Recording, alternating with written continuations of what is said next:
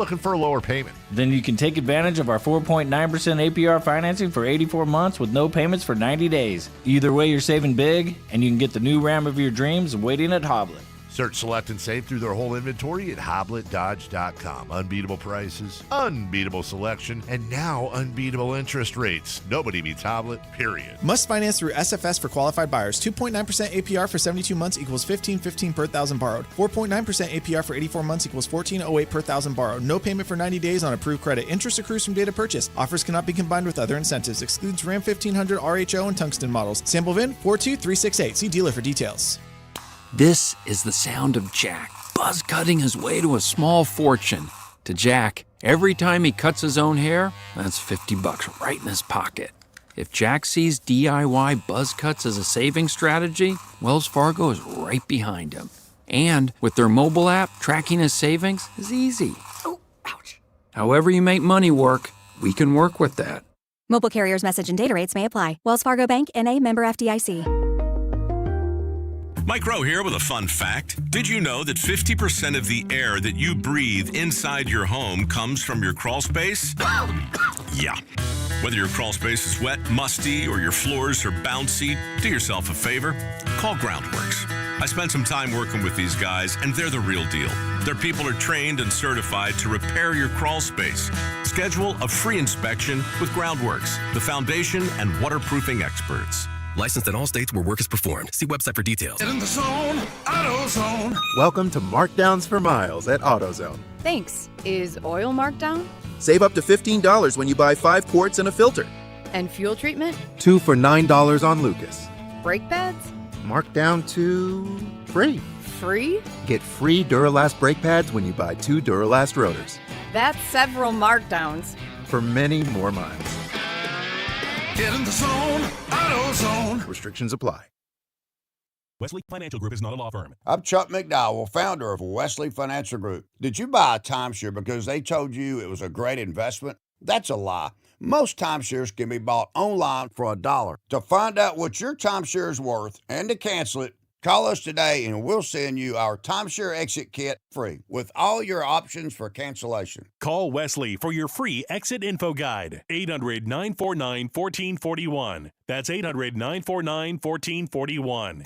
Card collectors know there's nothing as special as a rare one-of-one card. And now you can hear a very rare one-of-a-kind sports card show right here on Sactown Sports. I'm Chuck McDowell, founder of Wesley Financial Sports Group. Cards himself, Emran Pilati, for the True Sports Card Show every Saturday morning at 10 on Sactown Sports. It's the only sports card radio show in the nation. For all your hobby needs, get to True Sports Cards, 6661 Stanford Ranch Road in Rockland. And for hobby, insight, and fun, join us for the True Sports Card Show Saturday mornings at 10 on Sactown Sports.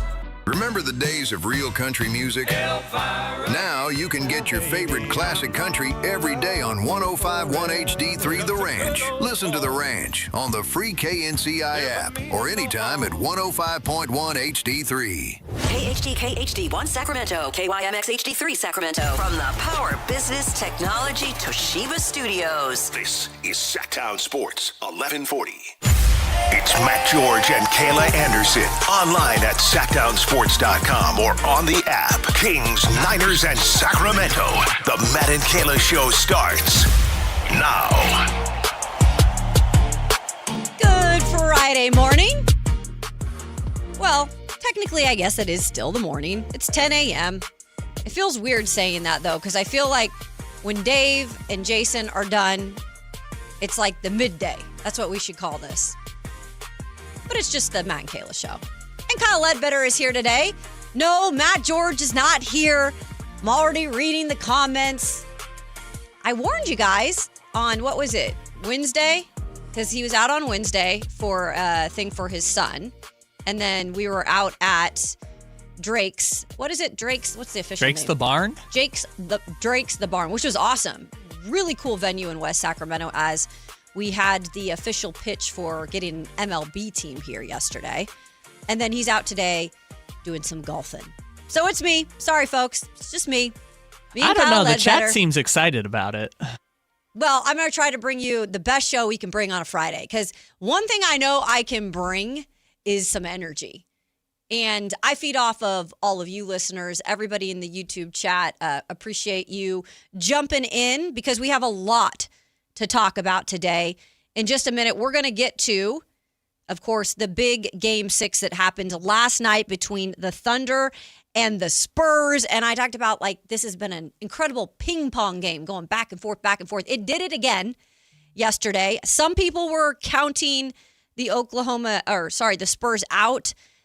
I went on the record yesterday, I think Matt did as well, saying, hey, we think it's going to go to a Game 7. So we'll see what happens with that. So we'll talk about that Game 6. Also coming up, the Kings continue to host some prospects. And this crop, guys, is pretty good. We've got a few really good players that they're bringing in today for pre-draft workouts. We got Q&K coming up. Also today, Jake Gayden of CBS 13.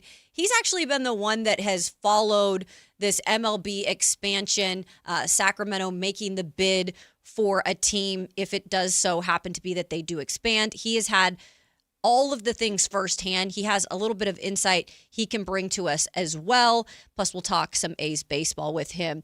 And then later on in the show, let's dive into a little Arkansas basketball, huh? How about Acuff and really what we expect out of a guy like that?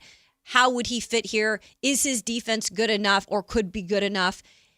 That will be Curtis Wilkinson. He is inside Arkansas. He does some work for them, the Hogs down there. So we'll have him at the 1 o'clock hour. But it's good to be with you, Kyle, on this Friday. How are we feeling? I've got my coffee, my espresso. I'm ready to go. Oh, I'm excited. I'm excited for, it's no Friday Junior. We're just having a fun Friday today. That's my goal. We're just going to have fun Friday. A fun freaking Friday. That's love all that. my goal is for today. The fact that you just started this show with alliteration, which is one of my favorite things to do, we're going to start off on the right page. That is absolutely true, Kyle. So, speaking of that, the Spurs starting off on the right page from the jump in Game 6. Grand segue, Kayla. Thank you. I feel like I'm going to get a lot of those today. Oh, we're off to a terrific start here, let me tell you. Those and the board in my favor, hopefully, today. So when it comes to Game 6, we talked about yesterday, is Wemby tired? Is he physically worn out? We know the mental part of Wemby is always going to be there. This is a guy that has shown time and time again that he can bounce back. He's just, for being that young of a player still, he sometimes acts like he is a veteran. And in all cases, he is what the team relies on, especially in this series, because when he goes, the team goes. So last night, the Spurs defeating the Oklahoma City Thunder 118-91. Wemby with 28 points in this one, 10 rebounds. I think he had 4 3-pointers. He set the tone from the jump. And when he does that, it usually goes the Spurs' way. Now, last night as well, when it came to the Spurs, we saw a lot better defense from them than we did in the previous game where they struggled in Oklahoma City. And in the third quarter alone, they completely shook up SGA. And I know that this is probably not going to happen where they go on a 20-0 run, but that's what the Spurs did in the third quarter. And I know that that is the longest run the Thunder have ever allowed in a series in the playoffs. So it didn't look good for SGA in that moment. And once that 20-0 run happened, you knew the Spurs were going to run away with this one. Well, the Spurs had that 15-0 run to start the game back in Game 3. I think they had like a 17-2 run in the middle of Game 4. Like, the Spurs are capable of doing that to a team that is one of the best defensive teams we have ever seen. Yeah. And I think that's a real testament to a team that has not been here before is going up against the defending champs. Like, I know OKC is young, but like, we don't talk enough about they're the defending champs. Mm-hmm. And the Spurs just make them look silly at times throughout the series. And that seems to be the key to most of their wins. I know they lost Game 3, but, you know, these runs that pull away and never look back is a sign of a really strong opponent for the Thunder. I think you also have to give a lot of credit last night to the supporting young folks around Wemby. And Wemby's no old player by any means, but when we speak about Dylan Harper and Stephon Castle, these are two guys last night who came off the bench and really contributed and helped their team win this game. Harper, who's been dealing with injury, had a great game, 18 points, 6 rebounds, 4 assists. I do believe he really did help. And I know, Wemby gets all the credit, but I do believe with Harper and what he's dealing with, for him to come out there and not make injuries an excuse and to play the type of game he played. I read a little, or actually listened to a little excerpt from him after the game last night. I thought it was so cool. He said, my little sister called me before Game 6, and she told me, you have to make it to Saturday, bro. And he said, no doubt about it, I'll get it done. So I thought that was really cool. See, I feel really good for Harper because when we were doing the show on Wednesday, we talked about he's only scoring 6 points per game the last 3 games. He's hit 7 assists and 7 turnovers. And I chalked it up to his hamstring is just messed up. Right. Because he injured it pretty bad in game 2 and we weren't sure he was going to be able to play. And I just feel great for him to have had the game that he had where he comes out, he puts up 18 points. He had a ton of assists. I'm trying to see where the number was. He had 4 assists, 6 rebounds. It was he was plus 19, which I think other than Champagny was the highest on the team. I just feel really good for him. And especially because we know De'Aaron Fox didn't have a great game. Well, we'll talk about that in a second. We'll get to it at some point. But for the young guys to step up, it doesn't really matter. I think it's really, really cool considering where they were at and how it looked like after Game 5. The young team was going to kind of pack it in and fold a little bit. That was the big question for me. And I felt like they were going to push it to a Game 7 because they were at home, and they have responded really nicely after losses. But that does creep into your mind at what point does the youth fold? And I'll give the Spurs and the whole entire coaching staff a lot of credit because they have been able to come back and respond. Now, the games that are happening before one team comes back and responds, though, they have been a little bit more blowouts than what they started with in this series, but it is still making for an exciting series because we are going back and forth. Stephon Castle with 17 points, 9 assists for the young Castle in that one, and I only believe he had 1 turnover because his big thing and why we have been maybe it should be Fox that is still counted on there and is still going to be that guy that's going to start is because Castle has been prone to turn it over, but he was really good with the ball last night, and he had 5 rebounds as well. As for De'Aaron Fox, and I know Matt George is a huge De'Aaron Fox fan. I feel like if I covered him, I would have liked De'Aaron too. I do like the way he goes about his business, and I did hear him speak yesterday after the loss. He talked a lot about the bench and what the bench did for this Spurs team last night and came up big in that way. But De'Aaron Fox, in terms of production, and I don't know if it's the ankle, but he was not good last night. And he was not hitting his shots. He had just 5 points. He had 7 assists, but he was 1 for 9 from the field, 0 for 3 from beyond the arc. Just not having a great series. Well, and you can see it. It's clearly a hampered De'Aaron Fox. I mean, you're not seeing the explosive plays to the basket as much. You're not seeing the pull-up jump shots like he normally does. You're clearly seeing a limited De'Aaron Fox when you're watching him play. Yeah. To what extent, we don't know. We joked about the triple single back in Game 5 and how it didn't go the way that they wanted it to, and De'Aaron was part of it.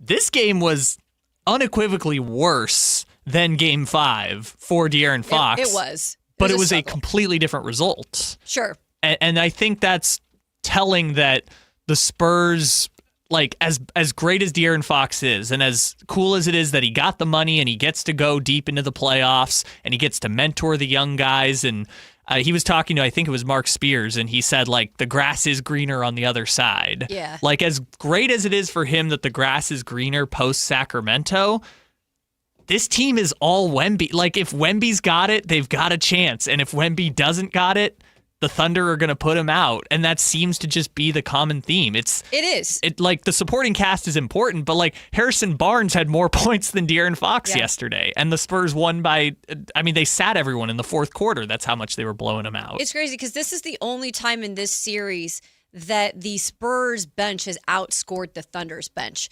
And you made a great point, and I think as simple as it sounds, in Game 7, I think it basically comes down to what star, SGA or Wembanyama, steps up and has the best game. And whatever guy that is going to be the team that wins the game.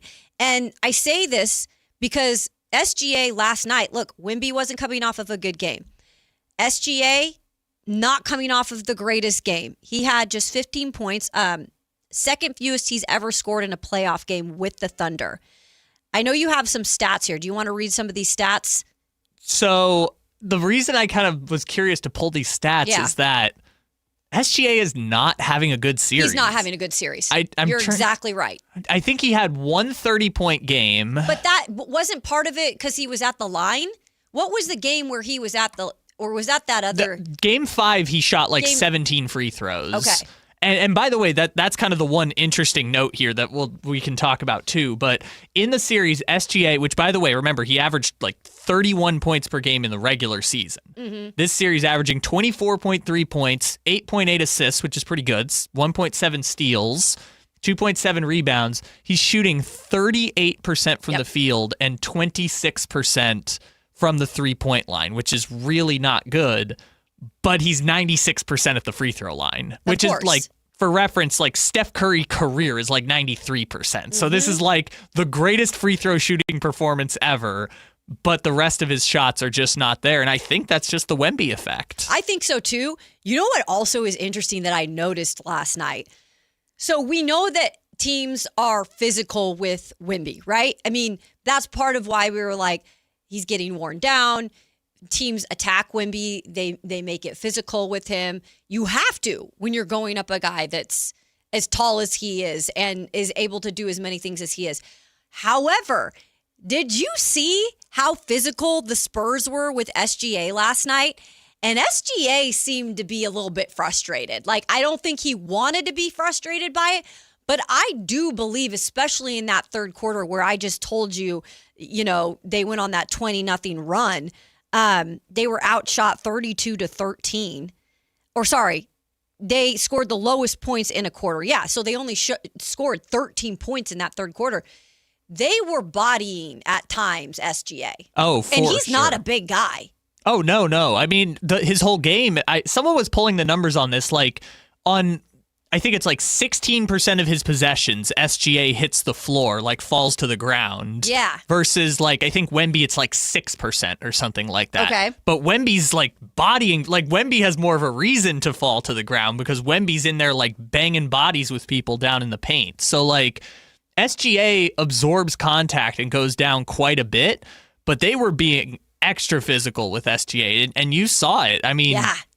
Granted, did you see his face on one of the cutaways? He was just all he could do is shake his head. Yeah. He's just yep, I know what's going on. Which I know you and Matt talked about it yesterday, and we didn't get to it on Wednesday, but the idea of the Spurs checked in the big guys and just bodied Jared McCain and were establishing physicality at the end of Game 5.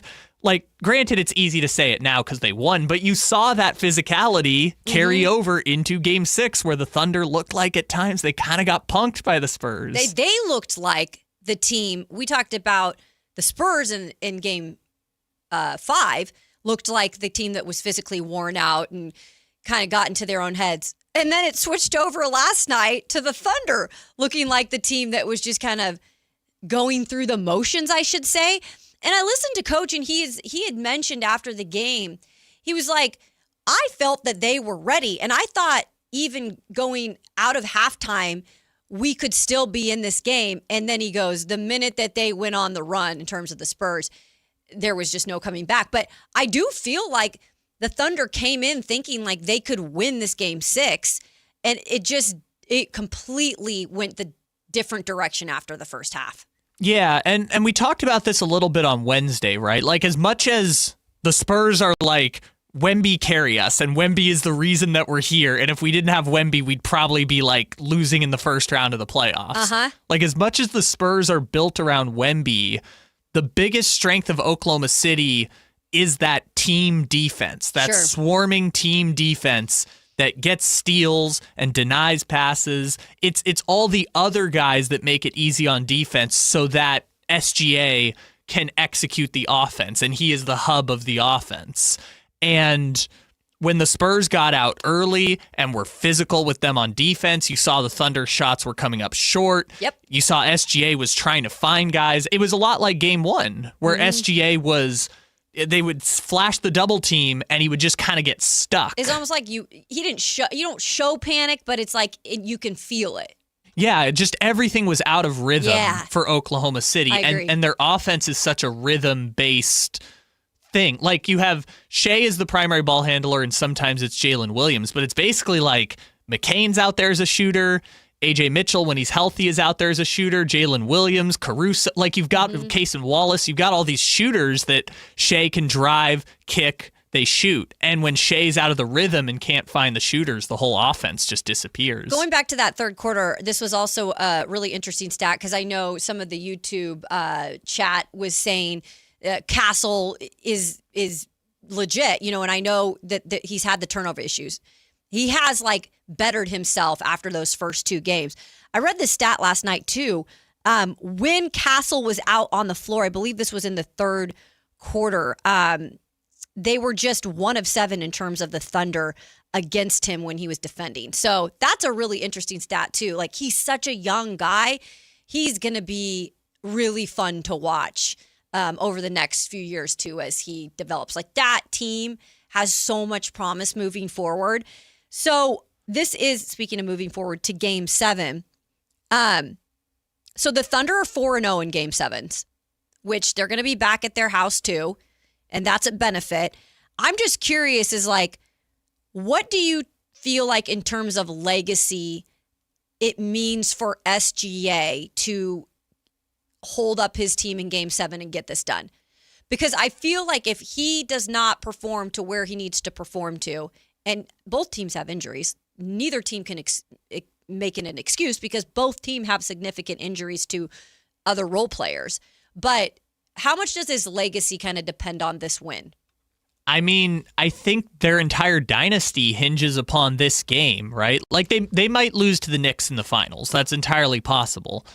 But if they lose this Game 7 to the Spurs, I mean, the future's now. I mean, Wemby, we recognize, is only going to get better. He's 22 years old. This Spurs team is younger and has sped up their timeline faster than even Oklahoma City, which Oklahoma City kind of defied the standard of the NBA. Like, they went to the playoffs in 24 and then immediately won the championship. Normally, you don't win that quickly in the NBA. The Spurs are coming in and they're like, year one, Wemby is 22. We're going to run the league for the next 5 years type of situation. And it's weird to say, I think this is Oklahoma City's best shot to win another championship from this point going forward. So they have to win this Game 7 or else it's San Antonio and the young people that are trying to climb up behind them. Yeah, it's in their favor because it's just ending up being that they're back at home in that Game 7. I feel like we all have felt from the beginning that this was probably going to go the distance. If they don't get it done at home, wow. I mean, first of all, the Spurs, I think, are already ahead of the curve. But if they can get that done and go to the finals, it'll be interesting. And then that makes for a setup that's going to be interesting with the Knicks and Spurs instead of what kind of we were maybe predicting with the Knicks and the Thunder. So I'm excited either way, but this Game 7, I just don't want it to be like one-sided again. I want this Game 7 to actually be like down to the wire. Like, we want it to be that type of a memorable Game 7 because I feel like this could have been the finals too, if you think about it, this particular series, because the West is just so good and full of talent.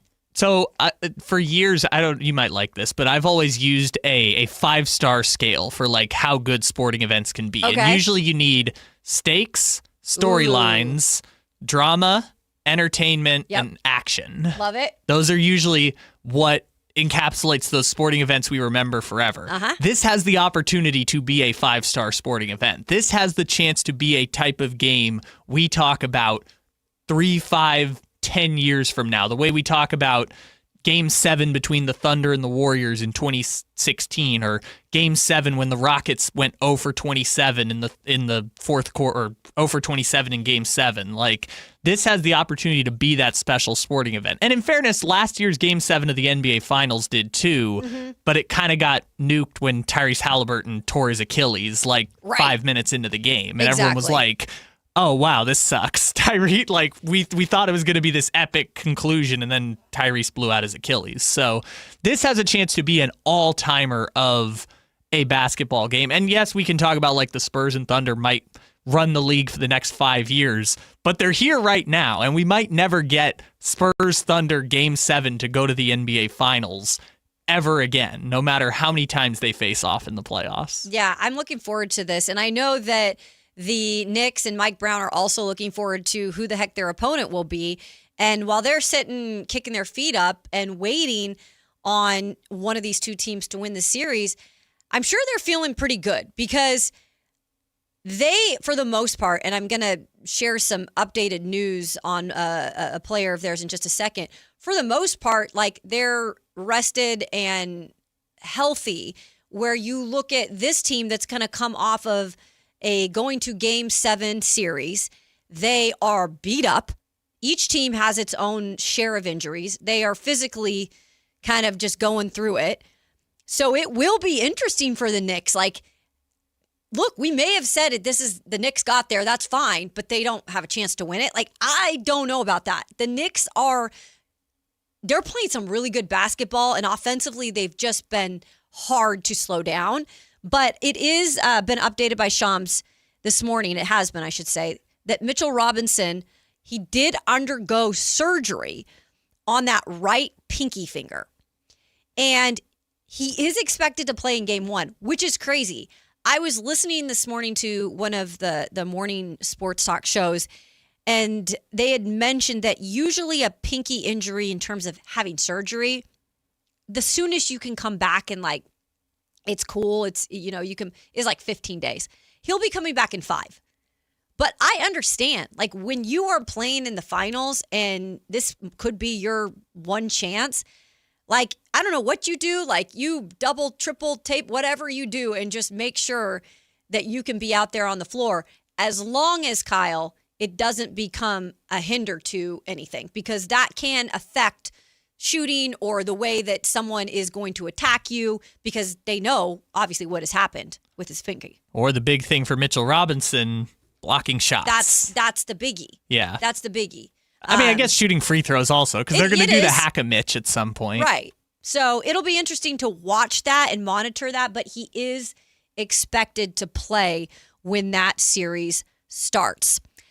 All right, coming up on the Matt and Kayla Show, the Kings had pre-draft workouts earlier in the week. We brought some of those to you on Wednesday. More so some kind of lower tier guys, except for, I know Brazil was on that list. And by the way, we'll talk about Trayvon Brazil later in the show with our guest that's coming up to talk about Darius Acuff Jr. as well. He's out of Arkansas. But the Kings have a really good list coming in today for pre-draft workouts, including 4 forwards that we probably need to pay a little attention to. We'll get to that and break it all down. That's coming up next on the Matt and Kayla Show here on Sactown Sports. Take Sactown Sports with you everywhere you go with the Sactown Sports app. The most in-depth coverage of the Kings and 49ers. A library of written and video content. And all your favorite personalities all in one place. Download the Sactown Sports app today and get in on the action. Your local sports leader. Sactown Sports 1140. Patrick was way behind on his IRS taxes. I was in way over my head. The total amount ended up being somewhere just over $30,000. $30,000.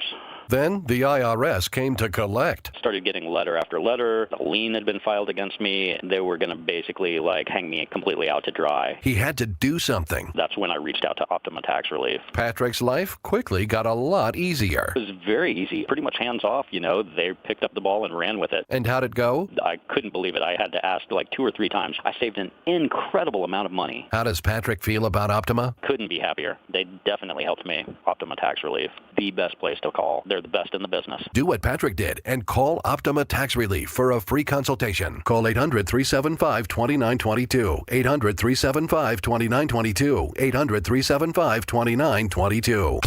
Optima Tax Relief. Testimonial from an actual client. Some restrictions apply. For complete details, please visit OptimaTaxRelief.com. MoonPay X Games Sacramento 2026 is taking on Cal Expo this summer. Catch live music performances and more than 100 top skate, BMX, and Moto X athletes compete. June 26th through June 28th. Get your tickets now at xgames.com. To 15-year-old Harper, buying an $80 vintage rock t-shirt is a great investment. To Harper's mom, this logic has a few holes in it. So she helped Harper open a Wells Fargo Clear Access banking account.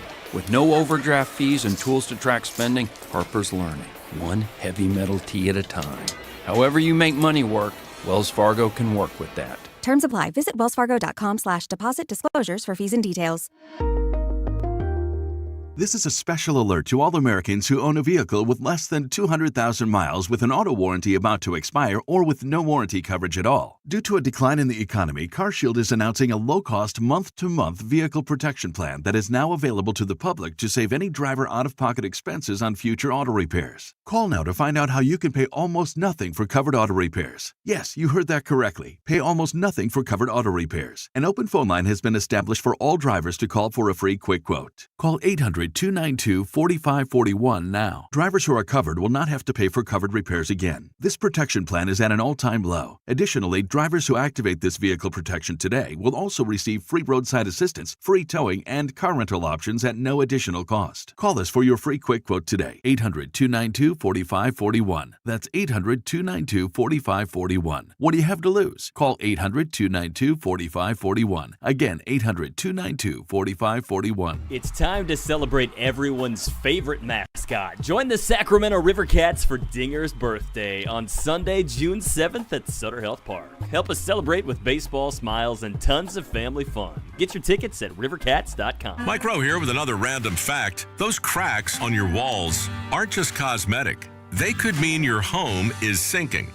Whether it's drywall cracks, exterior cracks, or sticking doors or windows, do yourself a favor.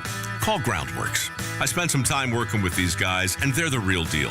Their people are trained and certified to stabilize your foundation. Schedule a free inspection with Groundworks, the foundation and waterproofing experts. Licensed in all states where work is performed. See website for detail.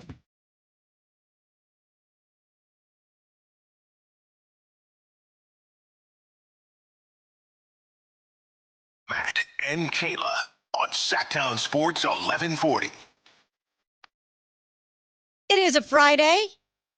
It is Kayla. No Matt today. Matt is enjoying a game of golf. He'll be back on Monday. It's actually a pretty good day to golf because it's not too hot out there. But I've got our esteemed producer, Kyle Ledbetter, helping me out today. And we're getting you guys through a Friday. That's what we do here on the show. I'm going to try my best at least. I know some of these weeks we get into, Kyle, and we think a 3-day weekend, we're going to feel so good. We get rested up. We're ready for the next work day. For me, the 3-day weekend, well, it was my birthday weekend, so maybe that was part of it. I feel like I exerted so much energy just in terms of entertaining my mom when she was here and doing all sorts of things, kind of cramming everything into a 3-day weekend, that I have been, no lie, exhausted this week. I have been exhausted. I'm like, this is not usually how I feel. I had a 3-day weekend. What am I doing here? It's also been a long week. I mean, we did A's game on Tuesday. Matt was out on Wednesday. You guys were at Drake's the Barn with all the chaos that was the Sacramento expansion announcement. It's been a long week just in addition to all the other birthday celebrations and family in town and hosting that you've been doing. It's been a lot going on. Yeah, we will effort to get you through the Friday as best as possible.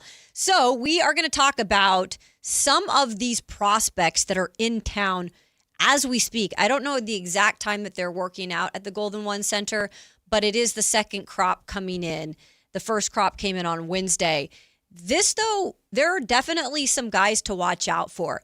Most of these guys probably high second rounders, but there is maybe a couple guys that could maybe be at the end of the first, but clearly the Kings are very interested in some of these guys. So let's start out. And again, we have Jeremy Woo's big board rankings, just so you can get a feel for where some of these guys are at in his rankings. And we'll start off with Ryan, I believe it's, Ryan Conwell out of Louisville. He is the 6'2" guard out of Louisville, 215 pounds. Again, kind of similar stature-wise to Darius Acuff Jr. He's got that 6'7" wingspan, as does Acuff Jr. This guy, when I was doing my research on him, Kyle, what was interesting about him is he is actually the leading scorer, or was the leading scorer, I should say, for Louisville this past season, averaging, 18.8 points per game. He was all ACC second team, and he was...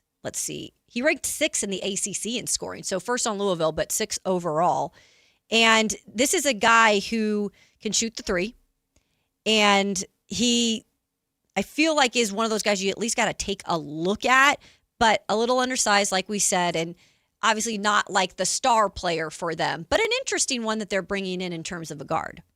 Well, and the other interesting point about you saying he's the leading scorer on Louisville is that his teammate at Louisville is Michael Brown Jr. Who we've talked a lot about. The potential lottery pick will get drafted in the lottery, but potentially could be picked right in that 5 to 10 territory that the Kings are drafting in. Mm-hmm. But Conwell was the leading scorer on the team. I thought that was interesting when you said that to me earlier in our pre-show meeting. Yeah, I did too. And that is, so they have two guards coming in. On Jeremy Woo's big board ranking, he actually ranks the highest out of all of these guys that we're about to mention at 35. So again, a name to kind of monitor just in terms of like getting a guard later on that could be at least like a backup for your future. Well, and the other important point too is that some of these late first-round guys are good to bring in because the Kings have the 34th pick in the second round, which is, in the NFL, NBA is a little different, but in the NFL draft, it's like if you have that top of the second-round pick, you're getting first-round talent at second-round prices, basically. Mm-hmm. So if a guy who's in that like 18 to 30 range falls to 34, sometimes you just got to pick them up and see what happens. I think the Kings did that with Colby Jones a few years ago when he was supposed to go in the first round and fell to 35, and they picked him. Yeah, no, that's a really good point, Kyle. The other guard that is going to be here in Sacramento today is Otega Owe. So you might know his name because he played at Kentucky, and we know that Kentucky does a good job at putting pros in the league. And this is a guy that actually came back to school last year. So he did, I think, attempt to go to the league last year and then got some advice, probably some good advice, to go back to Kentucky after his freshman year. The biggest thing that he was working on, Kyle, when going back to Kentucky was his three-point shot. Unfortunately, his three-point shot attempt in terms of percentage from beyond the arc went from 35.5%, which is not great in that freshman year. It went actually down to 33.3%. This guy, though, is very elite at getting to the rim, and he is a pretty good defender. But he's just got that hitch that we've seen. Haven't we even talked about that with Devin Carter? Yep. Like, he's got that hitch in his shot, in his jump shot, that I don't know, like, that's hard to fix sometimes. Yeah, and with Carter, I think it kind of came from the injuries, too. It did. pardon me, that's a good point. It kind of came after the injury. Yeah, him. so the fact that it's kind of already there for Oweh, we'll kind of see. It seems like he's going to be a late guy, maybe even an undrafted guy, but he got that NIL money at Kentucky. Also, I was looking up research. His brother is Odafe Oweh on the is he on the Commanders now, I think? I think so. I was trying to remember. He was on the Ravens for a bunch of years. Talented family. And by the way, Oweh, beloved in Kentucky, in Lexington. Like people want him to have a chance to make it in the NBA because he's just that beloved. Like people love him. He's a great interview. So it'll be fun to see like what he's able to do in terms of draft. And you said even if he was an undrafted free agent and, you sign him and you see what you can do. Yeah, two-way contract, G League, something like that. He's still young, so someone's going to take a shot. Yeah, no, absolutely. He is, by the way, I don't know if I have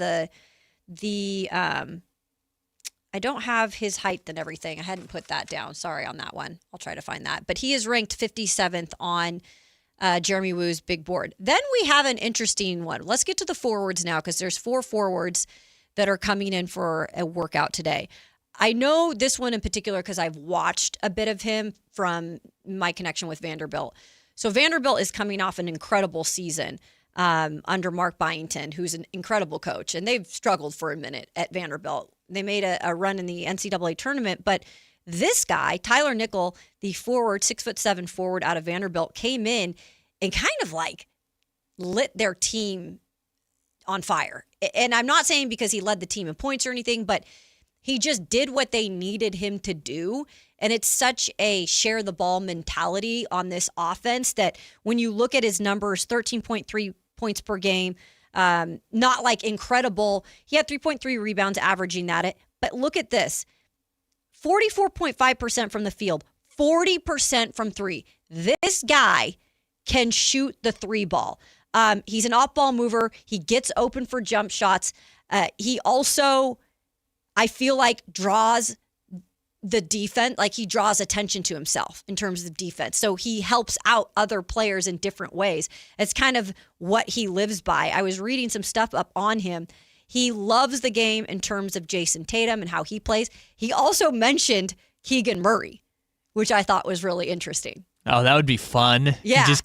Keegan gets to be Keegan is his vet and he's Keegan's rook, and you get him in and they kind of bonded in that way. Yeah, to mention that, and he also mentioned Clay, but to mention, Tatum and Clay, and then I saw Keegan Murray and I was like, oh wow, that's interesting. Like he really does, he's a really good mind in terms of basketball. He's got a really good jump shot. So this is an interesting guy to watch out for. I also know for a fact, talking with some of the people over at Vanderbilt, the emphasis on him, because he went from UNC where he just got buried there, so he moved from UNC to Vatech to this last year at Vanderbilt. Under Mike Byington, they really wanted to work on his defensive side of the game, and he's really improved on that side as well. So it's how a lot of these second-round picks end up making it in the league, is by being these defensive stalwarts. Exactly. Case in point, Dylan Cardwell, Keon Ellis, guys like that. Yeah, so that's a guy to definitely look out for. Let's go down the line here to Mark Mitchell. He's out of Missouri, the power forward, 6'8", 205 pounds. That'll be interesting to watch a guy like this, a little bit bigger guy. He's probably not going to hear his name called in the draft either, but he could be an undrafted free agent type of guy. He averaged 8.3 points at Missouri, 5.2 rebounds, 3.6 assists as a senior. He shot 54.7 from the field and 38.8 from three. So again, another one of these forwards that are coming in. There's a good chance that you could see one of these guys later in the second round being drafted. Yeah, and I think that's kind of the idea, is these are two-way candidates. These are Stockton King guys. Maybe they'll use the 45th pick on one of them, but again, a lot of this is negotiation. Once you get to that stage of the draft, it's like you're trying to find fit and situation that fits well, but you still go through all the workouts, so you can still make contact with all the different GMs and kind of have the agents do their thing and stuff like that. Also, really quick, wanted to mention Alex Caravan. I lied. I said that I think I said Conwell was the best ranked on Jeremy Woo's big board. It's actually Caravan, and he's out of UConn. That's the forward out of UConn. I think he's the guy, really good shooter, that has people maybe looking at him as could creep up to the bottom of the first round.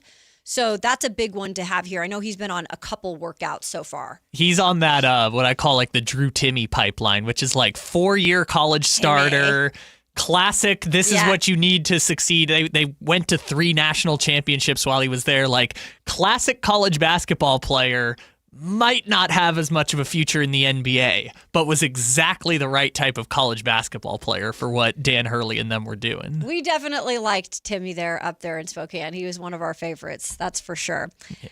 Coming up here on the Matt and Kayla Show as we wrap up hour 1, it is time for Q&K, and we're going to talk about the MLB strike that very well could happen. What could this have in terms of an effect on Major League Baseball, though, for the future? We'll get to that and much more here on the Matt and Kayla Show. Sactown Sports. This is the story of the one. As a safety manager at a manufacturing plant, he does everything he can to keep his coworkers safe. From finding ways to reduce risks to keeping safety supplies in stock. And for that, he relies on Grainger.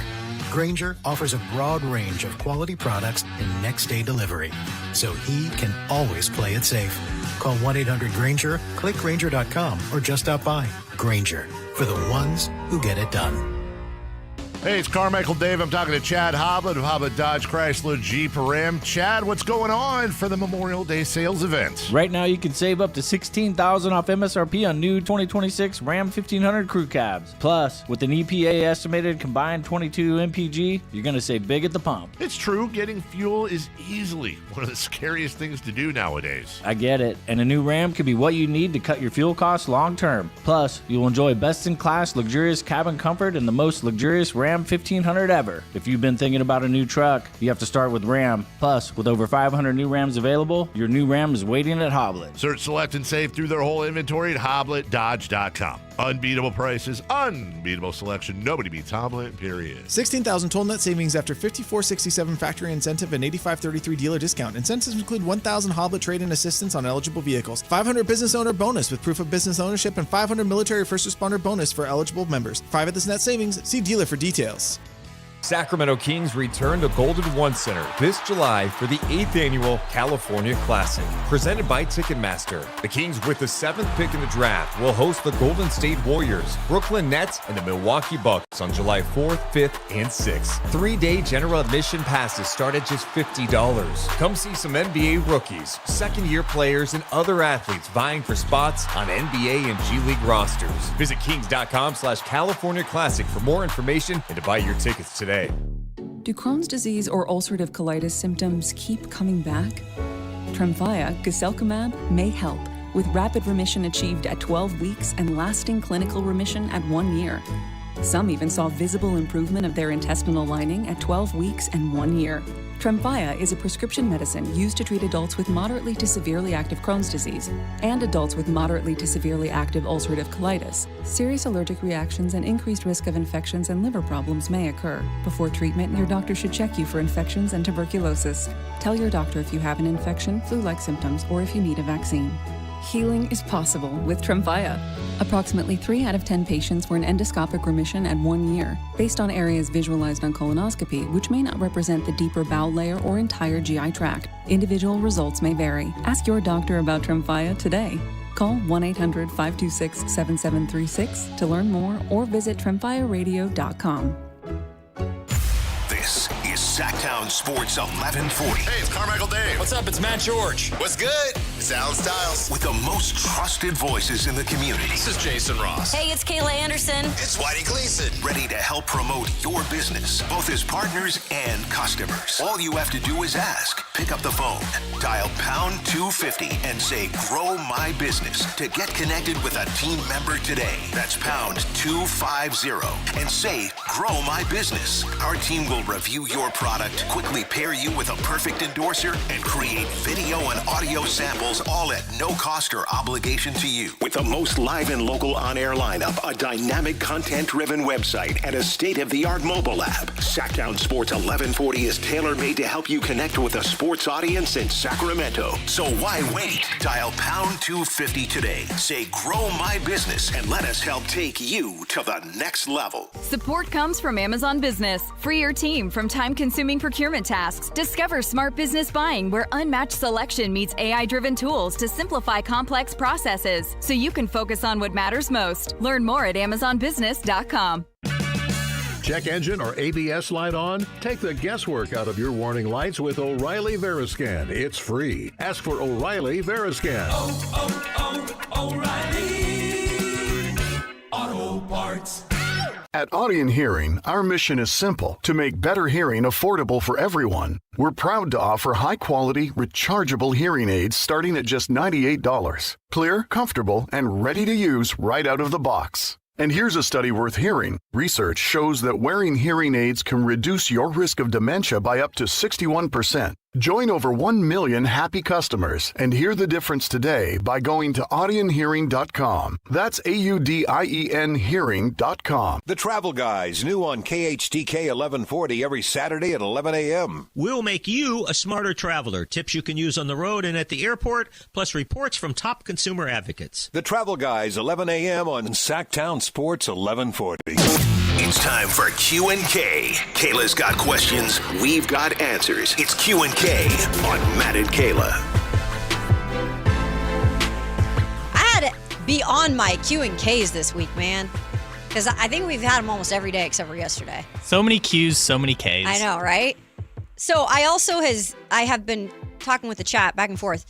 And by the way, we are, I think, efforting to try to figure out what 1140 is going to do for the draft. I know we've spoke a little bit about possibly having a draft party, so I know that's in the works in terms of at least the talking about it. I don't know executing wise where we are, but it's something that we have talked about. Just want to let people know. We are efforting to do something for the draft. Yeah, I would hope so. This is like a really cool situation to be in and an exciting time of the year. So I know you weren't here for this, but 4 years ago, which was the Keegan draft, which was the last time the Kings had like a real high draft pick. They had like the 13th pick, but it was the Keegan draft, and we did the afternoon show was live at Golden One Center because they did kind of a watch party on the pavilion. Okay. It was 105 degrees that day. What? It was 105 out there, and everyone was just sweating their you-know-what off, sitting there talking about the draft. There was a good number. There was 100-something people there, probably, maybe a few hundred Kings fans, but everyone was just in the heat, no cover. I mean, we had the tent for the people broadcasting, but it was so miserable. hot. Yeah. Well, what's crazy too is I know we've had a cooler week, but I looked at the temps. They're supposed to be skyrocketing back now to the 90s. So who knows what weather we're going to get at the end of June when we're going to have the draft take place. So yeah, we'll see. That's part of it. Exactly. It was crazy. So hopefully we're not sitting outside in Doco in 105 degrees like when Keegan got drafted. Exactly. It is time for Q&K, and we've talked a little bit more about baseball this week because of the announcement that happened yesterday, which we'll speak with CBS's own Jake Gaden here in just a minute. I believe that's to start the 11 o'clock hour. But the question today, because we heard the news yesterday, is that Major League Baseball owners have proposed indeed a hard salary cap to players as part of the next CBA. I think this was like the first firm cap proposal since 1994. And we already know like players are not going to want this. So we've talked about the strike probably going to happen. It's inevitable at this point.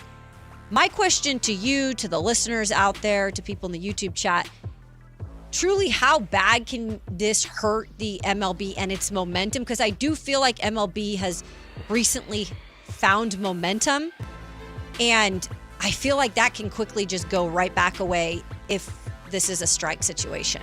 Yeah, I think Jeff Passan called it like a baseball like renaissance of sorts, both in the sense of people are excited and engaged because baseball has changing rules and pitch clocks and stuff like that. But also just the games themselves have been compelling. Yeah. Like the Dodgers-Blue Jays World Series was like an all-time classic. And I know everyone's kind of mad the Dodgers won, but like that World Series was incredible. Some of those playoff series last year. I was going to say, even the playoff series between the Blue Jays and the Mariners. Yeah, classic. You had 14-inning, winner-go-home game. Like, it was so excellent last year. So what I think is interesting about it is that while it's going to hurt to have the strike, I feel like baseball is like preparing its fans for years of an impending strike. So like baseball fans in a way are almost like resigned to the fact that a strike is coming. I think that might actually like help mitigate the damage if and when the strike does come, is that baseball fans have already been mentally preparing for 2 years that the 2027 season is maybe going to be shortened or not going to happen at all. Yeah, it just doesn't help like future fans, and it doesn't help the growth of the game, which like hockey needs to continue to grow too. And I'm a hockey girl. I love the NHL. I've grown up in a hockey family, but it's a game that needs to continue to grow. Major League Baseball has been around forever. I mean, it's America's pastime, but it's gone through a lot of turmoil. And I do feel like it was getting back on the right track, only for now that momentum to be halted and for the growth to be possibly halted. And so I do worry a little bit, and maybe that's just because I love the game so much. I'm really excited for it at this point with the momentum, but it is what it is, and we did see it coming. Now, it's not official yet that they're going to go on strike, but we're going to start hearing more and more as the season goes along, like what will happen for that 2027 season. No, and like the union had a counter proposal as well to the original proposal. There's just fundamental differences that some sort of circumstance is going to have to change to get somebody to cave on it. Or there's going to have to be like major concessions that are made by the owners in order to institute the salary cap. Like there's just such fundamental differences that something big is going to have to change. And for the most part, it sounds like the threat of work stoppage and a lockout and a season being shortened is that thing that's maybe going to lead to some fundamental differences being changed or coming to the table. Yeah, I think people are mixed on this. Like, I think a lot of people think it's going to happen, and then some people are like, well, they're just doing this. They'll work out a deal. You just never know nowadays. Like, we've seen the strike with the refs and the NFL refs, and that came to a conclusion. The WNBA situation. I just think that this is it's almost on its own island with how they've dealt with this in the past. They're going to stand firm on what they want, these players, but they could budge. That's the best thing that could happen. We saw them split the NFL union when they were possibly going to go on strike. So maybe they can propose a deal that gets just enough players to cross the picket line. Yeah. But it seems like baseball's union is generally the strongest. I was just going to say, they're all aligned for the most part, I think. Well, they have decades of standing on principle here and standing on business. And they can go back and say hey, here's the benefits of not having a cap. Here's over 40 years how player salaries have boomed in baseball because we haven't had a cap. And I feel like they can show players that this is a good thing to fight for. This is a worthy, noble cause to fight for and potentially lose out on revenue for. We'll see how it all ends up working out, but I don't think it's going to kill baseball, but baseball, in my mind, has kind of already lost a generation. So now they're, like you said, they're trying to attract new fans and see if this new generation can get more into baseball. Speaking of new generation, I'm thrilled. I've covered the College World Series and covered college baseball intimately in terms of my career. Just been boots on the ground, and I love college baseball. They are starting up. It's starting up, I should say. It's NCAA tournament right now. We've actually got a game on here, so good luck to all of the teams that are playing in the NCAA baseball tournament if your team is playing in it. And then also the NCAA softball tournament is going on. That is one of my favorite sports to watch as well in terms of the college game. So if you're looking for something to watch that maybe isn't basketball right now, I encourage you to watch women's softball. It's so entertaining, but also see if you can get in a men's game as well. Also, see if someone can take down the Oklahoma softball dynasty this year. They are dynamite, aren't they? Year in and year out for sure.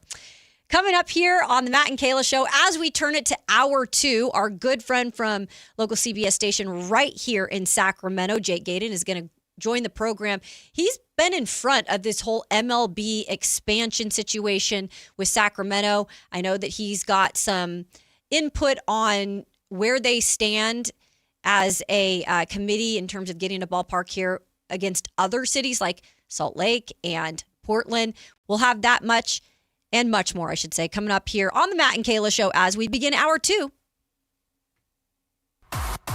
Like and subscribe to the Sactown Sports 1140 YouTube channel at Sactown Sports 1140 to get the Carmichael Dave Show with Jason Ross, Matt and Kayla, and the Drive Guys with Kevin Gleason and Alan Stiles on demand and at your fingertips. Get your fix of the Sacramento Kings, 49ers, Giants, Athletics, NFL, NBA, and the latest in sports and entertainment all in one place at Sactown Sports 1140 on YouTube. Your local sports leader, Sactown Sports 1140. May is here, and so is your excuse to hit the ballpark. The green and gold are bringing the energy all month long with fan-favorite bobbleheads, can't miss post-game fireworks, and a ballpark atmosphere you don't want to miss. Turn up for Sacramento Saturdays and bring the whole crew out for Stompin' Sundays, packed with kid-friendly fun, giveaways, and the opportunity for kids 14 and under to run the bases after the game. Enjoy big swings and bigger moments all May long in West Sacramento. Lock in your seats now at athletics.com/tickets. When a person is seriously injured, there's no substitute for the personal legal relationship offered by the local NorCal firm of Ashton and Price.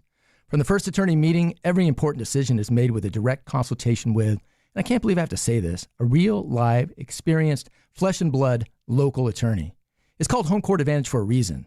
Ashton and Price, serious local attorneys for serious people with serious injuries with no fee until we win. For the best local advice, don't think twice. Call Ashton and Price. Wesley Financial Group is not a law firm, and Chuck McDowell definitely not an attorney. This is Chuck. If someone talked you into buying something really silly and you want to get out of that silly little thing, my advice, get the facts. Call me and I'll send you our timeshare exit kit absolutely free. Inside, you'll learn how timeshare works and all your options for cancellation. Call Wesley now for your free exit information kit. 800-791-0000. That's 800-791-0000. You've got better things to do this summer than deal with old appliances. That's why right now at Lowe's, you can still get in on Memorial Day savings and get up to 45% off select major appliances. Plus, get up to an additional 25% off when you bundle select major appliances. It's time to upgrade what's outdated. Our best lineup is here at Lowe's. Valid through 6/3. While supplies last, selection varies by location. See Lowe's.com for more details. Golf to Go is brought to you by the Hagen Oaks Golf Super Shop. Here's Frank LaRosa. Over the years, some of golf's best stories were about the legendary Ben Hogan. Tommy Bolt once said that Hogan was the only player he'd ever known to get an ovation on the practice tee. He said he saw Hogan playing practice rounds before a tournament where half the gallery was made up of other professionals. When Bolt was asked who was better, Jack Nicklaus or Ben Hogan, Bolt replied, "Well, I saw Nicklaus watch Hogan practice, but I never saw Hogan watch Nicklaus." That's a pretty definite answer. Hogan described the game of golf as a game of misses. He said, "The player who misses best is the one who's going to win." He believed that the first hole was the most important, saying, "Well, if you don't birdie the first hole, how can you expect to birdie them all?" Ben Hogan knew the value of positive thinking on the golf course. That's your Golf to Go. I'm Frank LaRosa. KHD1 Sacramento, KYMX HD3 Sacramento. From the Power Business Technology Toshiba Studios. Sactown Sports 1140.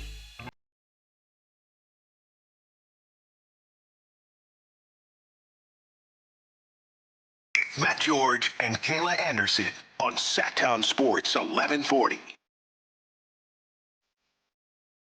That's what I wanted to hear this morning, Kyle. Had to play that out a little bit on this fine Friday. Hopefully getting you guys through the end of the work week. And we're going to do that partly by bringing in our next guest. Jake Gaydon out of CBS 13 right here in Sacramento. He has been in front of this whole expansion situation with trying to get the MLB right here to Sacramento. So first and foremost, thank you for joining us, Jake, and taking the time out. How are you doing? Doing well, Kayla. How are you? It was great finally meeting you yesterday. I know. So Jake came to the table. We were out there and at Drake's, and he came to the table, and just the first thing he did was apologize because he was originally supposed to come on Wednesday. And I'd never met Jake in person. Obviously, we've had him on the show. And I was like, oh my gosh, no problem. Like, you had the workouts to get to or whatever, and we're like, we'll just have you on Friday. But that's how I met you officially, was you just apologizing for not coming on the show. That was so nice of you. Hey, I felt bad. We got to make sure that we take care of our media members here in town. And when I try to commit to something, I try to follow through with it. But job got in the way. And in the end, though, we're still talking about the same thing we were going to talk about on Wednesday, which is this expansion team and the excitement around the city of Sacramento. No, absolutely. And I'm excited to get into some of this because you really have been out in front of this. And I love that. And it's exciting time for, I think, a lot of people who are just sports fans in general here in the city, knowing that they're at least putting themselves out there as a city. And with that, saying that, isn't that the first step, is just like believing in Sacramento itself, that they're big enough, that they have enough behind them to actually make this pitch and put their name in the hat? I think that's the key right there, is making sure people from Sacramento realize that you're not the cow town that you were a decade or 2 decades ago. You've become a robust city that has taken a lot of San Francisco residents and turned into transplants in Sacramento. It's one of the most moved to cities in the state of California. This is a different town than it was a decade ago when they were trying to save the Kings, even 5 years ago when I first moved here. The city has the ability to expand. They have the land to expand, and now they're also having the population to make that happen. And I think if you're living in Sacramento, you have to think big. You can't keep on thinking that this is going to be a quiet capital city. This can be a robust sports market if it is done right. And I think they're doing it right now. You have Doco already in place as your stronghold.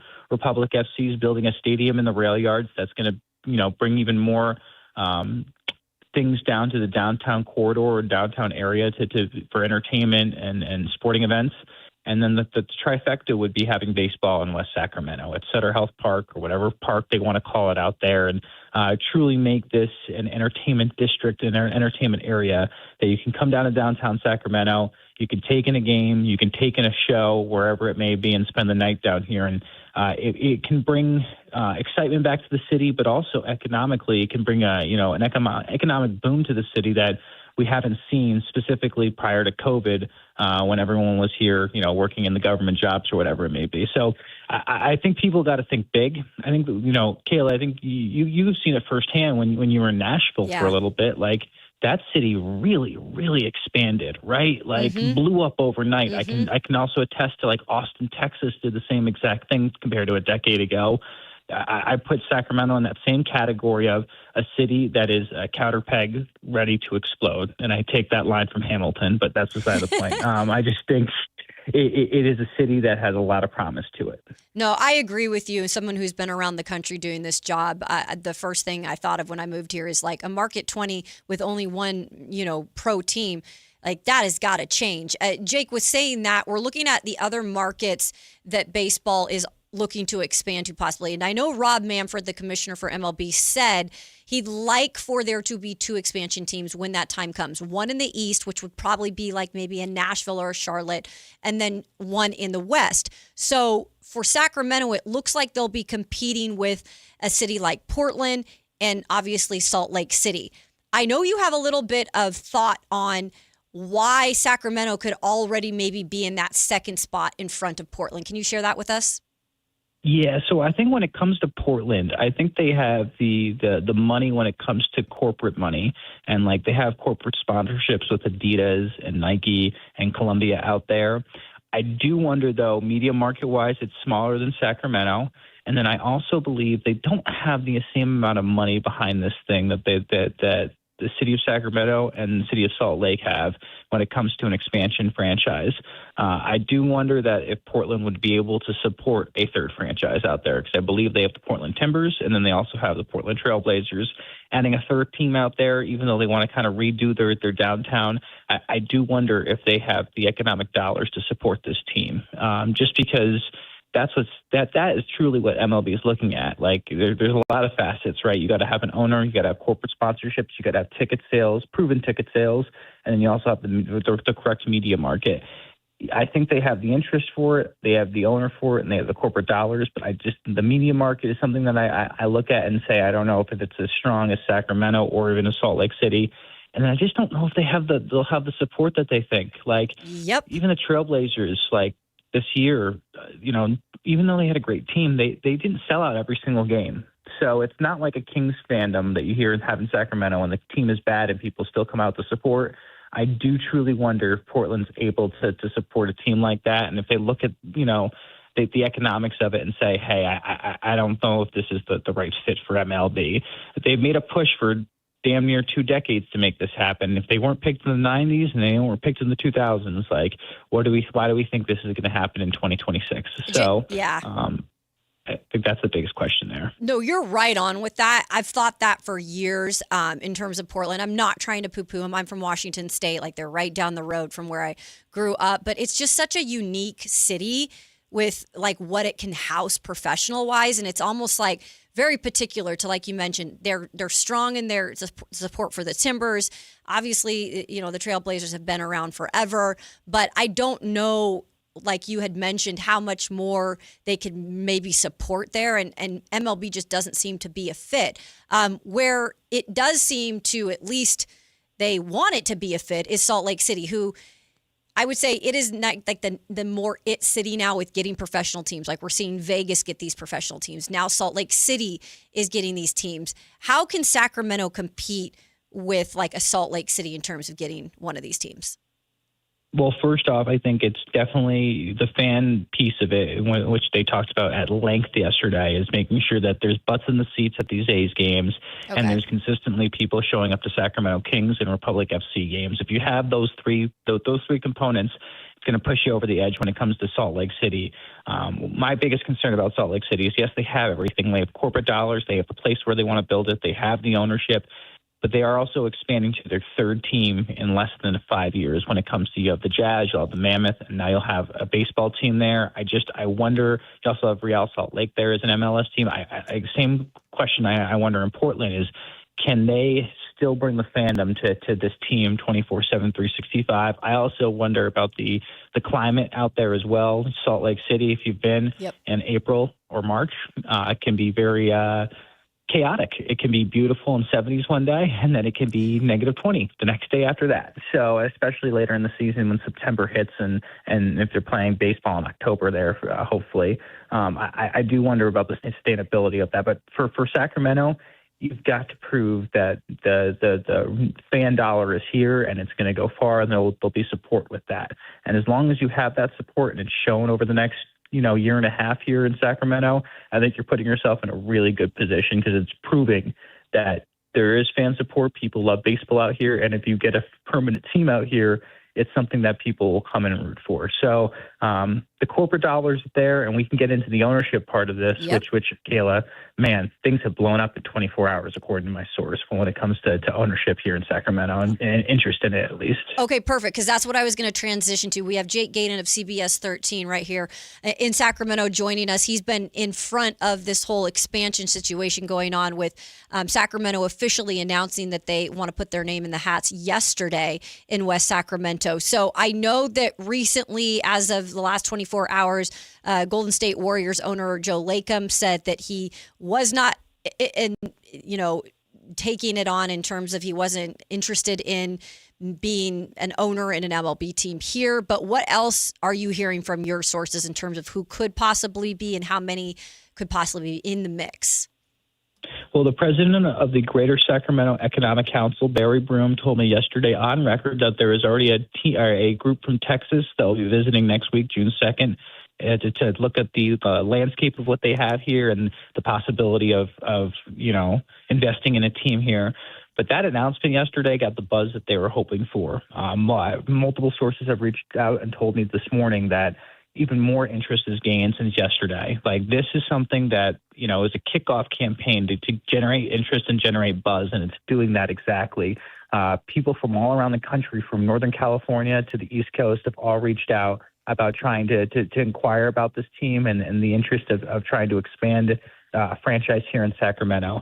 I think people got to realize that, you don't have to have a Joe Lacob, a person that is in the Bay Area, to be an owner. This owner can come from everywhere. It can come from the East Coast, Southern California, Colorado. It could even come from overseas. This landscape needs to be global, right? They need to look at every possibility to see who could come in here and help contribute to this team. But in terms of interest, they've got exactly what they want. They got multiple parties interested after yesterday's announcement, and I guarantee after that June 2nd date, there'll be more people out here for the next three to 4 months looking at the project and seeing if they're interested or not. So the ownership is part of it, and then I know we have talked about the $1.8 billion number as of yesterday. There is probably, when you get to this point, the expansion fee that they're looking at too. Money-wise, just how off are they, or how close are they when it comes to the all-around dollar sign? I think this thing, all said and done, in 3 years from now, will be closer to $5 billion than $4 billion. If I had to guess, I'd put around like 4.8, 4.9, maybe push it 5, depending on how much labor costs are at the time. But I think this is a $5 billion venture, if you had to ask me. I think they have $1.8 billion already, raised, which is huge. I think that the ownership that has to come in here is going to have to foot a $3 billion bill. And I think that's going to be the case in a lot of these other situations, especially in Salt Lake City and also in Portland. The expansion fee is going to be expensive. But for me, when I'm looking at that will cost the most is actually building the stadium. One thing I do like is that, Sacramento has the land already figured out, and it's already bought and under entities and everything like that. So it's not like you have to go buy the land as well. But I do wonder how much labor costs will be in a couple of years from now, and how much everything will cost in terms of buying the steel that you have to have for the stadium and everything like that. Like, prices continue to go up. You see it in Vegas right now with them building that stadium out there, just because of how the economy is. I wonder if that number continues to rise. But if I had to throw a number out there, I think $5 billion is a pretty safe bet of what it's going to take to build a stadium out here. So with Sutter Health Park, that currently is right in that area, I believe I heard yesterday that will be torn down, right? Yes. Okay. Yeah. Yes. Okay. Yes. Gotcha. When it comes to, let's talk about Sutter Health Park, actually. I was just down there this week for my first game there. The Mariners were in town, so I was watching them play the A's. It was not a good week for the A's in terms of getting swept by the Mariners, and I know they invite the Yankees into town this weekend. I can't remember, are you a Yankees or a Red Sox fan? I'm a Yankees fan, so you will. I'll be disguised this weekend as a fan instead of actually being a media member. Hey, you got to do it. I understand. We all are fans of different teams sometimes when we go to different markets, but you got to be able to get yourself in there and be a fan at least one of those nights. When it comes to the A's, though, they've struggled at Sutter Health Park this year and recently, particularly when it comes to just hitting and getting the bats going. Why do you think that is, considering that is a park that's pretty hitter friendly? I think Mark Kotze put it perfectly. They've played 17 games in 17 days. I think they hit the wall on Monday, Tuesday, and Wednesday. I think they're tired. They're exhausted. They needed a day off, and I think that's what they got yesterday.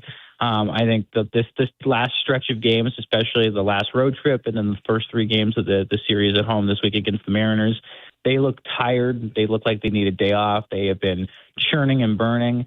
They have also been injured a little bit and haven't gotten great injury news when it comes to some of their starters, with Aaron Savale going on the IL and bringing up their top prospect, Gage Jump, who, quite honestly, I don't think was prepared to be pitching at the major leagues this week and making his major league debut. He didn't find out until 24 hours prior to his debut. I think they've hit a wall a little bit, but this is going to be the test of how good this team is. If they can bounce back this weekend against a really good Yankees team, and even if they lose the series 2-1, not get swept and be competitive in these games. I think that's extremely important. But I think the team right now is hitting an early season lull, and where you're a third away through the season. I think this is the time though where they need to turn it on and hopefully right the ship a little bit and get back to their winning ways. The one thing I was disappointed about with them is when they've had this lead in the AL West, it's always been like a 2 or 3 game lead, and I just wanted them to go on a 3 or 4 game sweep of a team to extend that first place lead to 6 or 7 games. Unfortunately, they weren't able to do that, and look where they're at right now. So I think the AL West is going to be a competition all season long. Yeah. And I think with the A's, they have to turn a corner now. They talked about multiple times about learning last year from that 20-game losing streak. I think now they've got to really turn it on and get back to their winning ways. Jake, you've been out to the ballpark a lot. How have you, compared this year's attendance to last year? Do you feel like Sacramento has showed up more in terms of support for, the A's as they're hosting them? Oh, absolutely. I think the Sacramento Saturdays that the A's are doing right now really brings the community in. I think last year that was probably something that they've missed on in terms of not feeling a part of this community. And I think Sacramento Saturdays have really turned the corner with that. I also think the price point is a little more affordable this year. So when it comes to being able to attend games, it's not outrageous numbers, right? Of course, when the big teams come in like the Yankees, the Dodgers, et cetera, the price point will go up. But the attendance has been up this year. I also think the product in the field is a little bit better, and people know names and faces. Nick Kurtz, you don't know what that dude's going to do on a nightly basis. So I think he's a fun prospect or fun player to watch. Attendance numbers are going up, and they will consistently go up if this team remains competitive for the rest of the year, which I do expect them to. Jake Gaden of CBS 13 right here in Sacramento, joining us on the Matt and Kayla Show. We had a little discussion about this prior to you coming on, but obviously it looks like the MLB strike might really happen this next year. I'm curious as to what your thoughts are on this. And my big thing is, can this hurt the momentum that I feel Major League Baseball has right now? Oh, 100% it can. And I think this all starts with when it comes to the CBA. I think the owners really need to get on the same page in how they want to structure the salary cap, because I think that's going to be the biggest question mark heading into this thing. I think the owners right now are there's just so much difference in terms of top to bottom, like how much people want to put into their franchises.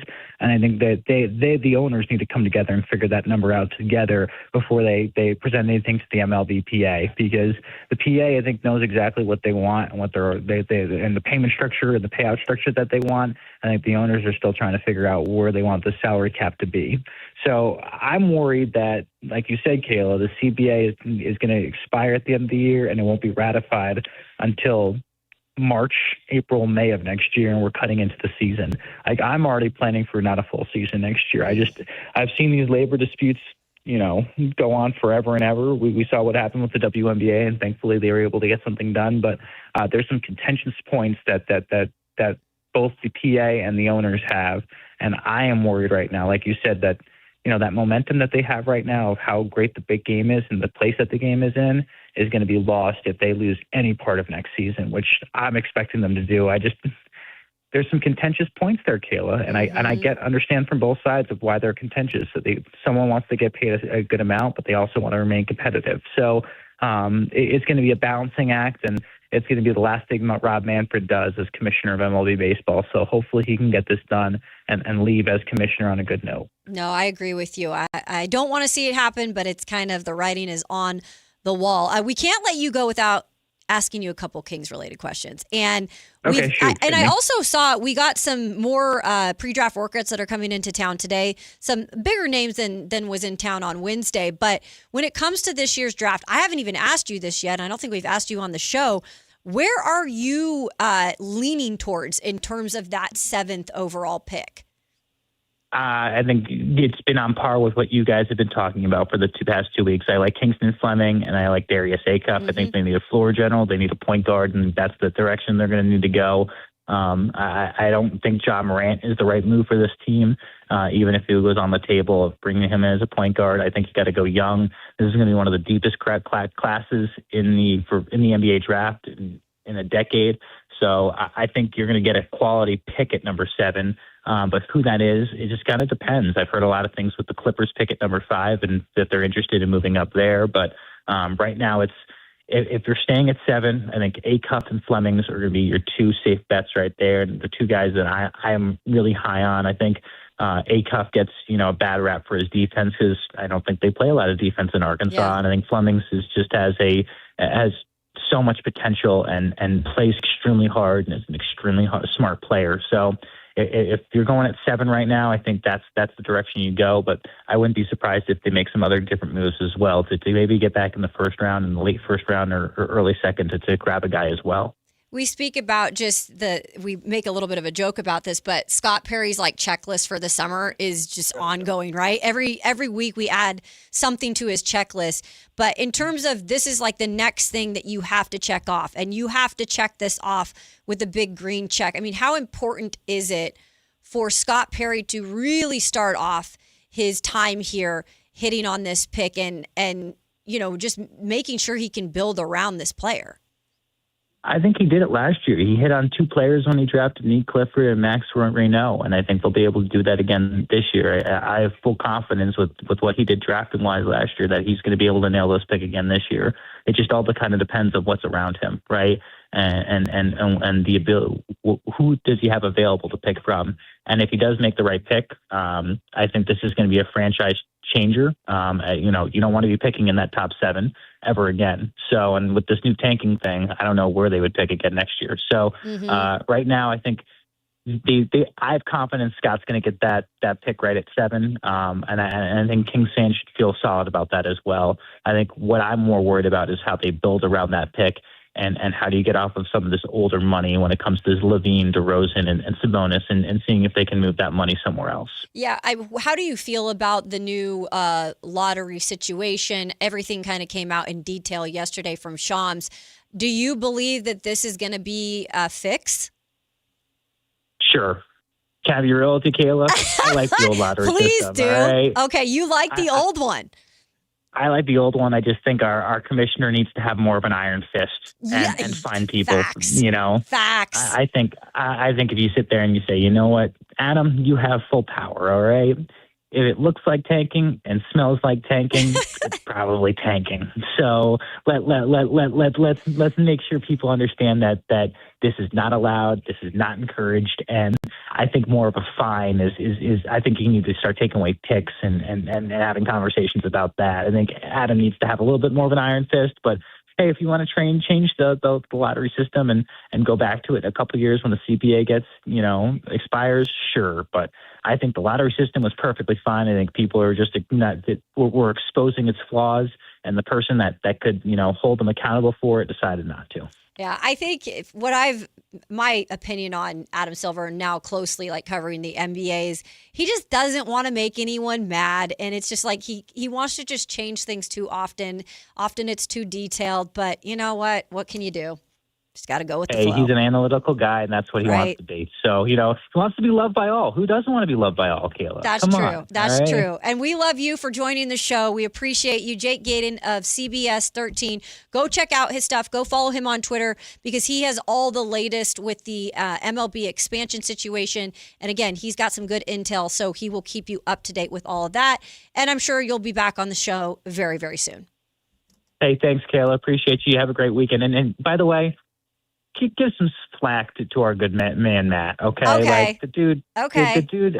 I'm still. I was hoping he was on today because I wanted to ask him. Do you know if he ever figured out why Russell Westbrook was mad at him? Nope. Never found it out. Never found it. Okay. I think he just accepted it at some point, and I'm glad I was here for him as a solid teammate, just to be like, you know what, man, don't let it get to you. And you know what, he did a good job. At first, it kind of hit him hard, but he's done well with it since. Okay. Well, maybe we can ask Russell this summer and figure out what the hell happened. Exactly. So. The mystery continues. Thanks, Kayla. You have a great weekend. Thanks, right? Jake. You too.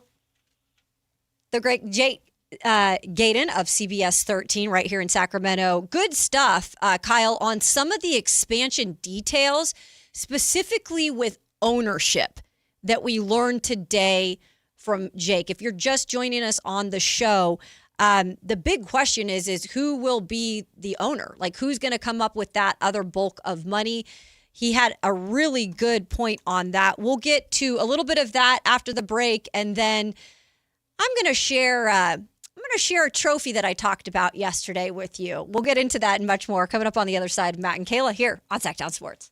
The X Games are coming to Sacramento. Join Kayla Anderson at Sactown Sports 1140 at Cal Expo Center from June 26th through the 28th to watch the top action sports athletes in the world go head-to-head with 3 days of high-octane competition, BMX, skateboarding, and Moto X, plus live music from global electronic music icon Cascade, Grammy-winning producer Artist Mustard, and DJ Subtronics. Get your tickets today at xgames.com. Your local sports leader, Sactown Sports 1140.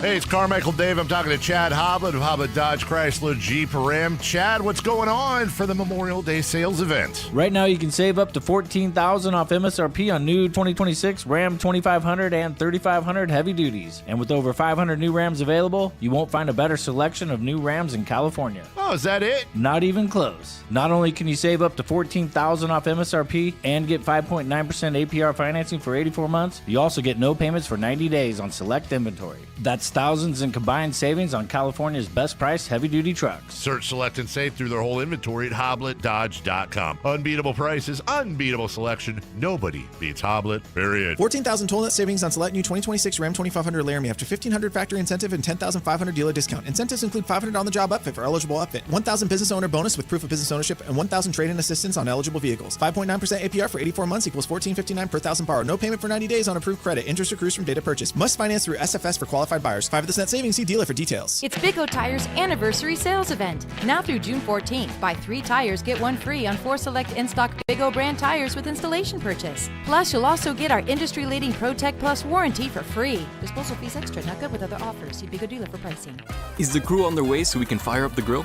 Cabrito, arrachera. They're gonna love it. Better go with birria and carne en su jugo. Classic Jalisco dishes with tradition. That seasoning is great, but Northern Mexican-style meat speaks for itself. Let's make both. Deal. And to boost the flavor, ice-cold Pepsi. Its sweetness pairs perfectly. And to go with it, flour tortillas. And corn ones too. Hey, carne asada deserves Pepsi. If your passion is bass fishing, only one radio show has the action, information, and excitement of your favorite outdoor sport. Ultimate Bass, hosted by Tournament Bass Pro and California Outdoor Hall of Famer Kent Brown, takes you live to where the fish are biting every Saturday morning. Only Ultimate Bass feeds your passion with the latest news, products, tips, and advice from the pros. Ultimate Bass with Kent Brown, Saturday mornings at 5 a.m. on Sactown Sports 1140, part of SEP's Saturday Morning Outdoors. It's time to celebrate everyone's favorite mascot. Join the Sacramento River Cats for Dinger's birthday on Sunday, June 7th at Sutter Health Park. Help us celebrate with baseball, smiles, and tons of family fun. Get your tickets at rivercats.com.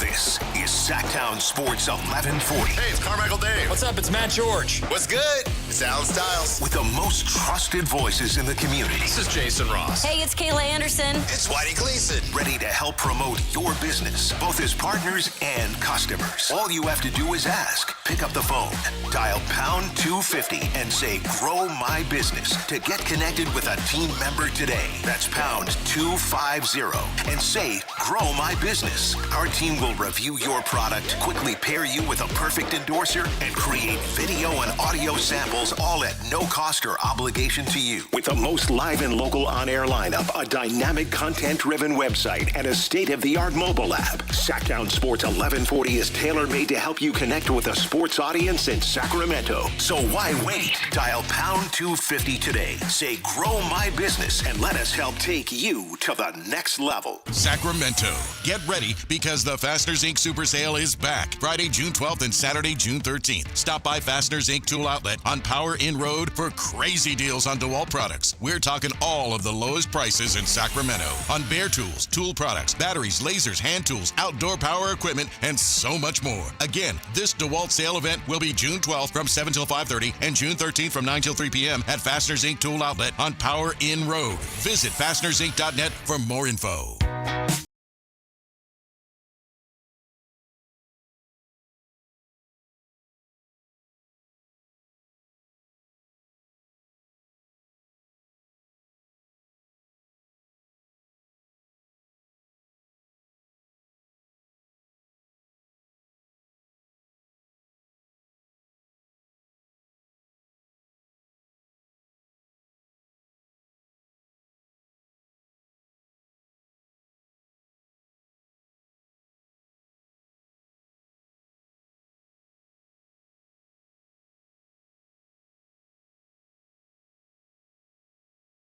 well, it's not good on the greens.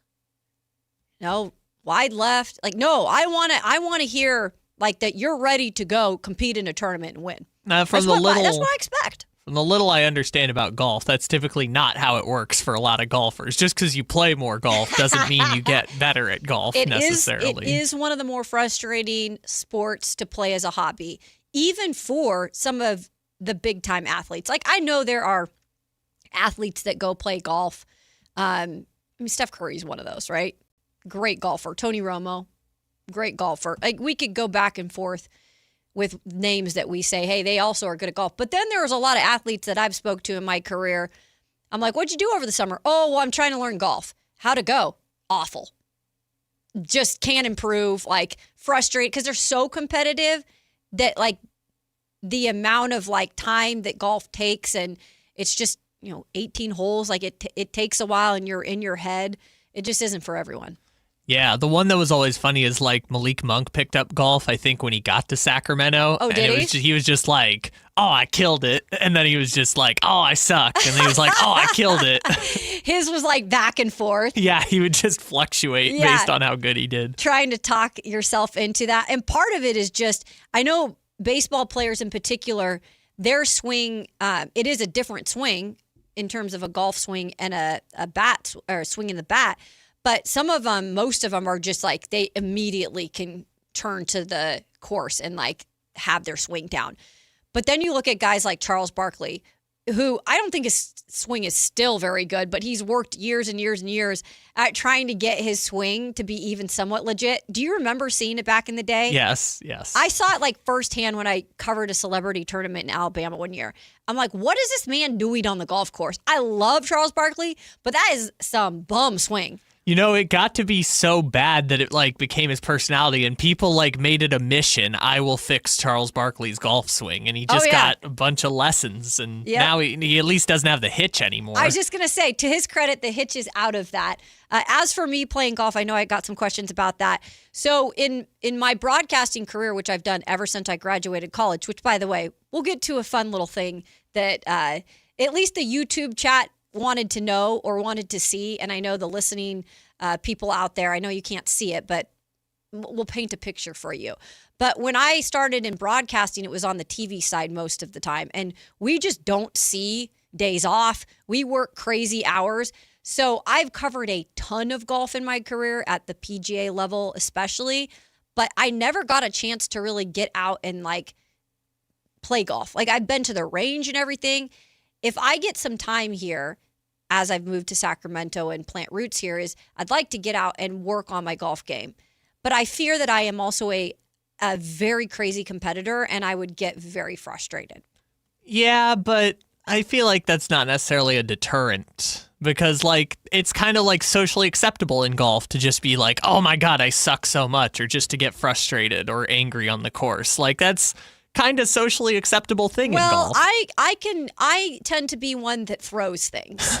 Well, so sometimes that's okay too. If you're playing with Kayla on the course, you better watch out for my club, because it might be coming for you.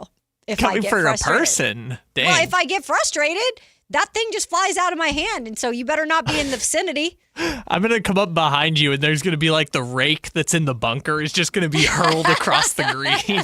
Be like, what in the world is this girl doing? I can't hit it out the freaking bunker. Exactly. Before I get to my fun little note here that I promised you guys I would do, I didn't bring it into studio, but I do have a picture, and then I have a fun little idea for us on Monday that we'll let the listening audience into. So Jake Gaydon just joined the show. He is the sports director at CBS 13 right here in Sacramento. And I did want to note just one thing. If you're joining the show, and I know a lot of you have been listening since 10 a.m., and we appreciate that. But he did have an interesting note in here when it came to the ownership, because that's one thing that Sacramento doesn't have right now. And I know Salt Lake City does have an owner in the mix. So he did say that Barry Broom, who is the CEO and president of the Greater Sacramento Economic Council, told him yesterday that they have multiple investors that have reached out to him since the whole situation yesterday and putting their name in the hat. he said that a potential ownership group from Texas is expected to visit Sacramento on June 2nd. So coming up right around the corner next week. So again, Jake is in front of all this. So if you want any updates, and we'll bring you them as we get them. But I think the next big thing is like finding that owner, and then again, getting just everything in place in terms of the extra money. He said by the time they really do expansion, is probably going to be cost-wise up near $5 billion. And right now they've got together $1.8 billion, but you get an owner in there, you do some of these other things, and that money can come along pretty quickly. Yeah, and the $1.8 billion will mostly go towards the stadium. When he mentions the $5 billion price point, that's when you factor in expansion fees and the cost of the stadium and things of those sorts. And I was listening to Brody Brazil talk about it. He said the expansion fee could be up to like $4 billion potentially. See, that's what's interesting, because that number is, I've heard different numbers on the expansion fee. And I know that is something that wasn't brought up, at least in any of our interviews or in the presentation yesterday. You're right. There is an expansion fee, and it could be $2 billion. It could be, like you said, up to $4 billion.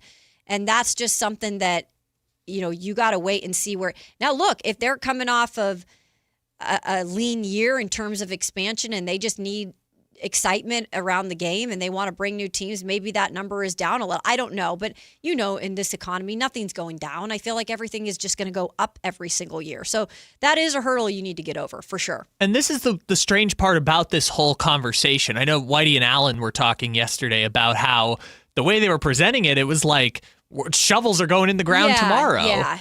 And it's not exactly the case. And, it's great to have the $1.8 billion. It's actually far more than I was expecting they would put forth. Sure. I thought it would be like, the $400 million that Vegas put forth for the A's or something like that. But at the same time, it's 1.8 out of an unknown cost, because baseball can arbitrarily set the expansion fee at whatever it costs. And I know Whitey made the point that like the family of Larry Miller in Utah is essentially like, who do we write the check to? We will write a blank check, whatever it costs. And I think that's part of the appeal. But like Jake outlined too, maybe Salt Lake won't be a long-term sustainable option for baseball the way Sacramento could be, because they already have Real Salt Lake and the hockey team and the basketball team. They also have baseball culture here. I don't mean to rag on Salt Lake. Oh yeah, I do. But that's not a baseball rich tradition. And Utah's getting all the pro teams now. I'm done with them. Done with the You're whole saying state. the Salt Lake Bees are not exactly the iconic franchises. No, I know people get mad. They're like, another franchise in California. I'm not even a California girl. I'm from Washington State. But I would way rather see Sacramento get a team and think it could support a team. And just the baseball in California in general is above and beyond. So it makes more sense with just the tradition of baseball here and the athletes that have come out of this area too. Well, especially considering that they just lost a team in Northern California, right? The A's are leaving. Yeah. The Raiders just left. It's like teams are subtracting from California. It's not like they're adding at the same time. But it's one of the things I think we will pay attention to, and Jake Gaten mentioned there's an ownership group coming June 2nd from Texas to look at it. He expects over the next few months more ownership groups will come and look at the project. I think the fact that Salt Lake already has their ownership group in place makes it appealing for outside people. But one of the things to follow over the months and years leading up to expansion is how much are these baseball franchises selling for? Like the Padres just sold for, I think, $3.9 billion, which I think was low. It was a record price, but like the Lakers just sold for $10 billion. So like one of baseball's premier franchises is only worth $4 billion. Yep. Do they reasonably expect to set an expansion fee at $4 billion?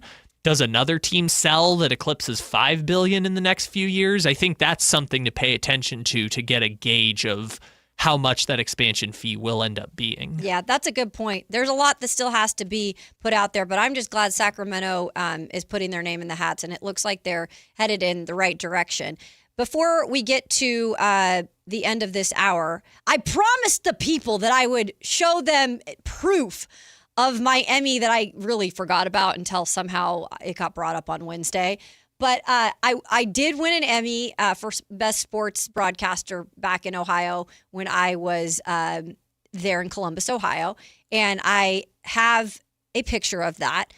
Now, I am planning on bringing it into studio, but we thought it would be very, very interesting if we stirred the pot a little. We like to do this when Matt's gone. We like to play a little and play some tricks on him. So we might bring it on Monday because he's probably going to win that freaking mini series again. So he's going to hold up this little mini trophy, and I'm going to set down my big old Emmy. I'm going to put it in my bag, and then I'm going to set it down. In fairness, he might still lose, but it's out of our control. He has to blow it in order for us to win at this point. So, by the way, it's on the screen. It might be delayed on YouTube a little bit. It's on the screen. So that is it, and it's that sucker is heavy. I have like a carrying case for it and everything because it is very heavy, and there's like a little shining thing that you can wipe it down and everything. So okay, that's gonna be funny if you walk in on Monday with an unmarked case. Dude, you know how they do with the Stanley Cup? They have to wear gloves. So I'm gonna also put gloves in my bag, and so when I bring it out, I'm gonna put on my gloves. Matt will have no idea in the mini series part what I'm doing, and then I'm just gonna throw this all out. I hope he's not listening. Oh, he's out on the golf course somewhere. Good. And just like last time when we did something sneaky. Chat, you're not going to snitch for us. The snatch. The chat has been awesome with that. And those of you listening, for your listening pleasure, it's just a picture with me and my Emmy when I won it back in Columbus. But we're trying to do a whole trick on Matt with this because again, he's running away with this MLB miniseries and it's driving me crazy. Yeah. So I got to one-up him somehow. It's a really good one-up. I can't believe that we've just now uncovered that you've won an Emmy. I know. Thanks for bringing that out of me because I'm actually kind of shy about that kind of stuff. So I appreciate it. Out of all people, right? All right, coming up here on the Matt and Kayla Show, we will close up the 11 o'clock hour with Pick a Side. What's going on with the dog hurting a prospect in terms of minor league baseball and maybe having to get rid of the dogs? We'll explain. Plus, Juwan Jennings says he feels like Kevin Durant now in Minnesota. Yeah, that and more coming up on the Matt and Kayla Show here on Sactown Sports. Looking for a new truck? Looking to save money? At Folsom Chevy, they can help you with both. Get Memorial Day savings now. Every new 2026 Trax in stock going for $3,500 under MSRP. Great price and great mileage. For General Manager Eric Wilson and his team, it starts and stops with you and your experience. Hop on Highway 50, Folsom Chevy, between the Hazel and Folsom exits at the Folsom Auto Mall, or go to folsomchevy.com. From the mountains to the levee, think Folsom Chevy. Card collectors know there's nothing as special as a rare one-of-one card. And now you can hear a very rare one-of-a-kind sports card show right here on Sactown Sports. Whitey Gleason here inviting you to join me and Mr. True Sports Cards himself, Emran Pilati, for the True Sports Card Show every Saturday morning at 10 on Sactown Sports. It's the only sports card radio show in the nation. For all your hobby needs, get to True Sports Cards, 6661 Stanford Ranch Road in Rockland. And for hobby, insight, and fun, join us for the True Sports Card Show Saturday mornings at 10 on Sactown Sports. Hi, this is Adam Johnson, owner of Golf Fitness Solutions. Exercise and golf have been two important activities in my life. I opened Golf Fitness Solutions in 2013 to help my fellow golf enthusiasts improve their posture, relieve their pain, gain strength and endurance, and most importantly, hit the ball farther. From beginners to professionals, I've had success working with all ages and all skill levels, and I can help you too. Located in Carmichael, call us at 916-802-5175 or go to golffitnesssolutions.com. May is here, and so is your excuse to hit the ballpark. The green and gold are bringing the energy all month long with fan-favorite bobbleheads, can't miss post-game fireworks, and a ballpark atmosphere you don't want to miss. Turn up for Sacramento Saturdays and bring the whole crew out for Stompin' Sundays, packed with kid-friendly fun, giveaways, and the opportunity for kids 14 and under to run the bases after the game. Enjoy big swings and bigger moments all May long in West Sacramento. Lock in your seats now at athletics.com/tickets. Remember the days of real country music? Now you can get your favorite classic country every day on 105.1 HD3 The Ranch. Listen to The Ranch on the free KNCI app or anytime at 105.1 HD3. Is the volatility of the stock market driving you crazy? Is your retirement account sinking, yet you're getting older and you're starting to worry about, will I have enough for retirement? What about the money in the bank? These banks pay nothing these days. How do we get growth to get to retirement account? It's simple. Move into gold and silver. Want to know how to do it? Listen to my show, Striking Gold, with me, Kenny Michaels. Finding great candidates to hire can be like, well, trying to find a needle in a haystack, but not with ZipRecruiter. Its powerful technology actively finds and invites qualified candidates to apply to your job. So while other companies might deliver a lot of hay, ZipRecruiter finds you the needle in the haystack. See why 4 out of 5 employers who post a job on ZipRecruiter get a quality candidate within the first day. Try ZipRecruiter for free at ZipRecruiter.com/free. That's ZipRecruiter.com/free. ZipRecruiter. Wendy's new Biggie Deals lets you choose whatever you're in the mood for. It's like a music mixing board of deals, and you're the producer. Go with some chill folk music with a JBC in the $4 Biggie Bite snack. Try the drum and bass of deals with a double stack in the $6 Biggie bag. Or go full-on sandwich symphony with an $8 Biggie bundle, the grand finale of snacking. And the best part? They all come with napkins. $4, $6, and $8 Biggie Deals how you want them at Wendy's. Price and participation may vary. Single items at regular price. Prices may be higher in Alaska, California, and Hawaii. MoonPay X Games Sacramento 2026 is taking on Cal Expo this summer. Catch live music performances and more than 100 top skate, BMX, and Moto X athletes compete. June 26th through June 28th. Get your tickets now at xgames.com. Pick a side, any side. It's time for Pick a Side on Matt and Kayla.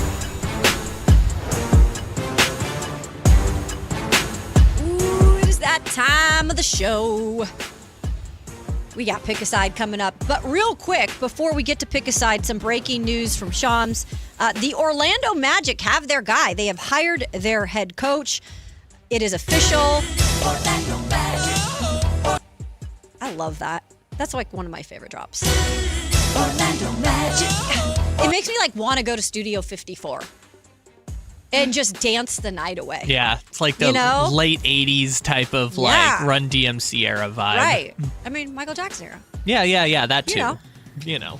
So the Orlando Magic. The San Antonio Spurs associate head coach will be the new head coach of the Orlando Magic, Sean Sweeney. And that is announced today, obviously, by Shams. Sweeney will finish the remainder of the postseason on the Spurs bench. Locked in the job before Game 7. Holy he doesn't know. Smokes. You don't know how the game's going to go. Got to lock in that position beforehand. This is really interesting because he was originally the betting favorite for the Mavericks job. I remember that. And the Mavericks, I think they were maybe requesting to interview Nick Nurse, or they were saying the Sixers were kind of putting to rest the idea that they would let them interview Nick Nurse because obviously Masai Ujiri was with him in Toronto. Right. I don't know who Dallas is going to hire now, but they just said no more Jason Kidd. No, they're like, yeah, we'll figure it out later down the line. So they're still in need of a head coach, but at least Orlando Magic have their new head coach. So that was the breaking news. Now we get to pick a side. What do we got going on here? All right, pick a side. This we didn't get to this yesterday, and I really wanted to talk about this. Shohei Ohtani might win the Cy Young. He has a 0.82 ERA right now, which is the 9th lowest entering June since runs became an official stat in 1913. Which is... Holy smokes. The game on Wednesday, granted it was against the Rockies, but in the game on Wednesday, he hit a leadoff home run and then pitched 6 no-hit innings. It's unbelievable how good Shohei Ohtani is. Your question is, will we ever see a player like him again? My thought is he going to win the MVP and the Cy Young in the same season? He never ceases to amaze me. Like, this guy just does it all. He does it at the highest level. It's easy for him, it seems. But like that type of ERA is just unheard of. We could always find another player that comes along down the line. But right now, I don't see it happening. Not to that level. of what he can do at the plate, but what he does on the mound, like, no, I don't think we're going to see anything like it. Definitely not while I'm on this planet. Look, I should know never to doubt Shohei Ohtani, but I remember he was, I think, being interviewed. Maybe it was for like a magazine or something, but they were doing a profile on him, and he talked about like, I would like to come, my focus going into next year is I would like to come back and win Cy Young. And in my mind, I'm like, he's had 2 elbow injuries after 5 years. That's usually not a death sentence in baseball, but like you lose a little velocity, lose a little command. He's going into his 30s, and nope, just 0.82 ERA, best in baseball, 6 no-hit innings, hitting home runs while pitching 6 no-hit innings. It's just, it's incredible. It's truly incredible. I don't think we're ever going to see anything like this ever again. I feel like I don't appreciate it enough because I don't watch enough Dodger baseball. When are the Dodgers here again It's Sacramento? end of June. Okay, so I'm telling you, if you get out to that series and get to at least see him in some capacity, I'm trying to see if I could even do that. I'm scared to look. Because I don't think the prices are going to be anywhere in my range, but I'm like, hey, does anyone want to call the A's?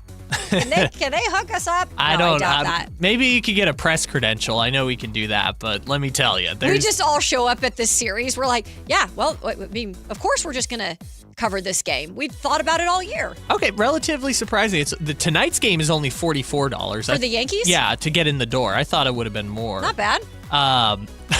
Jesus.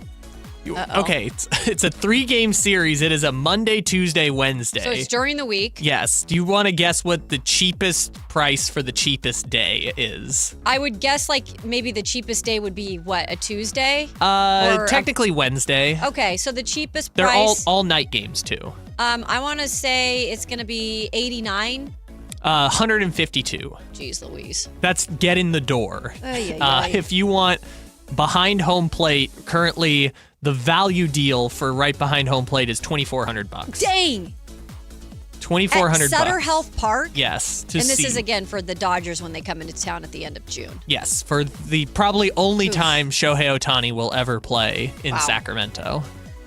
Well, speaking of baseball, this one gets to me. Okay. Go ahead, Kyle.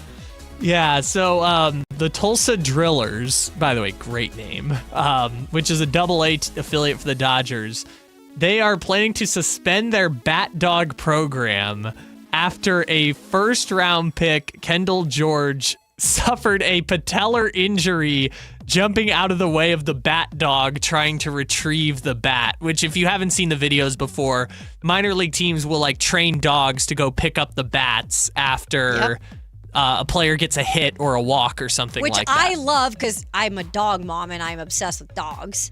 So is this the end of the bat dog program? Can we no longer have nice things because a dog injured a player? I am not happy about this. And I know Alan went off on this the other day and he's like, get the dogs out of here. Well, that's because Alan's a cat dad. Alan likes cats, okay? Let's make that clear. That is why Alan said, get the dogs out of here. My opinion on this whole thing is that Kendall George isn't the athlete he should be.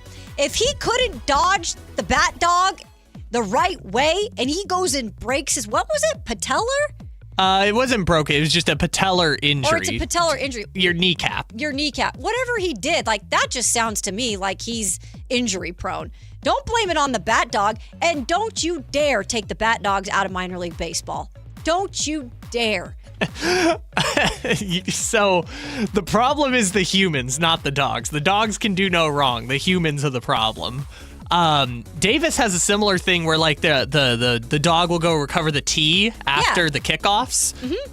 Doesn't seem like it's a problem with football. I think it's just baseball has weird injuries. I think so too. Baseball has so many, like, I was playing with my kids and I tore my Achilles, or I was moving a couch down my stairs and I blew out my ACL. Like, I think baseball just has weird injuries. It's like a clumsiness to the sport.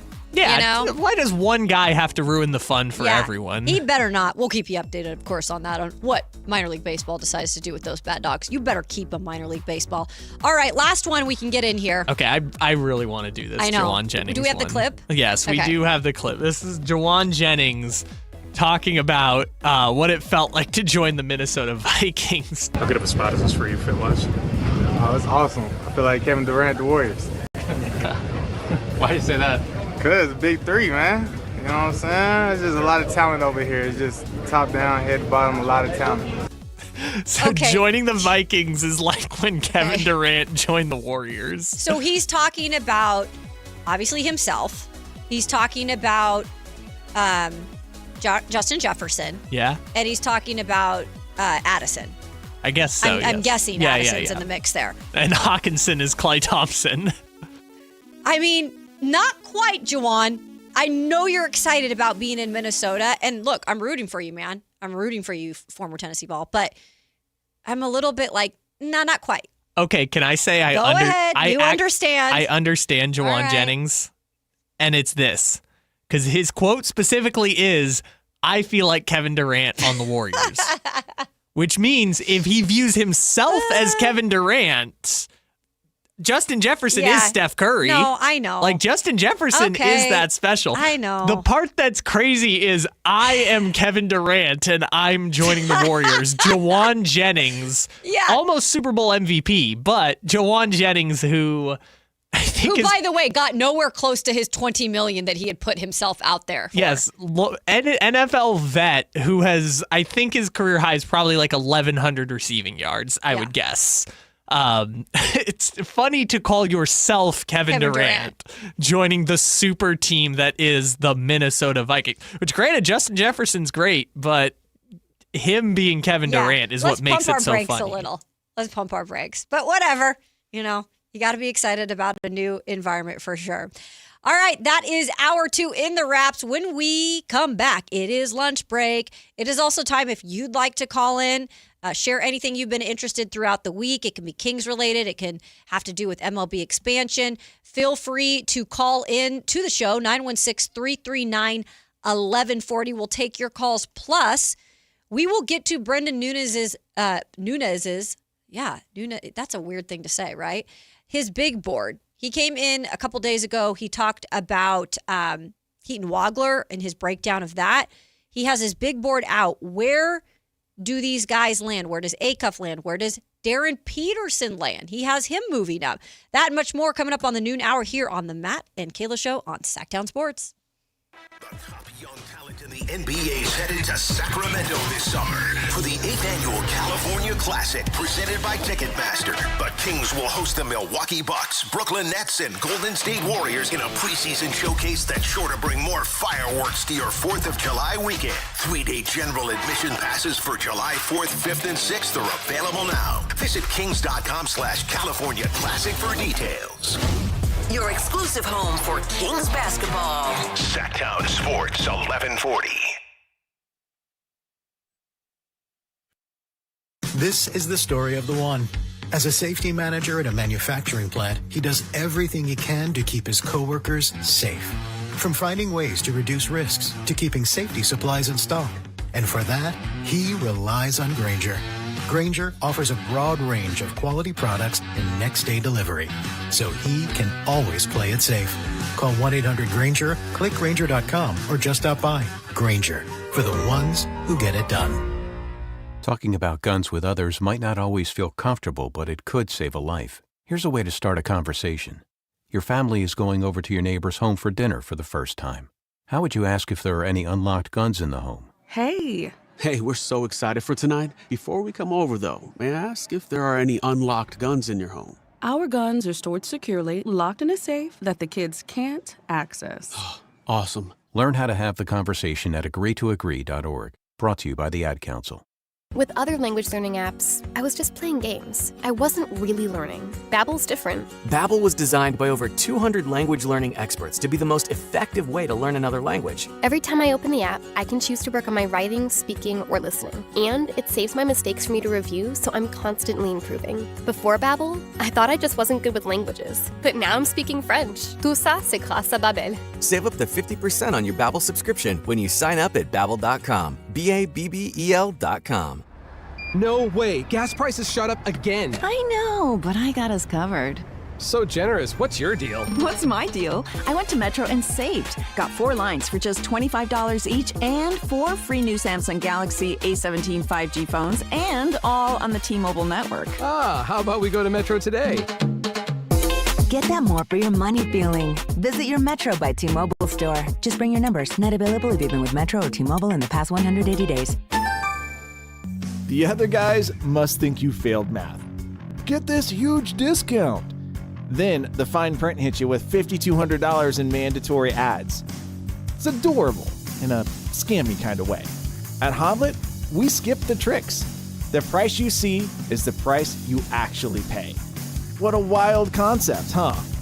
Hoblet, family owned 77 years. Experience the difference online at hobletdodge.com. If you've ever endured a Sacramento summer and your air conditioner isn't exactly doing its job, oh man, how do you sleep at night? Turn on a big fan, kick off your sheets, even laying in front of an open refrigerator, which, by the way, is just weird.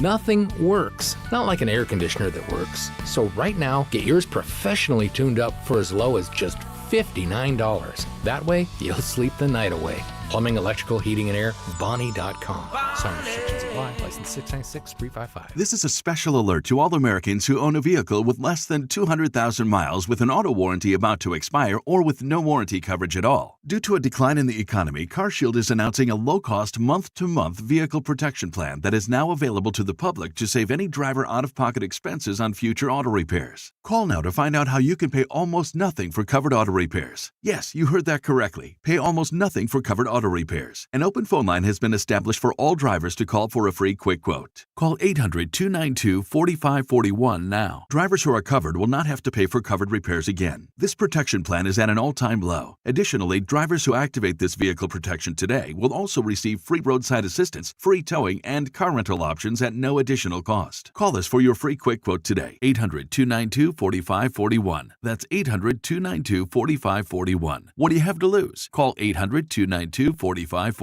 Again, 800-292-4541. Sacramento. Get ready because the Fasteners Inc. Super Sale is back on Friday, June 12th and Saturday, June 13th. Stop by Fasteners Inc. Tool Outlet on Power in Road for crazy deals on Milwaukee tools. We're talking 20% off all Milwaukee Packout, hand tools, and tool accessories. Free goods and dollars off your order and certain spend amounts. And overall insane deals on Milwaukee batteries and Bear tools again. June 12th from 7 a.m. till 5:30 p.m. and June 13th from 9 a.m. till 3 p.m. at Fasteners Inc. Tool Outlet. Visit fastenersinc.net for more info.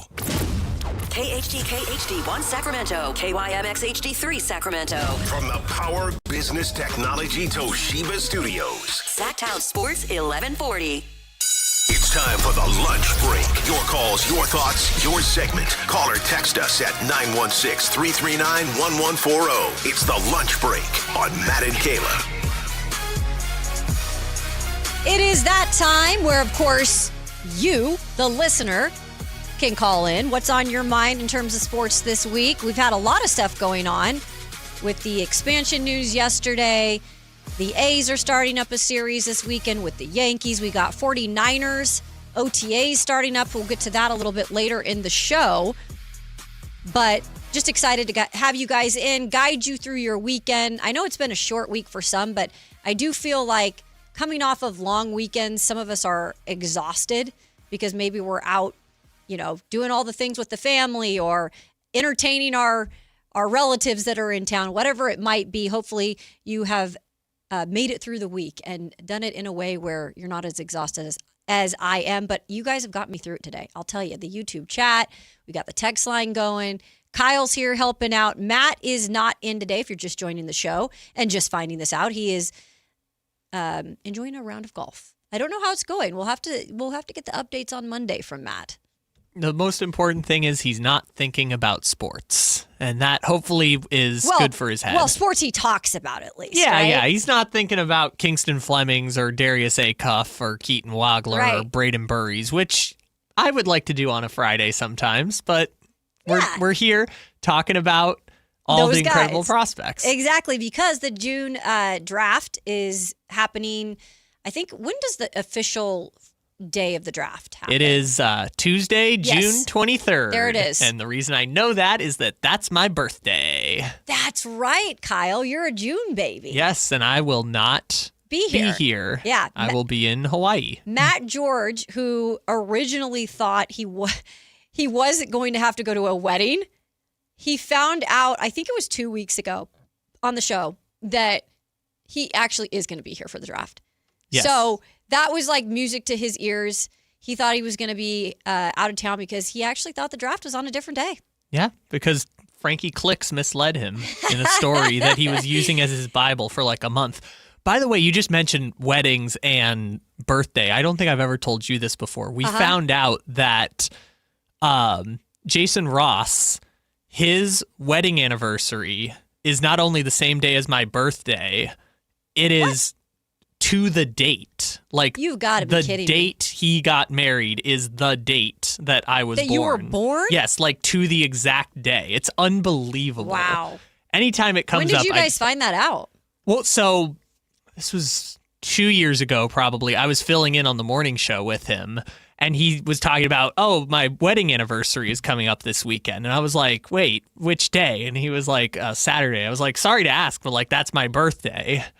But I think he had said it was his 22nd wedding anniversary, and something clicked in my head that I was like, wait a second, it's my 22nd birthday. What are the something chances? like that. It's unbelievable. That's like pretty the cool. possibility of that happening is impossible. Well, it's like Matt and I finding out early on our show, that started up back in January, that we were 1 day apart in terms of our birthdays. Like, we weren't born in the same time, but we were like born 1 day after each other in terms of the days. So that was kind of fun too. Yeah. So anyways, the world is such a small place, Yeah. There's such fun things like that happen all the time. But it's really fun. my birthday and Jason Ross's wedding anniversary will be the day of the NBA draft. I know. And speaking of the Great draft. segue, Kayla. See, I didn't even have to say it. Yeah, there's not a segue one for me, For so I Kyle. just had to use the Kayla one. I'll give you credit for it, though. It is the Brendan Nunes big board that we talked about. He joined the show on, I believe it was Wednesday, to break down Keaton Wagler. Some interesting stuff about Keaton. I didn't feel like he was as high on Keaton Wagler, at least for here in Sacramento. I know he said some good things about clearly the size and, the 3-point shot and all that stuff, but there is still a lot of things that he's got to work on, and it could be better in terms of a fit in a place like LA, right? Where you have a Darius Garland there, where he can be more of the shooting guard and an accessory piece to that. So in Brandon Nunes's article that he just put out, and go check it out on SactownSports.com, he has ranked the top prospects in order. And I do believe that he switched this up recently, because I think he had AJ DeBonsa at that top spot.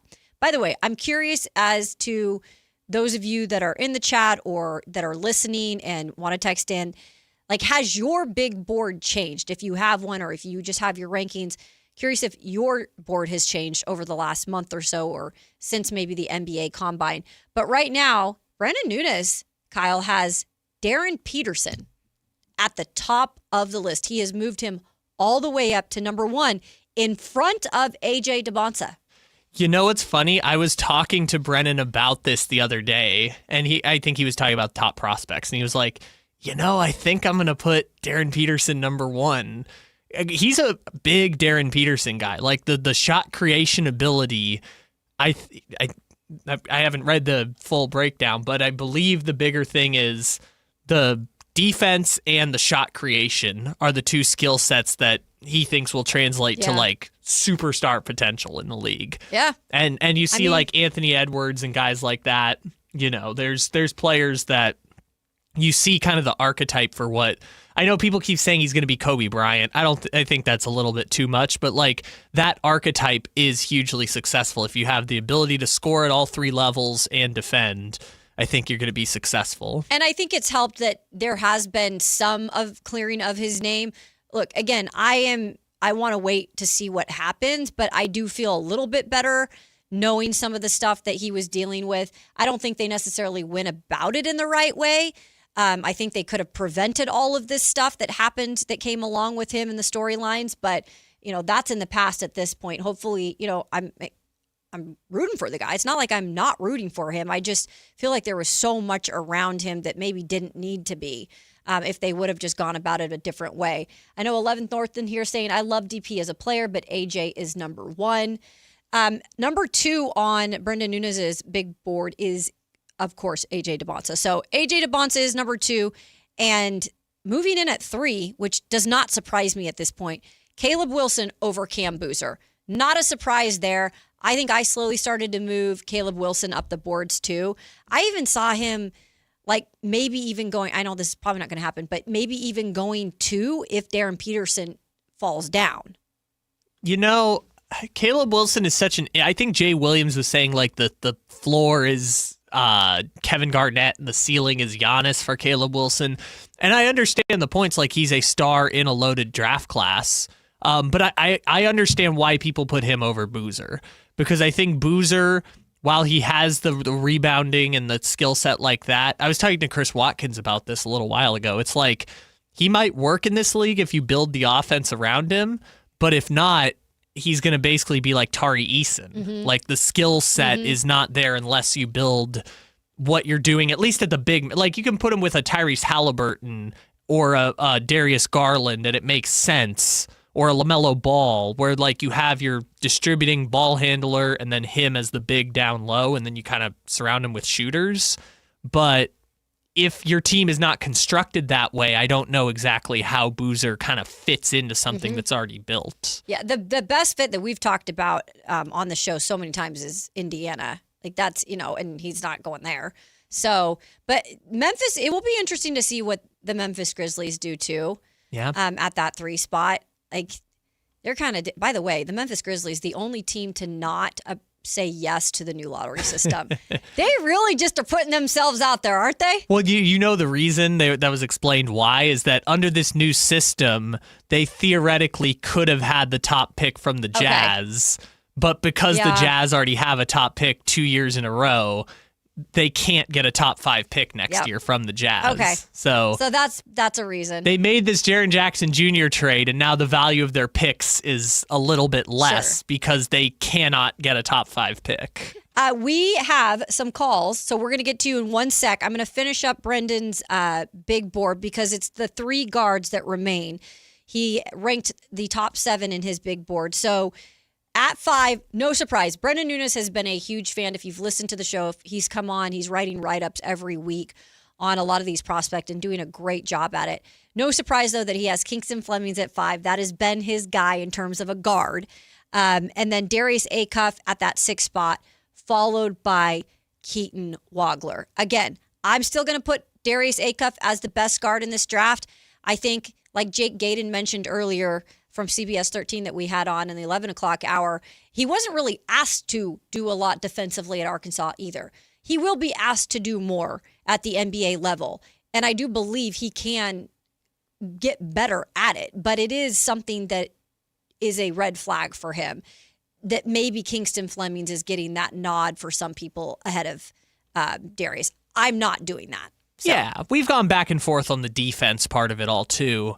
One thing I thought about with Fleming the other day, because I was listening to the Drive guys, and they were pointing out that, I think Kingston Fleming said at the Combine that, he models his game after Cason Wallace on the Thunder. And they were like, well, now I want Acuff because Acuff has the superstar mentality. Cason Wallace is not a star.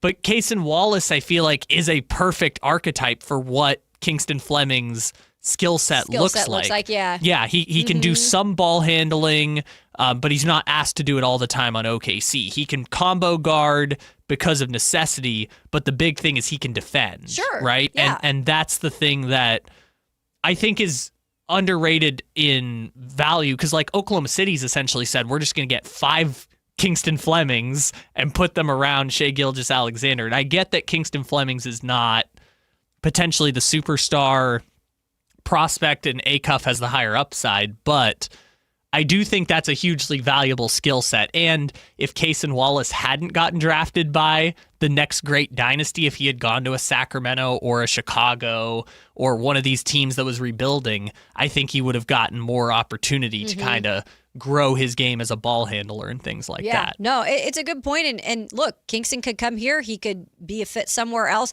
I'm not going to be out on him if he comes here, by no means. But that is Brendan Nunes' big board. You can go check it out. You can go check out some of his breakdowns on the prospects in this year's NBA draft on Sactownsports.com. Right now, it is your time as a listener. If you're in the YouTube chat and you want to call as well, I know TC does both.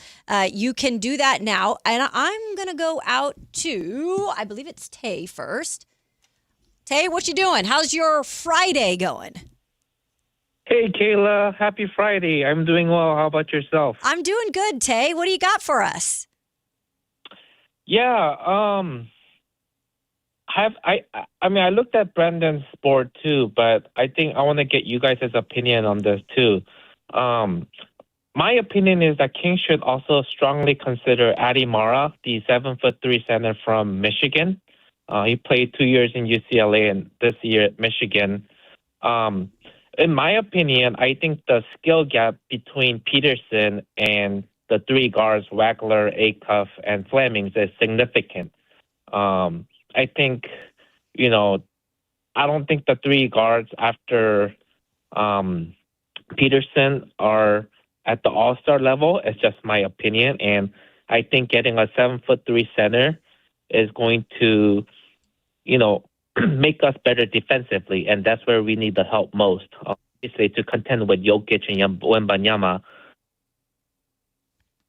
That is interesting. And I don't know, Tay, have you... I think he just dropped. But I do know, I think it was Tay that has brought up Adi Mara before, the center out of Michigan. Averaged 12.1 points, 6.8 rebounds, 2.4 assists last year at Michigan, 66.8% from the field.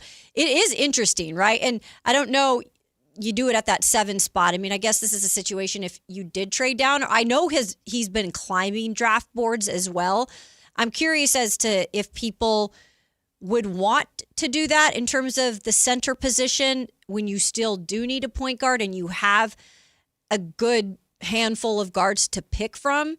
So I think it's like to each is your own. But look, he's not a bad player. It's a good question, Tay, and I like how everybody's a little bit different in who they want. But yeah, definitely something to consider. Let's go out to Cameron. Cameron, you are on Sactown Sports. It's lunch break. What do you want, man? How is it? Are you there? Yeah, I'm here. You hear me? Yeah, I hear you. All right. First of all, I just want to say congratulations, me. I work in education. Yesterday was the last day of school, so woo-woo. Nice, so nice. Right? So I finally get to immerse now into my sports. My daughter's graduating from West Park tonight, so kudos to her. Congratulations. That's awesome. Yeah, right. Beeline into San Diego State, so I'm still trying to come to terms with her just leaving. I really need to DM Carmichael Dave and see how he's dealing with it, because I got the exact same situation going. Yes. Great school. Yeah, so I wanted to make a funny comment. So you said Jason Ross's anniversary is on the draft and your birthday is on the draft. Yes, Jason Ross's anniversary is the same day as my birthday, which is also the same day as the NBA draft. So I don't know Jason's wife, no disrespect, but I would imagine it's going to go differently in each house, no? Probably, I would guess. And then my only Kings thought is, and obviously this isn't good for sports talk radio, but the incessant debating and back and forth and who and this guy and that guy, it just sets everyone up for disappointment if the guy we don't get ends up being awesome and the guy we get, you know what I'm saying? Yeah, no, I get it. And again, I don't know if, thanks for calling in, by the way, and congratulations on your daughter. Look, college is great, but you just check in on her every once in a while. Yeah, San Diego State, great school, by the way, let me tell you. Well, it's now in the Pac-12, so let's go. Yeah. Now we're rivals. We're rivals, your daughter and I, as a Washington State grad, right? Who is Oregon State going to be their rival now? How does that work? I think so. Boise State could emerge as their rival, too. We've never really liked Boise State either, and they're good. They're a good program. This is just what we do. It's just that time of year. We got to shuffle up our big boards. We want to all be right on our predictions. It's that time of year. Yeah, I think the easiest way, again, like and Matt's done a great job. I think he just did a podcast with a person from every one of the 6 teams before the Kings and kind of getting a gauge on where they're at. Like, there's going to be in the weeds stuff, but I think the simplest way to frame the draft stuff, if you don't like the debate, is the top 4 are the top 4. Yeah. The second tier is the 3 guards, and you could maybe throw Michael Brown Jr. in there depending on how you feel about his injury history. Mm-hmm. But it's the 3 guards, and the Kings are going to probably get the one that the first 2 teams don't draft, right? Pretty much. If it's Acuff, Kingston, and Keaton Wagler, they're going to get the one that doesn't get picked. Now, it seems like, as Matt and you talked about earlier, Darius Acuff is potentially angling to try and get to Sacramento, but there's only so much they can do if the Clippers or Brooklyn or one of these teams that trades up moves ahead of you and takes him anyways. There's only so much you can do about that. But you know us. We like to have fun.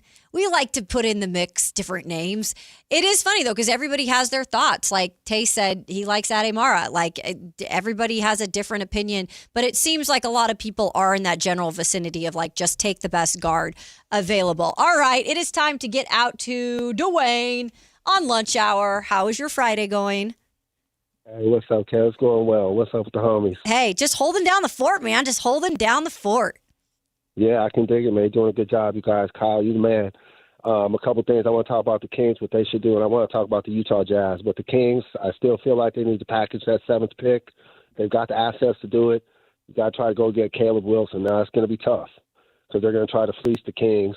But I think that's the best guy for the thing. If not him, get the guy from Michigan. You might could trade back. Not Mara. Mm-hmm. But the 6'9", 6'10" guy, Xander or something. But he's what the Kings need. The Kings have always needed wings, and I'm not going to leave that. Now, tanking does work, bro. And the big winner this year was the Utah Jazz. Watch what they do next year. They're the next San Antonio Spurs because they're going to draft Peterson. With Markkanen and Jaren Jackson, they're inside out. Peterson is the perfect pick for Utah, and watch them move up to Western Conference next year. So that's all I got today. I want to tap in with the homies. Let me know what everybody thinks. Thanks, Dwayne. We always appreciate you. Always love hearing from you during the work week. Hope you have a great weekend. Look, and he's right. The Utah Jazz, whether you like it or not, and you guys know my opinion on the Utah Jazz. Ooh, Will Hardy. You like jazz? No. It doesn't work as well without Matt. I know, without Matt. And Utah's getting all the pro teams now. I'm done with them. Done with them. Done with the state.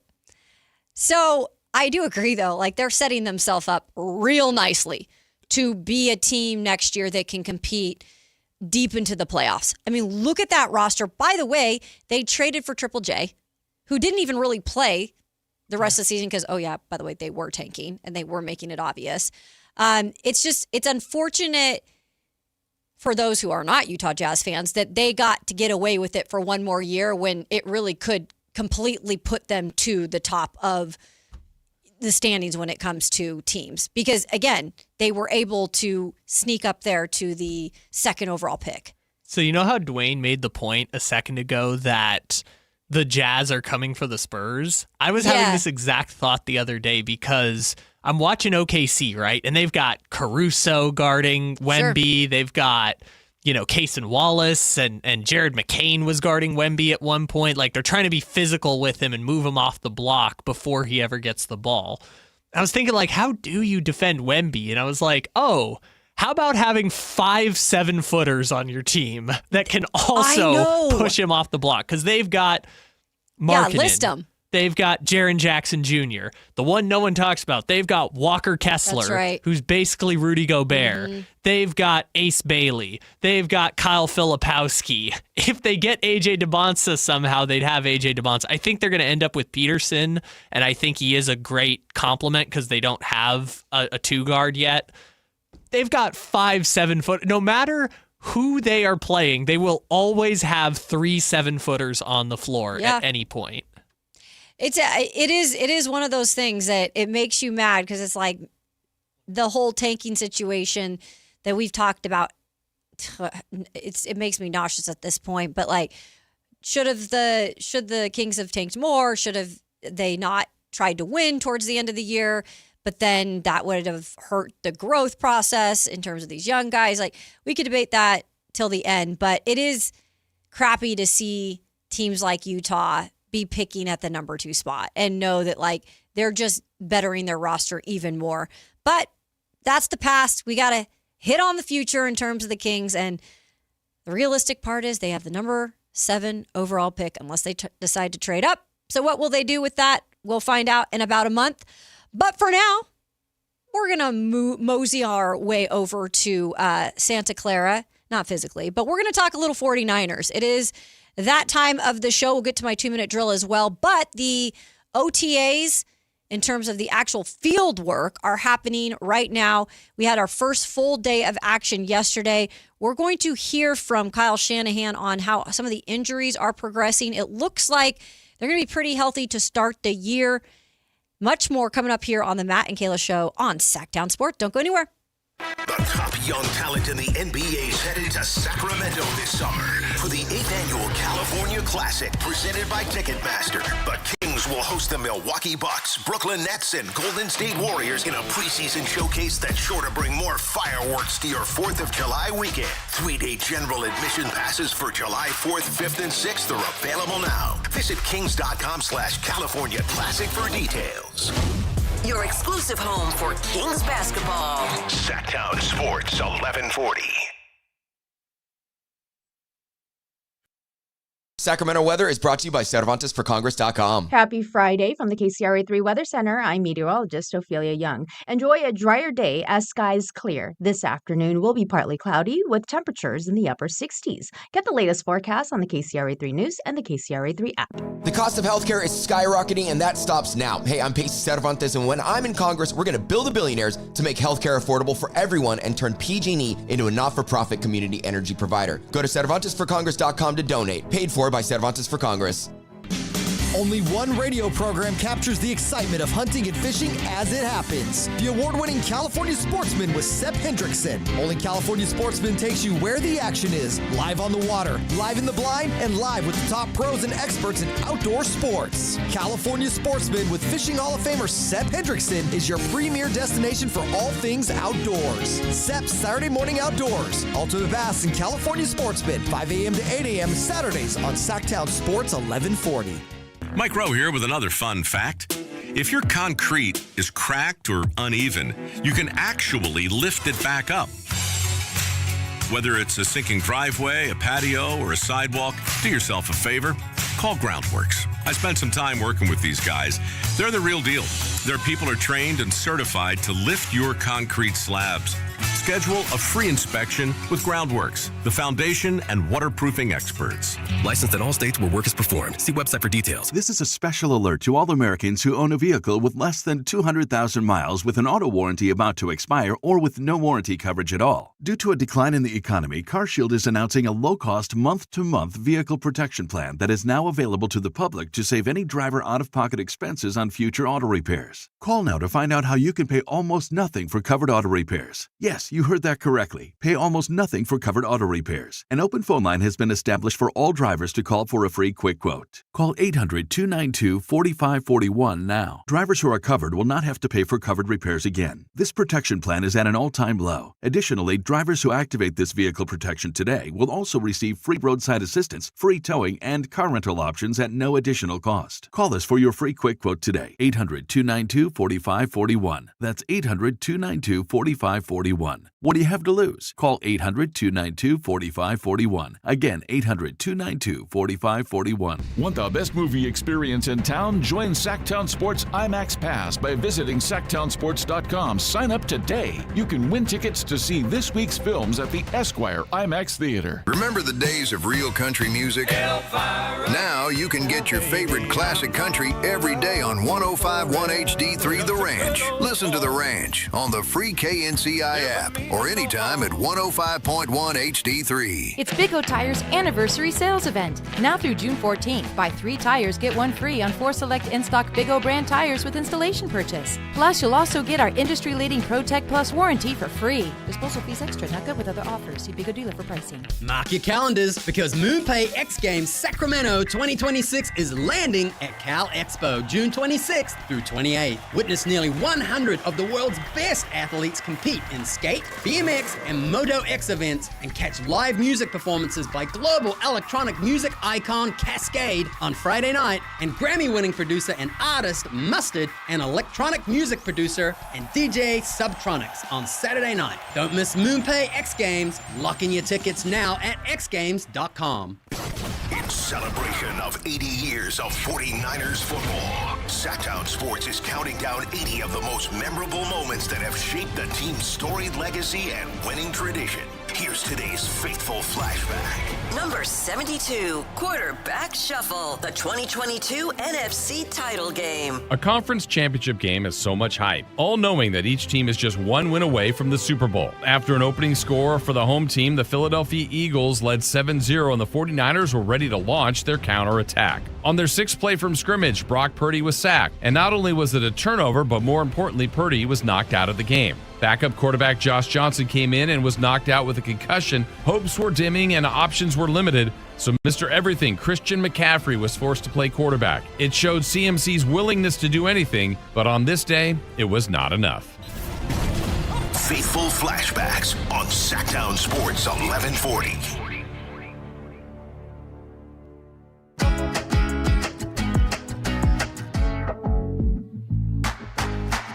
Matt George and Kayla Anderson on Sactown Sports 1140.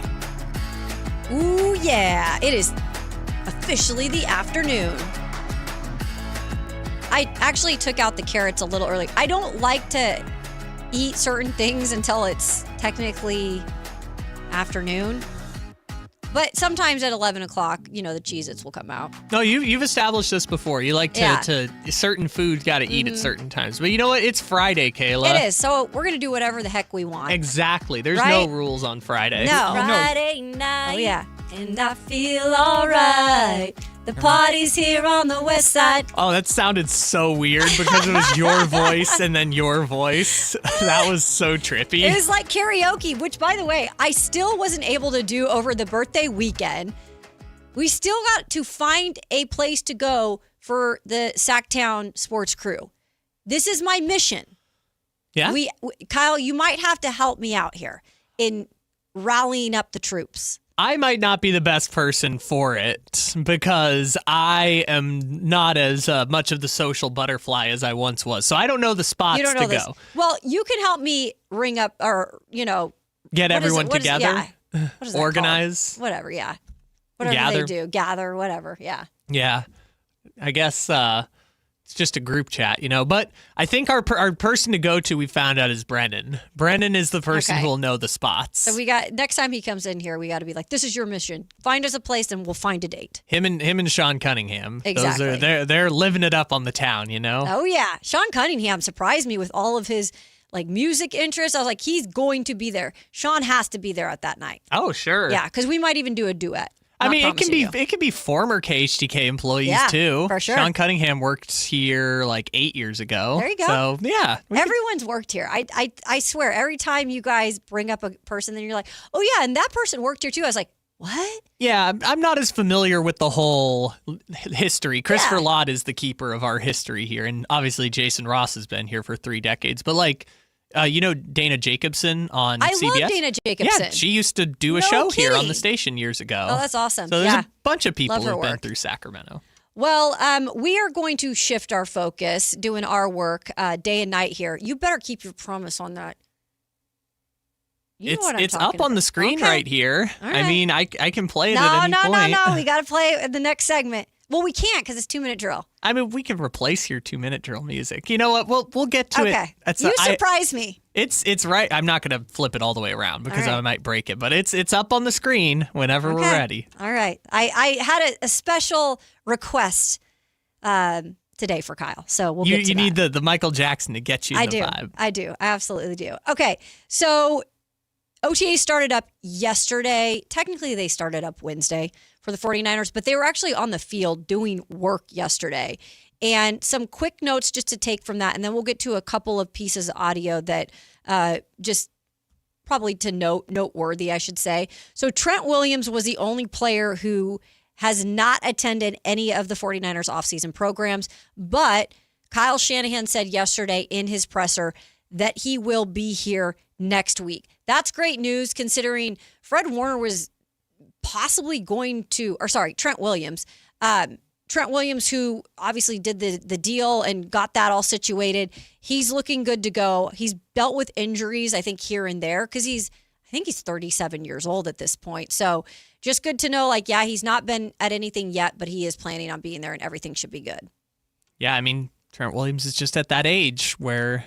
taking care of that body. Exactly. It's more important that his body is healed and ready to go than it is for him to be out in pads at the early OTAs. Also, Mac Jones did not throw in practice. He had shoulder soreness per Kyle Shanahan. So Mac Jones, I'm sure will be fine. These are just things you have to take note of early on in the season, kind of make sure that you're not doing too much with some of these players.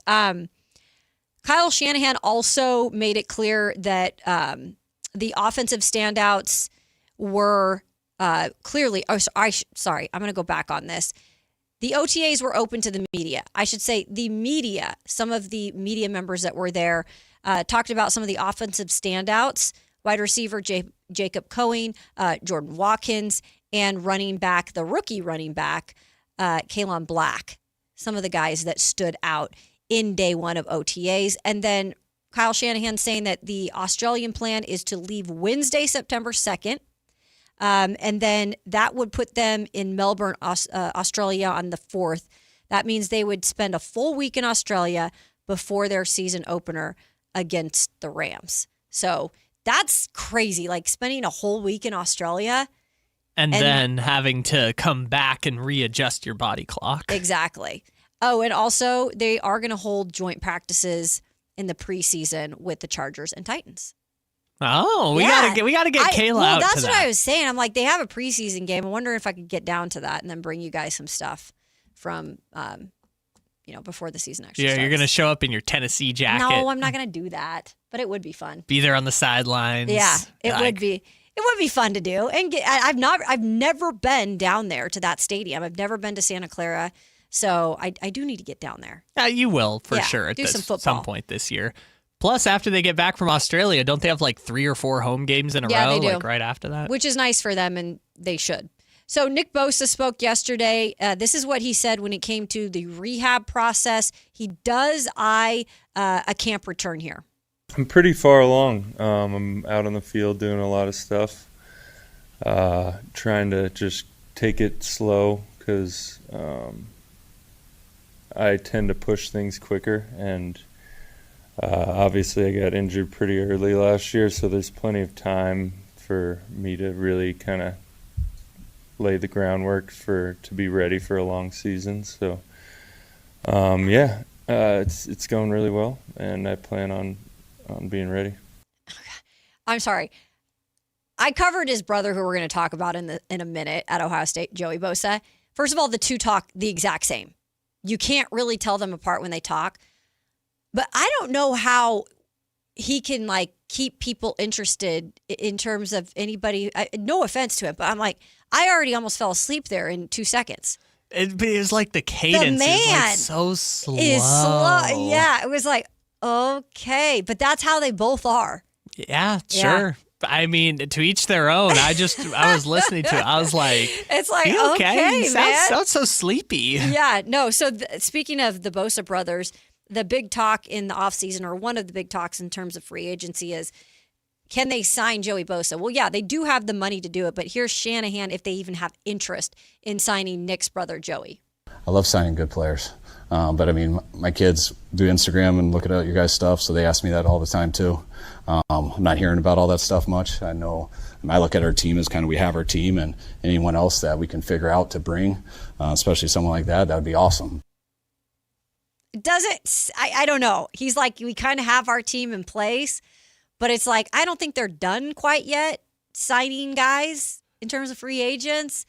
How does this not happen? Okay, so now that we've heard Kyle Shanahan kind of do media stuff, like we played him on Rich Eisen after the draft and like when he was before the Super Bowl, I can tell when he goes into coach speak mode because that was coach speak that mode? was very coach. He's like, yeah, my kids have Instagram and they see these things that you're posting. I was like, it's like, wait a second. Okay, it doesn't really mean anything, but I don't know. He's like. He's playing both sides because he doesn't want it to come back if Joey Bosa gets signed and him being like, I don't think we need him. I think that look, Joey's 30-something and he's had his fair share of injuries, but it's not like he's a complete bum. Like he could come in rotation and he still like can produce in situations. So if anything, it'd be a fun thing to have like two brothers together, but to also just have like that depth as well. So he'll probably get signed like right before training camp or in the middle of the season when someone gets hurt. Meanwhile, he, according to Nick Bosa, his brother, said he's just enjoying golf right now, speaking of the sport. So finally, Kyle Shanahan on Brock Purdy's preparation for the upcoming season. Like he always does. I mean, Brock always comes in here not to mess around, not to be complacent in anything. He's always expects us to be hard on him through the tape. He's one of the most fun guys to coach because he's never sensitive, and he's very deliberate in everything he does out there. Yeah, you can't be sensitive, especially if you're Mr. Irrelevant who's worked your way to that point of being a starter. Probably many of the reasons why he is where he is because he's taking criticism from specifically a guy like Kyle Shanahan, who is very particular in the way he wants things, especially from his quarterback. So it's a great trait to have in terms of that, because you just can't be in a position like that, especially if you're Brock. So again, biggest thing for Brock, man, you got to stay healthy. That's the biggest thing for Brock. You got to continue to get better. And the only thing that helps you do that is just to stay on the field. Yeah, that exact point he was talking about. I remember George Kittle, maybe last summer, was talking about Brock Purdy in his rookie year and how like Brock came in and he wasn't intimidated. He was open to criticism. He was joshing with the guys. Like he came in with the idea, I'm going to be the starter type of situation. And that like receptive to criticism and not having your feelings be hurt when things don't go your way. That's very useful in that high pressure competitive environment. Now he's got some new weapons to also get acquainted with, and not a bad one in Mike Evans. So that shouldn't do anything but help him. So I'm interested to see how this offseason plays out for all of them, and we'll keep you posted as the Niners continue to work through OTAs. But coming up next, we've got my 2-minute drill.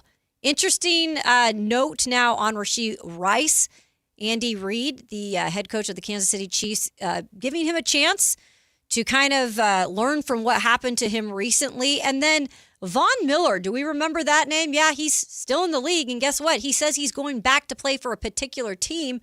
We'll get to that and much more on the 2-minute drill coming up here on the Matt and Kayla Show, Sactown Sports. Turn up the volume. Here's your Sactown Sports live events calendar, where the action goes way beyond the game. Starting things off June 5th, don't miss a legend, Ringo Starr and his all-star band, live at Thunder Valley Casino Resort. Then it's time for summer fun. The El Dorado County Fair runs June 18th through the 21st, packed with rides, live music, great food, and nonstop entertainment. On June 20th, turn it up with the rock favorites, Night Ranger at Hard Rock Live Sacramento.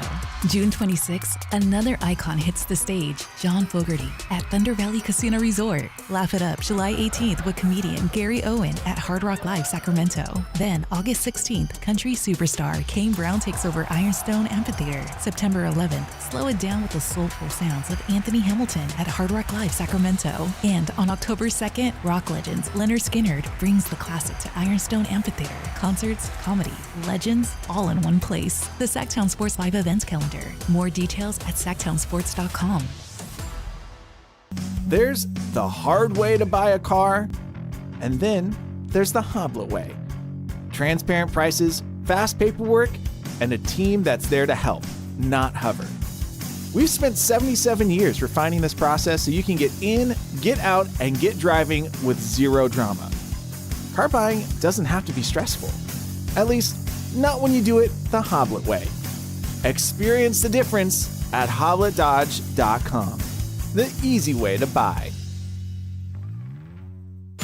This is Sactown Sports 1140. Hey, it's Carmichael Dave. What's up? It's Matt George. What's good? It's Alan Stiles. With the most trusted voices in the community. This is Jason Ross. Hey, it's Kayla Anderson. It's Whitey Gleason. Ready to help promote your business, both as partners and customers. All you have to do is ask. Pick up the phone, dial pound 250 and say, grow my business to get connected with a team member today. That's pound 250 and say, grow my business. Our team will review your product, quickly pair you with a perfect endorser, and create video and audio samples, all at no cost or obligation to you. With the most live and local on-air lineup, a dynamic content-driven website, and a state-of-the-art mobile app, Sactown Sports 1140 is tailor-made to help you connect with a sports audience in Sacramento. So why wait? Dial pound 250 today. Say, grow my business, and let us help take you to the next level. Hi, this is Adam Johnson, owner of Golf Fitness Solutions. Most golfers practice their swing, but ignore the body swing in the club. We help golfers move better, get stronger, reduce pain, build power, and play longer. Join us for a free trial week and see how golf-specific training can help you support your body and your game. Try a class, meet the team, and find a right program for your goals. Call 916-802-5175 or visit golffitnesssolutions.com. Golf Fitness Solutions. Move better, feel better, play better. Do Crohn's disease or ulcerative colitis symptoms keep coming back? Tremfya, guselkumab, may help, with rapid remission achieved at 12 weeks and lasting clinical remission at 1 year. Some even saw visible improvement of their intestinal lining at 12 weeks and 1 year. Tremfya is a prescription medicine used to treat adults with moderately to severely active Crohn's disease and adults with moderately to severely active ulcerative colitis. Serious allergic reactions and increased risk of infections and liver problems may occur. Before treatment, your doctor should check you for infections and tuberculosis. Tell your doctor if you have an infection, flu-like symptoms, or if you need a vaccine. Healing is possible with Tremfya. Approximately 3 out of 10 patients were in endoscopic remission at 1 year, based on areas visualized on colonoscopy, which may not represent the deeper bowel layer or entire GI tract. Individual results may vary. Ask your doctor about Tremfya today. Call 1-800-526-7736 to learn more or visit tremfyaradio.com. It's time to celebrate everyone's favorite mascot. Join the Sacramento River Cats for Dinger's birthday on Sunday, June 7th at Sutter Health Park. Help us celebrate with baseball, smiles, and tons of family fun. Get your tickets at rivercats.com. Injured at work, slip, trip, or a heavy object fall on you? Fareed Yaguptil, Esquire at DTLA Law Group fights to get you paid while you recover. Don't wait. Protect your rights today. Text Injury Help to 40222 or visit calldowntown.com now. That's Injury Help to 40222. Text rates may apply. Office located at 560 Santa Fe, Los Angeles. Results or outcome may vary. No attorney-client relationship is implied. Visit them at calldowntown.com. That's calldowntown.com. It's time for the 2-minute drill. Kayla Anderson has the ball, and she's taking us around the world of football. It's Kayla's 2-minute drill on Matt and Kayla. It is that time. You hear the music. It means it's time to go around the National Football League, as we've got a lot of OTAs happening right now. Still the offseason, so yeah, it's a little bit tiresome. We're not really talking about games or anything like that, but it matters. It matters when it comes to the overall season. Who's healthy, who's going to play, who's going to get in that extra work. We'll start with this because hopefully he's going to get caught up with some of that work, because he is expected to be, right now at least, the number one wide receiver for the Kansas City Chiefs headed into the season. We're talking about Rashee Rice. He had a bit of an issue with what has happened in the last month or so. So he was ordered to serve 30 days in jail. That was this last week after testing positive for marijuana. That was in violation of the terms of his probation from a roll in his crash 2 years ago where multiple people were injured on a Dallas highway. So there's been like a couple things that have led up to this point. They had started their OTAs this week. Rice is going to be having to get caught up on all of that, but Andy Reid says he's behind him. He hopes he can learn from this situation. He's also dealt with like a cleanup on his knee. So he just has a lot to focus on, Kyle, because there is a lot on his plate in terms of just being on the field and being that guy for the Kansas City Chiefs. Yeah, I think the quote you have from Andy Reid is that he's going to have a chance to learn from his mistakes. Yeah. And I feel like if you had given Andy Reid some truth serum, the full quote would have been, he's going to have a chance to learn from these mistakes because he only makes $2 million this year. And this is the last year of his contract. Yeah. And he probably won't get re-signed, and they'll move on from this whole Rashee Rice saga after it's said and done, which when he came in as a rookie, Mahomes desperately needed receiver help, and he had the catch that set up the game winner in the Super Bowl against the 49ers. So, he came in at a perfect time for Kansas City and stabilized the receiver room, but torn ACL, the arrest, the suspension for the arrest. Now he has another knee procedure and is spending 30 days in jail. I don't believe Kansas City is going to hang on to him much longer after this season. Yeah, it's a hard situation. If you're that serious about the game of football, and I know the mental health part weighs on you in all aspects of everyday life, right? Whether you're a professional athlete or not. And that to me, I hope he's getting the help he needs to, because that is a lot to deal with, and then be oh yeah, now you got to go on the football field, and it's, you did those things. You have to own up to those things and fix those things, but they're also relying on you. So we'll see how it pans out.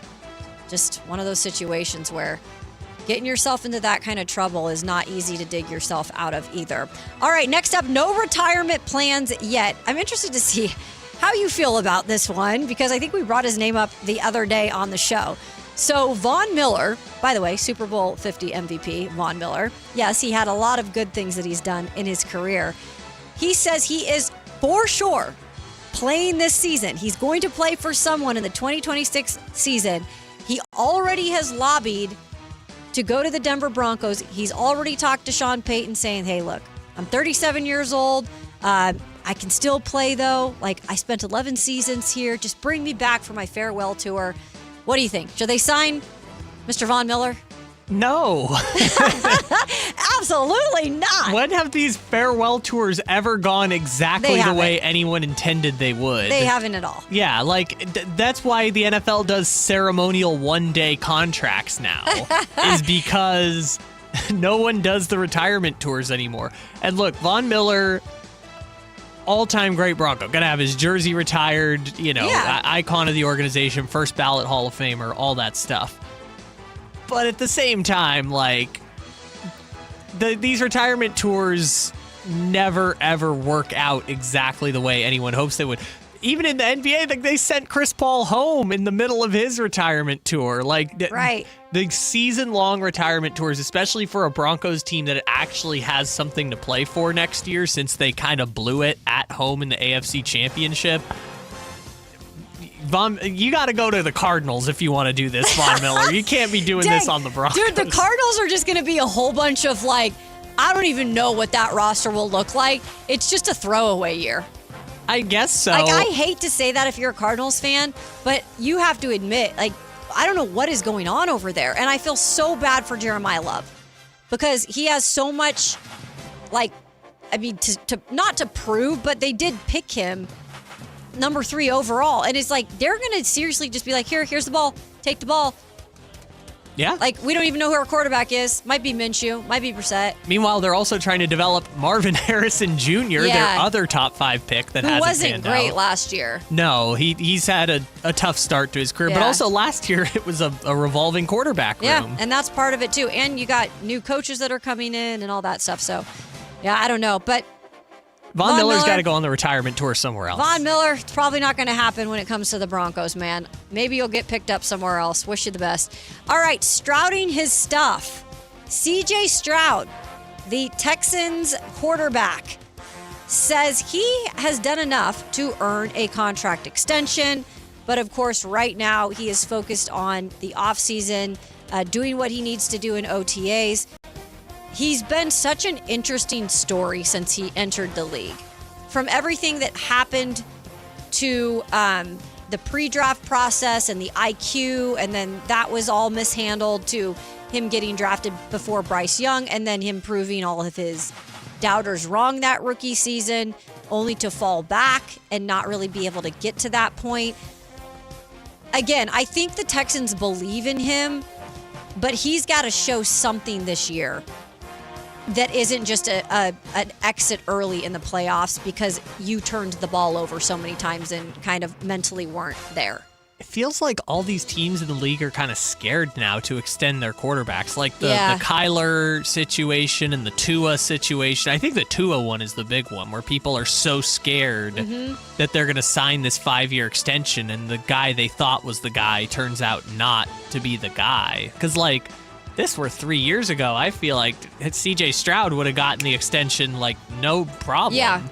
But it's different. But there's also not a lot of quarterbacks that are great, that are, around the NFL. And look, he has, to his credit, like, yes, the defense has been really good the past 2 years, but he hasn't been to the point where like, that's the most awful quarterback that we've ever seen. He's compiled a 28 regular season win record, 7 most during that span, 54.9 quarterback ranking, that's 20th.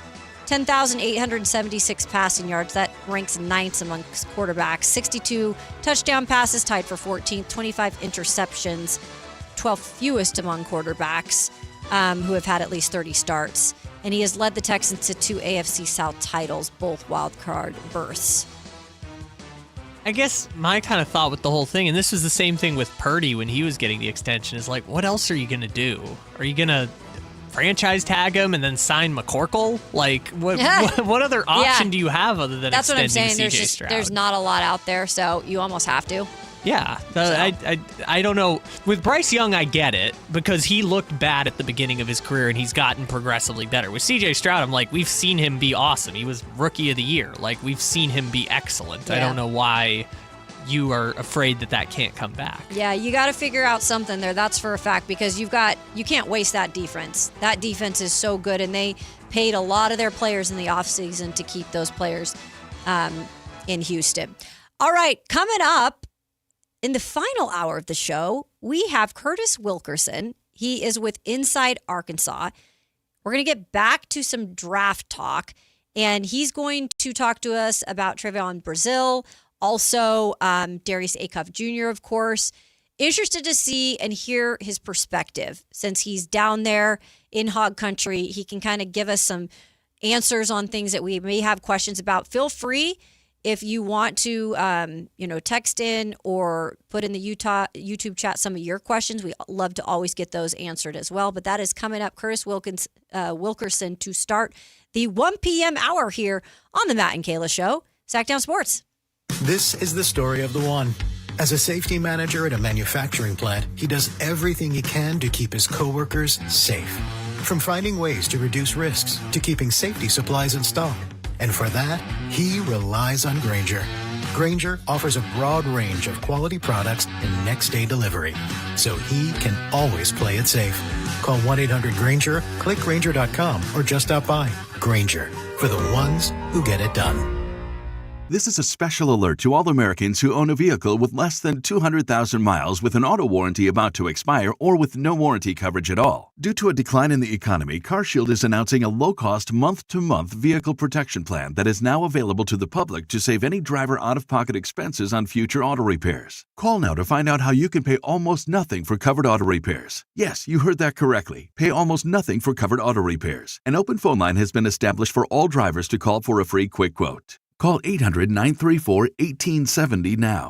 Drivers who are covered will not have to pay for covered repairs again. This protection plan is at an all-time low. Additionally, drivers who activate this vehicle protection today will also receive free roadside assistance, free towing, and car rental options at no additional cost. Call us for your free quick quote today. 800-934-1870. That's 800-934-1870. What do you have to lose? Call 800-934-1870. Again, 800-934-1870. If you have unfiled taxes or are in debt to the IRS, this is important news. Did you know the IRS has programs specifically designed to help people struggling with tax debt? Powerful tax assistance programs that can save you thousands if you qualify. No one knows these programs better than the experts at Optima Tax Relief, America's most trusted tax resolution firm, A-rated by the Better Business Bureau. Their award-winning award-winning tax attorneys and licensed professionals have resolved over $3 billion of tax debt for their clients. One call to Optima can start the process, helping to put an end to your worries about wage garnishment, asset seizure, and other aggressive IRS actions. Find the best options to solve your tax problems. Call the experts at Optima Tax Relief today for a free consultation. Call 800-375-2922. 800-375-2922. 800-375-2922. Optima Tax Relief. Some restrictions apply. For complete details, please visit OptimaTaxRelief.com. If you have unfiled taxes or are in debt to the IRS, this is important news. Did you know the IRS has programs specifically designed to help people struggling with tax debt? Powerful tax assistance programs that can save you thousands if you qualify. No one knows these programs better than the experts at Optima Tax Relief, America's most trusted tax resolution firm, A-rated by the Better Business Bureau. Their award-winning tax attorneys and licensed professionals have resolved over $3 billion of tax debt for their clients. One call to Optima can start the process, helping to put an end to your worries about wage garnishment, asset seizure, and other aggressive IRS actions. Find the best options to solve your tax problems. Call the experts at Optima Tax Relief today for a free consultation. Call 800-343-6460. 800-343-6460. 800-343-6460. Optima Tax Relief. Some restrictions apply. For complete details, please visit OptimaTaxRelief.com. No way. Gas prices shot up again. I know, but I got us covered. So generous. What's your deal? What's my deal? I went to Metro and saved. Got 4 lines for just $25 each and 4 free new Samsung Galaxy A17 5G phones, and all on the T-Mobile network. Ah, how about we go to Metro today? Get that more for your money feeling. Visit your Metro by T-Mobile store. Just bring your numbers. Not available if you've been with Metro or T-Mobile in the past 180 days. MoonPay X Games Sacramento 2026 is taking on Cal Expo this summer. Catch live music performances and more than 100 top skate, BMX, and Moto X athletes compete. June 26th through June 28th. Get your tickets now at xgames.com. KHD1 Sacramento, KYMX HD3 Sacramento. From the Power Business Technology Toshiba Studios. This is Sactown Sports 1140.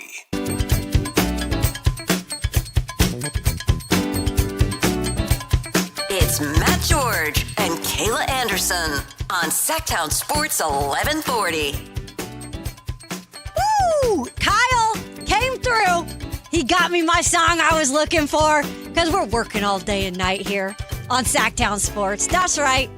This one got me going this morning. Well, we're only working for one more hour. One more hour, and we get to start off this hour with our guest. It is Curtis Wilkerson of Inside Arkansas. We are thrilled to be joined by you because we have been talking a lot about Darius Acuff Jr. Welcome to the show, Curtis. How are you doing on this fine Friday?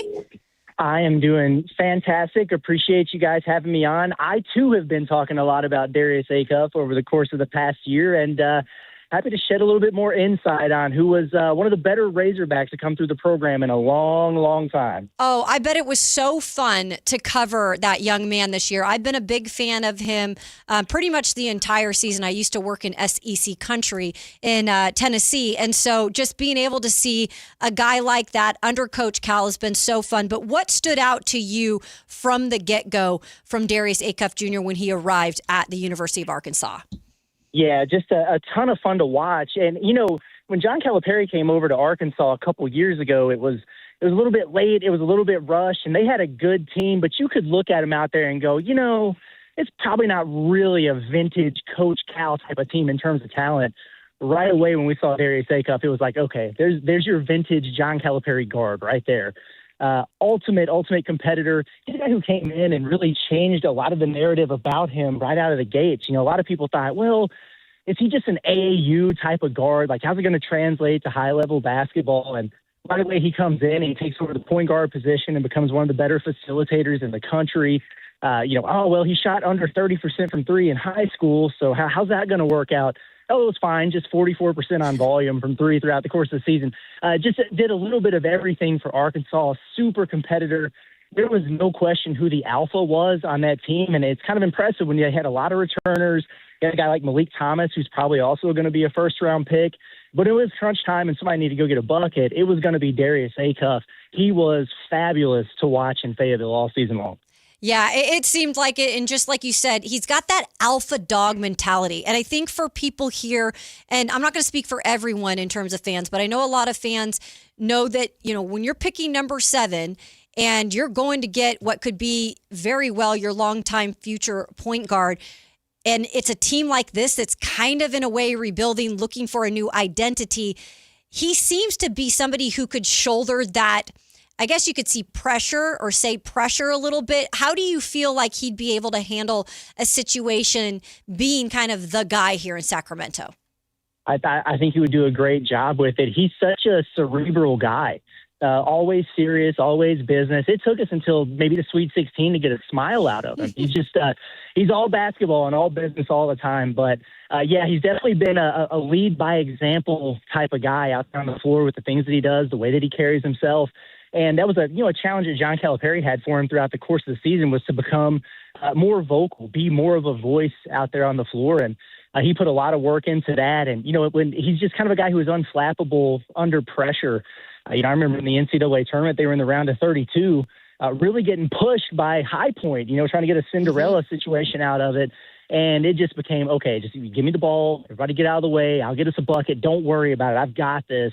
And he was really, really special from that standpoint. And he's also a guy that's he says that he doesn't listen to things, but he's very motivated by what other people have to say about him. For example, a lot of people talk about his defense and everything like that. Well, we're worried about him. Is he going to be able to defend in the league? He didn't defend in college. And what I think a lot of people don't understand is that was almost by design. The one thing about this Arkansas team is they were super thin, and they had a couple injuries. And by the time they got to the NCAA tournament, it's a little unorthodox, but Coach Cal was literally telling those guys, hey, if somebody gets a step on you, you feel like you beat it, you feel like you made a mistake out there, let your guys score, because we're going to go down there and get a bucket on the other end. But what we can't have is foul trouble. So some people kind of thought, maybe he's a little bit lazy. Maybe he's just an offense-only kind of guy that needs to score to get himself going. It really wasn't that. And he's got plenty of defensive capabilities in him for sure. Okay, I love that you said that, because first of all, we all know that that's kind of the one thing fans here at least they're questioning about Acuff, and maybe even why they're looking at somebody like Kingston Flemings or a Keaton Wagler. I've stood by my decision that I'd want Acuff despite the defensive mishaps, and I'm glad you kind of organized some of that out. I also believe with you saying like he kind of is motivated by that kind of stuff.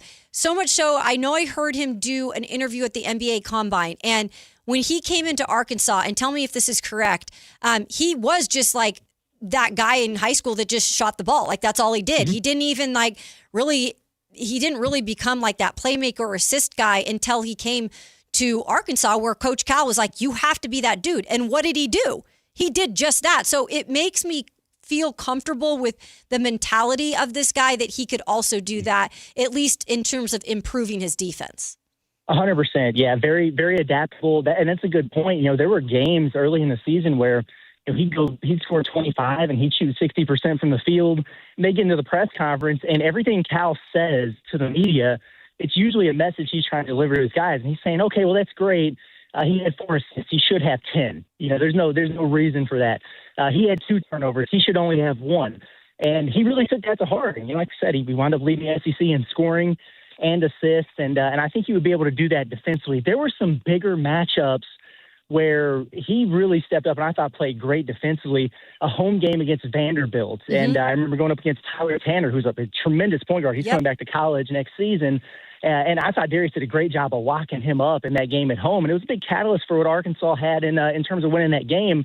I'm happy to see some of the measurements there. A lot of people, he couldn't escape the Short King allegations for a while there. And you would think he was 5'9", the way some people were talking about him. But, measured in at 6'2" without shoes, that's good.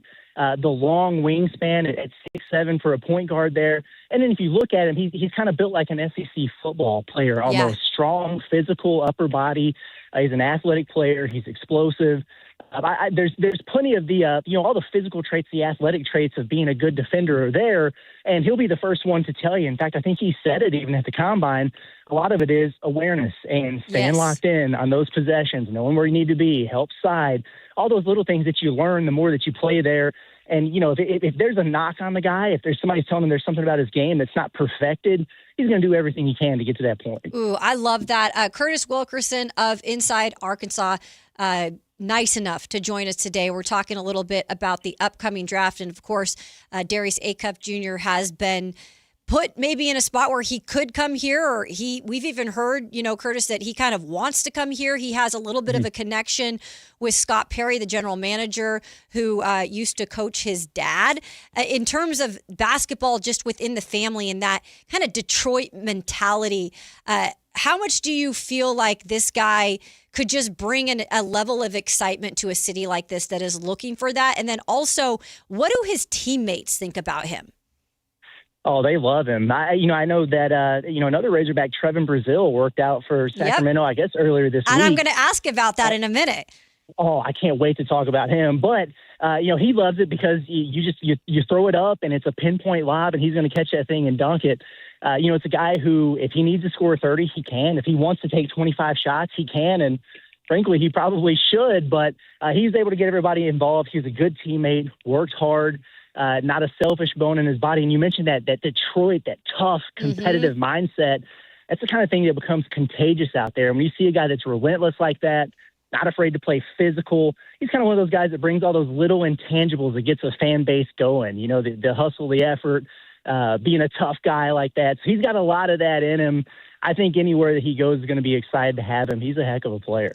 I would ask if there's anything, when you get to the next level, clearly it's tough as a rookie to adjust right away. When you look at Acuff and his game, or maybe it's something that's, more like the personality or like you said, becoming more vocal, what's the one thing that you feel like will be a little bit of adjustment for him? That's interesting. I would say two things. One, probably, being a little bit more vocal. He was a guy, if he never had to set foot in front of a camera and a microphone and talk to media or whoever, he would probably avoid that if he could. That's going to be a big thing for him. He's going to have to get used to it the next level, get a little bit more comfortable with for sure. And then, I would say from a basketball perspective, obviously, defensively and things like that, making adjustments, he already knows that. The one thing offensively, just be a little bit more efficient and explosive around the rim. Okay. He's such a good three-point shooter. He's got a great mid-range game. And, there was just a couple of times throughout the course of the season. It's also worth noting he had, a really, really bad turf toe and wound up having to miss a game towards the end of the season. That's going to impact your explosion. But I think about the game at Florida, and they have that front court that goes, 6'10", 6'11", or whatever, with a lot of length in there.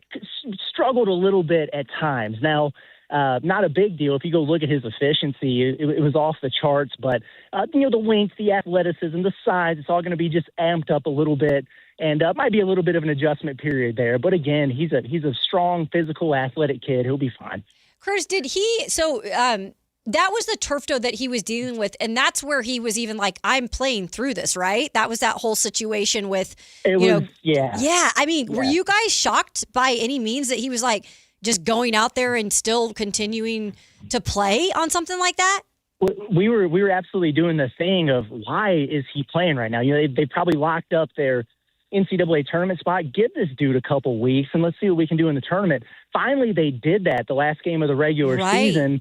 But it was crazy. They had that game at Alabama where it went to double overtime. He played 50 minutes, scored 49 points, and it was incredible. And then, they had a fairly quick turnaround. I think it was a Wednesday night game. They played early on a Saturday, and you could just tell from warm-ups. He was not moving well. The explosiveness wasn't there. The first step wasn't there. And, he had an off game where he goes for 21 and 7 assists or something, but you could just tell it wasn't quite right.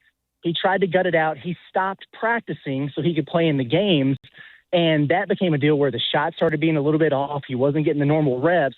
So finally he agreed to shut it down a little bit. Actually, before the Florida game, he went into Coach Cal's office and said, dude, not only am I playing, I'm coming back to practice because I'm out of a rhythm right now.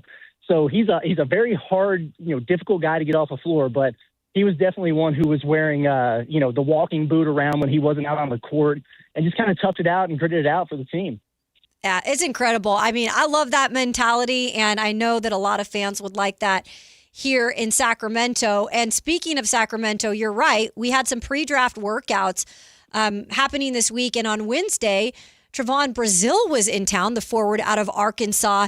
First of all, I'd like you to enlighten the audience because he's had a really interesting journey to kind of be where he's at now in terms of, possibly even sneaking to the end of the first round. But I believe he was not on Cal's when Cal came in, this was Musselman's team, right? And Cal kept him.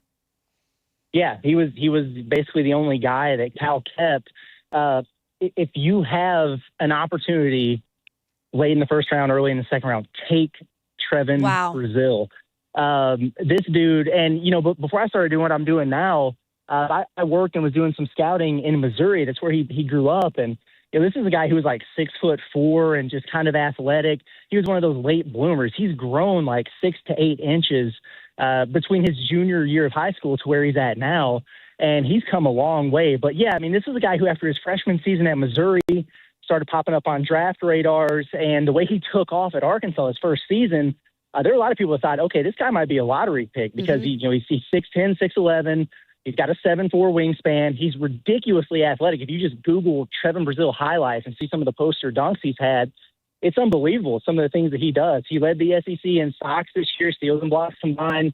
He can step out and knock down the threes, 35, 37% three-point shooter, brings a lot to the table. He had an ACL tear, and so that kind of derailed things.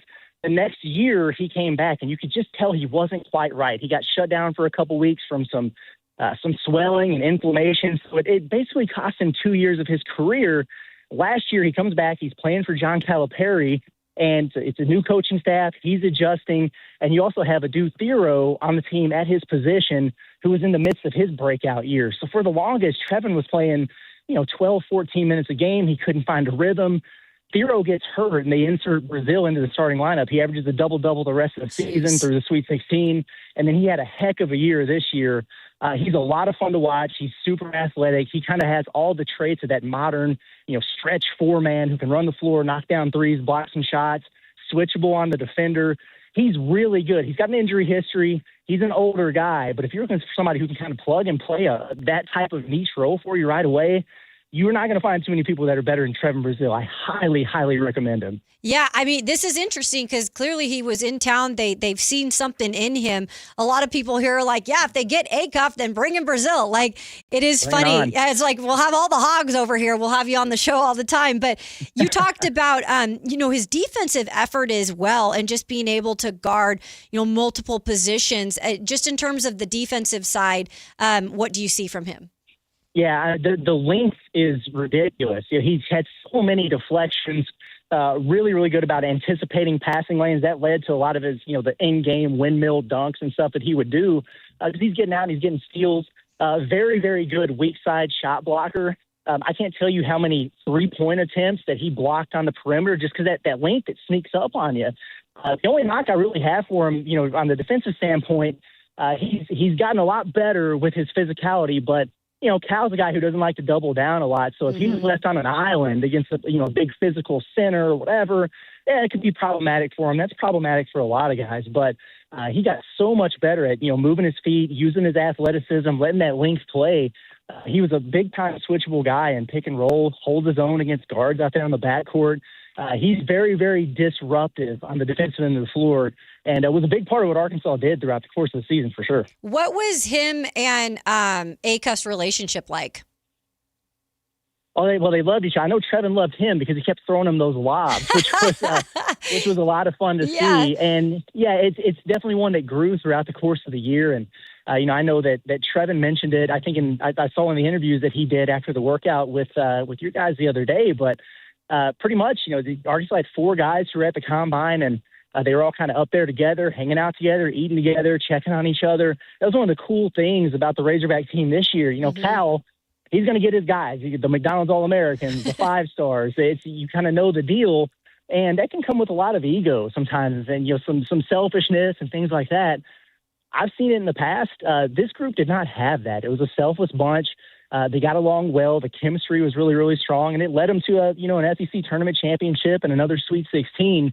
But it was a really, really good relationship. And Trevin is a little bit similar to Darius from a standpoint of, he's a little bit quiet. He's a little bit reserved. He's not crazy about the microphone stuff, but he's come a long way from that standpoint. But he's one of those guys, once you get to know him and you earn his trust, he'll be your best friend and your most loyal defender. No, absolutely. And with Trevin, too, what I loved in researching him, and we have some people that are fans of him here already. We've got one listener, TC, who has been bringing up his name for, honestly, over the last 2 months or so. But I also love the fact, this is a guy that knows how to take care of the basketball. He does not turn it over, really. Yeah, no, he truly doesn't. And for a guy at his position and his size, he tends to have the basketball in his hands quite a bit. And that's an area he's improved on a lot. For the first couple years of his career, it was throw it up and let me go dunk it, or let's pick and pop and let me shoot a feet set three. But he got a lot more comfortable at attacking closeouts, putting it on the floor.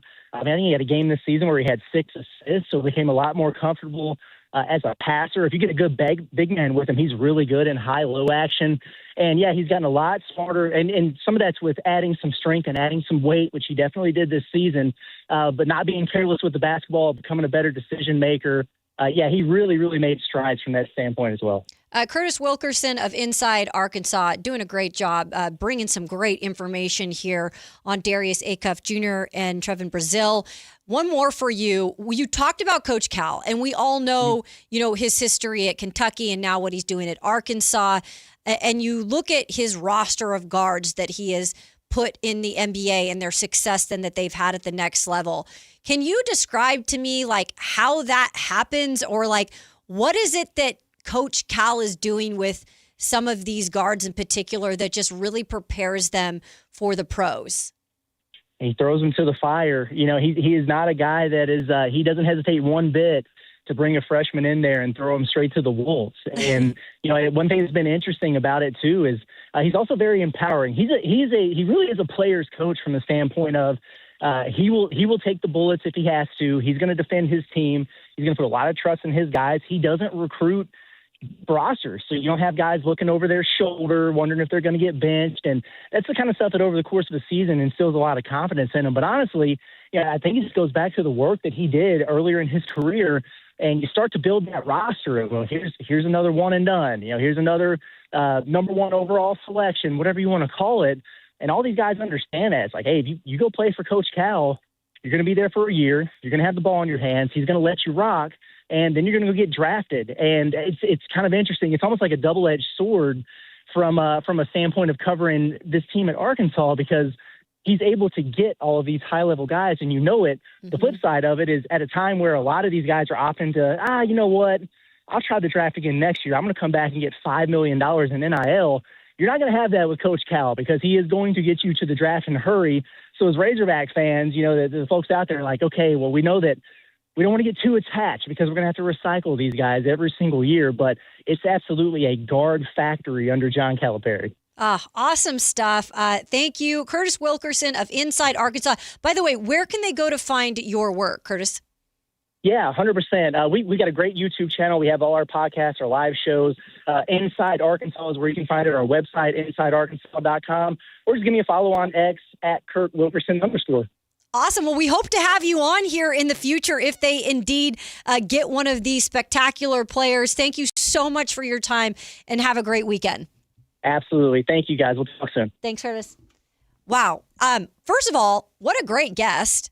I mean, everything that he brought to the table in terms of both of those prospects was really enlightening. Some of the things I hadn't even learned before about a couple of those guys, but especially Brazile. And look, even some of the negative things that he could give some insight into in terms of Darius Acuff and the defense. See, the fact that he didn't even know we were going to talk about Trevon Brazile, and he was like, I got to talk about this guy. Yeah. This guy is special. We'll get to him. But he was, does speak volumes when you have the local reporters who, they would like to hype up their guys, but they don't have an incentive to come in here and be like, these are the best players ever. Right. For him to just off the cuff be like, I see what I did there. There you go. Kyle, you deserve it. The board. No, I liked it. I did too. The oh board. my God, the board is really picky. Yeah, but just go from off the cuff to talk about him like that. It's pretty cool. So I will give him that. Yeah. That it speaks volumes for a guy that, again, is probably going to be either the 35th or the 45th pick if the Kings are going to take him. But someone they were very much excited to talk about. Yeah, I think that the interesting thing about Acuff and the defense that he spoke to, and we had actually talked about it a little bit, was like just how much defense did they play at Arkansas? And he did go into kind of the expectations for him on defense, which weren't a lot there. Like sometimes that was not how they were set up. And said, look, despite him being 6'2", he's got kind of the mass to him up top, and then the wingspan that he described along with it. He has the intangibles to possibly become a way better defender than what we saw at Arkansas. And again, some of these things you work on, you keep getting better at different aspects, like he did, the assists and the playmaker when he got to Arkansas from high school. So I feel even better about Acuff, honestly, now. I know it's not a shoo-in to get him, but I'm still like, he's at the top of my list, hands down. And I understand why we get bogged down in the defense of it all, but let me tell you, if he's a 25-point-per-game scorer, I know Sacramento could really use one of those. They've only had like 3 in the last 2 decades. Yeah, no, absolutely. Great interview. Again, thanks to Curtis Wilkerson of Inside Arkansas. Go check out his stuff. He seems to be very plugged in down there in Hog Country. Well, coming up in this final hour of the Matt and Kayla Show, it is the MLB miniseries update. Where is Matt at? I'm actually curious. I can't remember who I have going today. I think it's the Brewers. So we'll see if I'm still in the mix, if Kyle's still in the mix, or if Matt's just going to take home the trophy. And I'm interested in this. We have Kyle's curveball, but I'm just playing today with Kyle, so I don't know what I'm about to get into. That's all coming up next on the Matt and Kayla Show here on Sactown Sports. The X Games are coming to Sacramento. Join Kayla Anderson at Sactown Sports 1140 at Cal Expo Center from June 26th through the 28th to watch the top action sports athletes in the world go head-to-head with 3 days of high-octane competition, BMX, skateboarding, and Moto X, plus live music from global electronic music icon Cascade, Grammy-winning producer Artist Mustard, and DJ Subtronics. Get your tickets today at xgames.com. Your local sports leader, Sactown Sports 1140.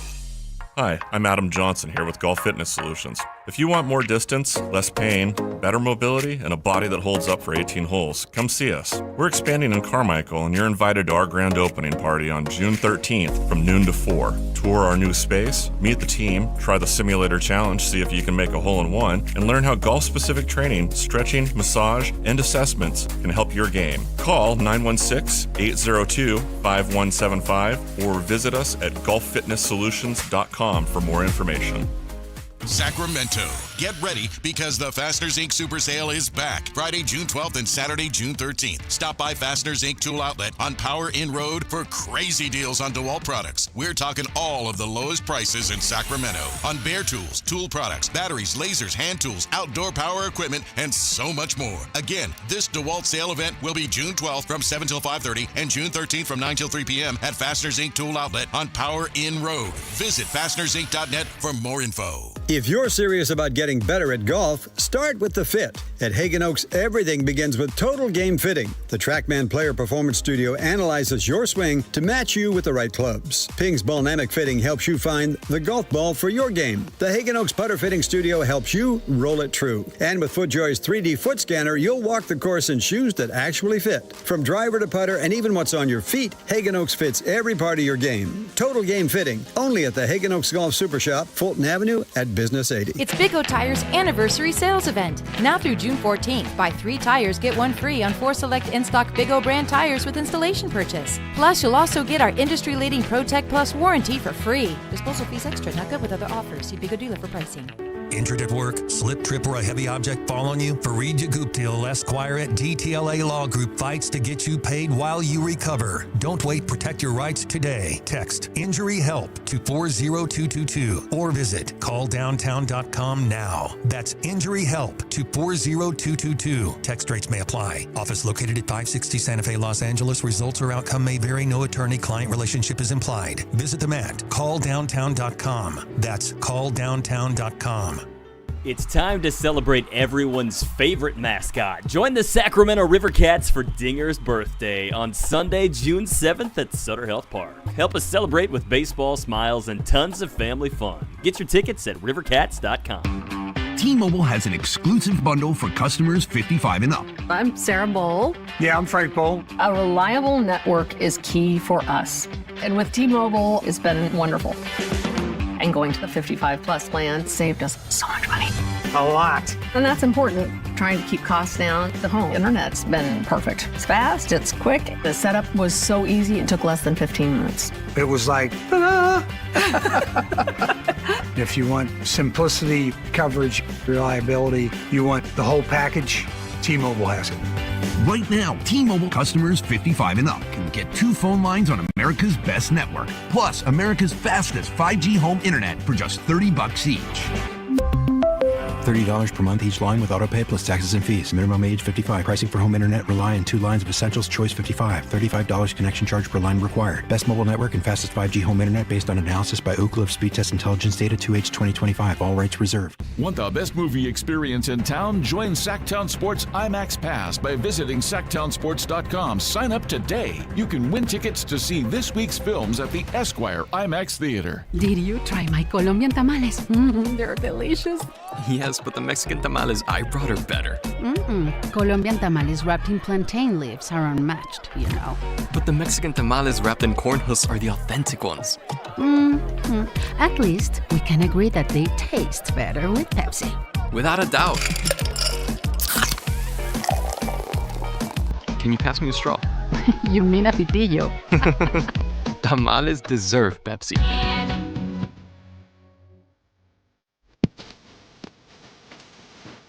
Matt and Kayla on Sactown Sports 1140. Well, I already had a headache today. This doesn't help. I thought you liked this song. No, I do not like it. It's okay. I'll tolerate it because you played the song I wanted you to play. You wanted to get the little pep in your step? Yeah, I needed my pep in my step. I think it's her voice that gets me just irked. It's like very whiny. I think that's probably what's doing it for a lot of people. Like, I like the lyrics behind it. I mean, of course I'm going to champion Your anything chicken that's in the talking front about seat? Friday. It was my chicken in the front seat. I'm sorry. If you listen to that, it says chicken in the front seat. It's kicking, I think. I know. Let me just make up my own lyrics. By the way, we have to do that game again because we started the whole lyrics game with Matt. And we only did one game of like the lyrics, like what do you think the lyrics are? And I can't even remember that. The real or fake lyric game? Yeah. And that was actually really fun. It was fun. I think Matt said after the show that was the best segment we had, or the best show we had, something like that. Yeah. So we'll have to bring it back. We should bring it back, but that also requires Matt to like stay up until 1 a.m. coming up with song lyrics. I worked so hard on this. I was like, really? And then I thought about it. I was like, I guess to make it a good game, you had to do that. So he put in a lot of effort. He did. I will give him that. He absolutely did. As much effort as I put into the curveballs every Friday, that's not as much as Matt put into the writing up his own lyrics. Yes, I do quiz stuff, and that might take like 30 minutes or 40 minutes to put together. Matt put like 3 hours into it. Exactly. We want to thank all of you guys for tuning in on this Friday. Everybody in the YouTube chat, everybody that's tuned in on the listening side of things. It's been a fun Friday. We've got just a little bit to go here on the Matt and Kayla Show, but it's been great working with Kyle for a couple days this week as Matt has enjoyed some time with his kiddo and some time out on the golf course. So and some time not with his kiddo. Exactly. We'll all be back together on Monday, but let's get into the MLB mini-series because I am wondering what is going to happen at this time on Monday. Is Matt honestly going to bring this dang trophy out for the 6th time? Because I do not want to see it happen. But where are we at? Okay, so it's out of our control, Kayla. Because as we mentioned yesterday before we left the show, you had the Tigers. The Angels smoked them yesterday. I know. Really strange result. What an idiot. Oh, what a loser. And then Matt had the White Sox, his White Sox, over the Twins, and they got the win. So now he's 2-1. You're 1-2. I'm also 1-2 because I had the Pirates over the Cubs, and Paul Skeens let me down. What an idiot. Oh, what a loser. So I'm also 1-2, but the good news is I'm pretty much dead at this point. But unless something crazy happens, I've got the Rockies against the Giants tonight because I thought it was funny that the Rockies are playing the Giants and have a better record at the time than the Giants. And they lost the game yesterday. Yes. The Giants did. Giants, I think they got swept last week or earlier in the week, but by the I think it was the Diamondbacks. Yeah. For the second straight time facing the Diamondbacks, they got swept. Yeah, so I thought it was funny. The two worst teams in baseball are playing each other, so I picked the Rays. Anyways, I'm pretty much dead. There's a chance I could get it, but I'm pretty far back in the run differential. But thanks to your Dodgers 15-6 Dodgers win, you're winning the run differential over Matt. Okay. But we need Matt to lose. He's got the Cubs against the Cardinals tonight. Cubs against the Cardinals, all right. You got Brewers and Astros. Yeah. You need Matt to lose, you to win, and I think there's like a 3 or 4 run differential. But you've got a cushion, is basically what I'm saying in the run differential. So I have you're telling me there's a chance. There's a chance, but it's out of our control. It's in the hands of whoever's pitching for the Cardinals tonight. Okay. Well, we'll see what happens on Monday. If I have to see that trophy presented to him again, I have my backup plan. No, I mean, I'll be keeping score of what's happening. We're going to secretly just be texting each other over the weekend and be like, hey, Matt won. You got to bust out the big guns. And then I'm going to do I found some gloves from my time in all the cold places I've been. I've got like a bucket full of hats and like hand warmers and gloves because I've spent some time in some cold weather places in my career. And because I just moved into my own place and have it all sorted out and I'm actually organized, I found these and I'm like, I haven't even used these gloves. I'll bring those in as like the Stanley Cup gloves that you hold the Stanley Cup with. It'll be really fun. I'm all for this. I'm all for this. It's going to be so funny. Because here's the thing. We do the segment at like 1:30. So it's just going to be a case all show. And he's not going to know what it is. Nope. I'm going to try to hide it so he doesn't ask questions. Honestly, I hate to say this. I hope you lose the miniseries now. Because I think this is funnier. Like I kind of do too. Like, I hope you win, but I also, because I don't want Matt to win like 4 weeks in a row, but also would be pretty funny to have you secretly bring in your bigger trophy to top his small, tiny trophy that he has in the corner. That's right. We'll work on it, but it is something that we'll look forward to doing on Monday when we're all backed together. Interesting in terms of, we had Jake Gayden on early in the show in the 11 o'clock hour. And again, this is something now that it's been announced that they're officially going for an MLB expansion bid when they do, in fact, decide to expand Major League Baseball, because Rob Manfred is obviously putting it out there that they'd like to expand one team in the East and then one team on more of the West Coast. And so in the mix right now, Sacramento is kind of a late bloomer in this, but has some really good momentum. Portland's been there for a while, but as Jake Gayden mentioned on our show, he doesn't know if that's exactly the right fit for that market, if they would support Major League Baseball. And I'm not trying to poo-poo on Oregon or Portland in specifically, but I don't know if it's even, I've never really thought it's the right fit. They had a AAA team there for some years, and that was just never supported. We know what Sacramento has done in terms of supporting the River Cats for a long, long time. I do believe that means something. And again, baseball is something here that has always been churning out athletes. It's a good place in terms of baseball. It's part of the culture here.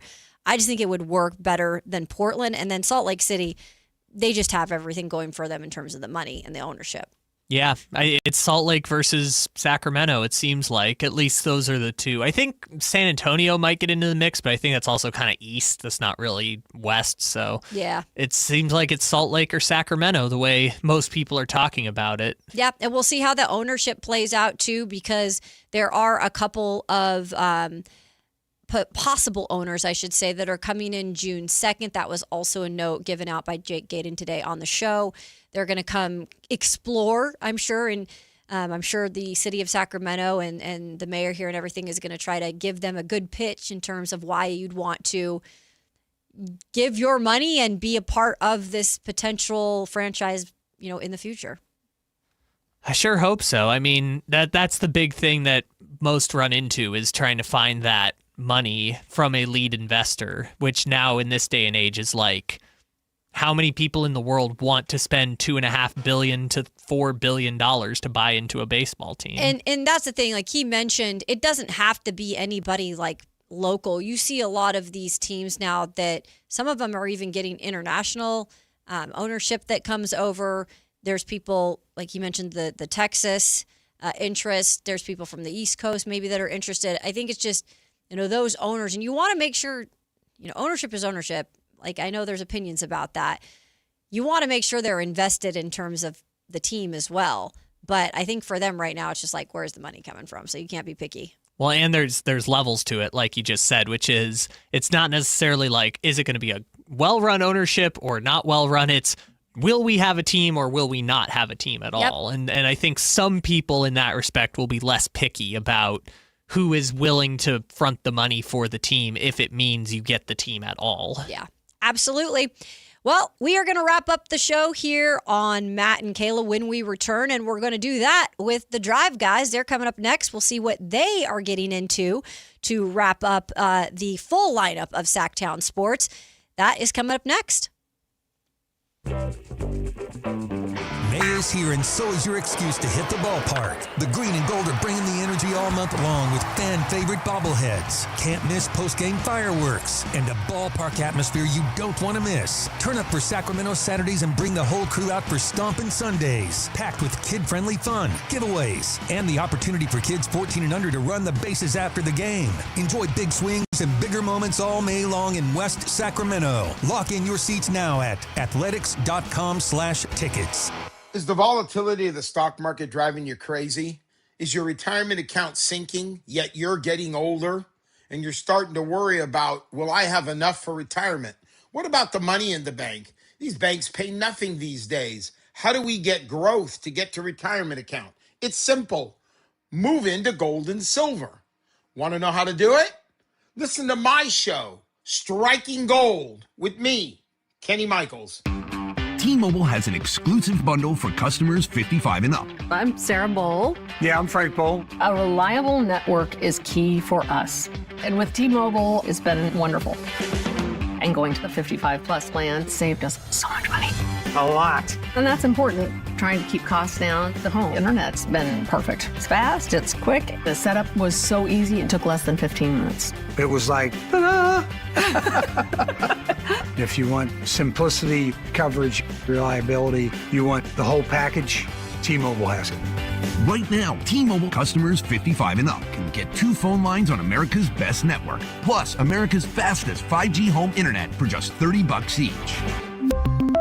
$30 per month each line with autopay plus taxes and fees. Minimum age 55. Pricing for home internet rely on 2 lines of Essentials Choice 55. $35 connection charge per line required. Best mobile network and fastest 5G home internet based on analysis by Ookla of Speed Test Intelligence data 2H 2025. All rights reserved. Patrick was way behind on his IRS taxes. I was in way over my head. The total amount ended up being somewhere just over $30,000. $30,000.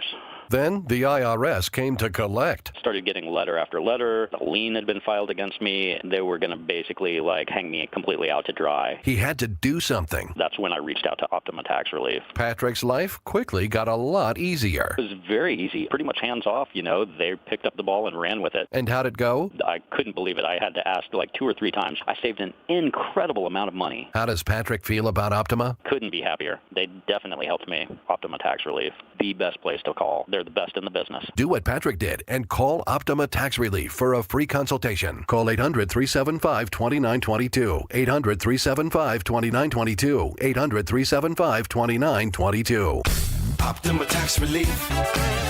Testimonial from an actual client. Some restrictions apply. For complete details, please visit OptimaTaxRelief.com. Remember the days of real country music? Now you can get your favorite classic country every day on 105.1 HD3 The Ranch. Listen to The Ranch on the free KNCI app or anytime at 105.1 HD3. You ever notice how the other guys scream about massive discounts on their Dodge, Chrysler, or Jeep Ram vehicles? Then you get to the fine print and boom, another $5,200 in mandatory ads. At Hoblet, we don't insult your intelligence. The price you see is the price you pay. No mystery add-ons, no bait and switch, no gotcha when you sit down to buy. Hoblet, family owned for 77 years. Transparency, straightforward pricing. Buy it right, buy it at Hoblet. Get in the zone, AutoZone. Welcome to Markdowns for Miles at AutoZone. Thanks. Is oil marked down? Save up to $15 when you buy 5 quarts and a filter. And fuel treatment? 2 for $9 on Lucas. Brake pads? Marked down to free. Free? Get free Duralast brake pads when you buy 2 Duralast rotors. That's several markdowns. For many more miles. Get in the zone, AutoZone. Restrictions apply. Wesley Financial Group is not a law firm. I'm Chuck McDowell, founder of Wesley Financial Group. Did you buy a timeshare because they told you it was a great investment? That's a lie. Most timeshares can be bought online for $1. To find out what your timeshare is worth and to cancel it, call us today and we'll send you our timeshare exit kit free with all your options for cancellation. Call Wesley for your free exit info guide. 800-949-1441. That's 800-949-1441.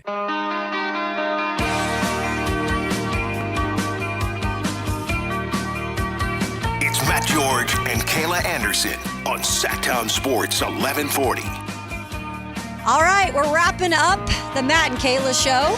We'll all be back together on Monday. Just the Kayla Show today, huh? Yeah. Just the Kayla Show today. Hey, look, I got through it with the help of all the listeners. I've had a splitting headache all day for some reason. That's not good. I don't think these lights in here help necessarily, but Maybe we can get some strobe lights. Oh my That'll goodness, help.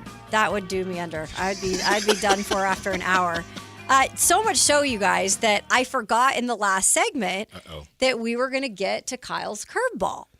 And that game. Yeah, and so, Whitey Moore agreed to it than Alan did, but they agreed to do a shorter version of Kyle's curveball. It's your show, so what we're doing is up to you. I know Alan has made it clear he's not a big fan of games. Right. But he's a team player. He is a team player, as he's grinding film too, which we can look forward to him breaking down on the drive, guys, here later on today. Yes. He tried to use that as an excuse. Exactly. He's like, I have to grind film. Well, then you can sit there and not say anything. No, I'll play. Okay. Kyle makes you look dumb. That's well, we'll see. It's not one of those games today. He said it's better. Kyle shows he knows more than you game. It's not one of those games. I'll make one of those next flex week. game. I love a good Kyle flex game. Oh my goodness. No, this one's easier. This is we're bringing back a classic because I thought it was going to be just Kayla, so we went with a classic here. Oh, go ahead. We're playing Guess Who. Guess Who? Okay. Yeah. Explain the rules to these two. So I am going to put images of people on the screen, and you're going to ask me yes or no questions to help determine, as a group, who it is that we are talking about. It's like the game, Guess Who. All right. What screen? On the YouTube that you're cheating by looking at right now. We're not supposed to look at it. So you didn't actually make that clear. You said you're going to put the pictures up on the screen. I'm going to put up pictures on of a screen. of So people. I took mine off. There's no YouTube app. Yeah, just close out of the YouTube. It's off. I know you're grinding film, Alan. Okay. I'm trying to get this Tyler Nickel film. I'll start us off by saying, is this a male? Yes. Now, why do you ask a yes or no question? Is this person an athlete? Yes. Does this person play basketball? Yes. Does this person have a bald head? No. It would have been a crazy poll if it was. I know. Is this person a forward? No. Is this person in the NBA? Yes. Is this person a point guard? No.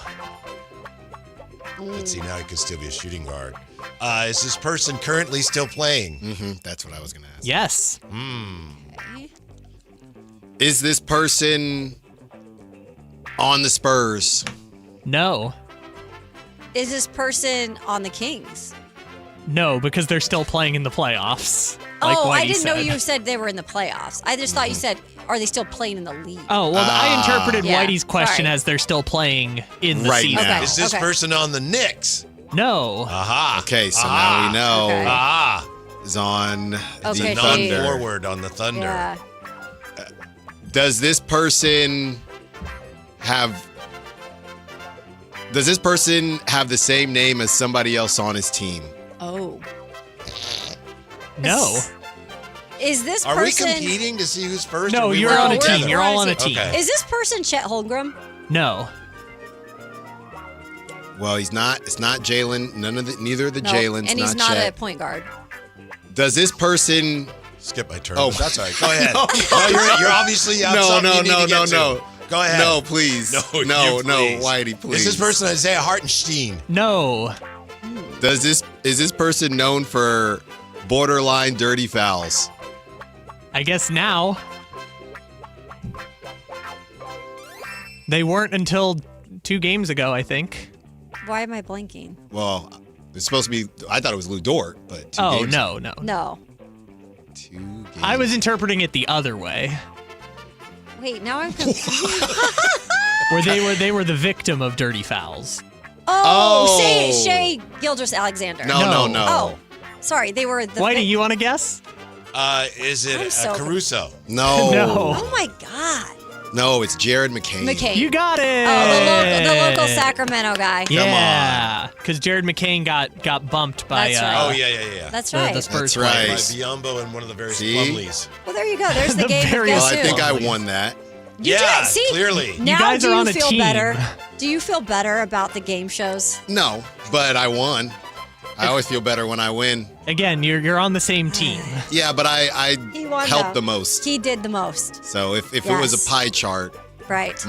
the win is all Yes. of ours, but I get a If higher it's a percentage. team project, That's right. he's I don't the even one that's disagree running with- it. I don't even disagree with you. I think you won. I know. I know I'm that's not, not the popular I'm not opinion. Like, disagreeing yeah, Alan either. won. You know, All right, if I you have weigh it another against- person up Oh, on the screen. Oh, So who's ready to start? I'm so ready. Kayla's got to start. It's her show. okay, Yeah, is go it ahead, a female? No. Come on, That narrows Kyle. it down. Mm-hmm. Is this person a baseball player? No. Is this person a basketball? Wait, what just happened? Alan's just being stupid. Is this person a basketball player? No. Oh, huh. Is this person an actor? No. Not by profession. Is this person an entertainer? Yes. Okay. Is this person a musician? No. Is this person a influencer? Depends on who you ask. Did you say actor already? Yeah. So not an actor? Yeah, not an Not a influ- singer? They're an entertainer. Oh, maybe it's a comedian? Could be, but I don't think it is. Depends who you ask. Oh, jeez. What? The heck? Is it Kevin Hart? No. Again, I'll This skip person my does turn. not. But that's okay. That's fine. Well, it's That's- just it makes You more ain't cheating, you ain't sense. trying. You got to go for that sweep. Counterclockwise. Is this what? Is this person a comedian? It depends who you ask. Yeah, that's not their main profession. No. Oh, okay. Is I think it's actually your turn. Some people think he's funny.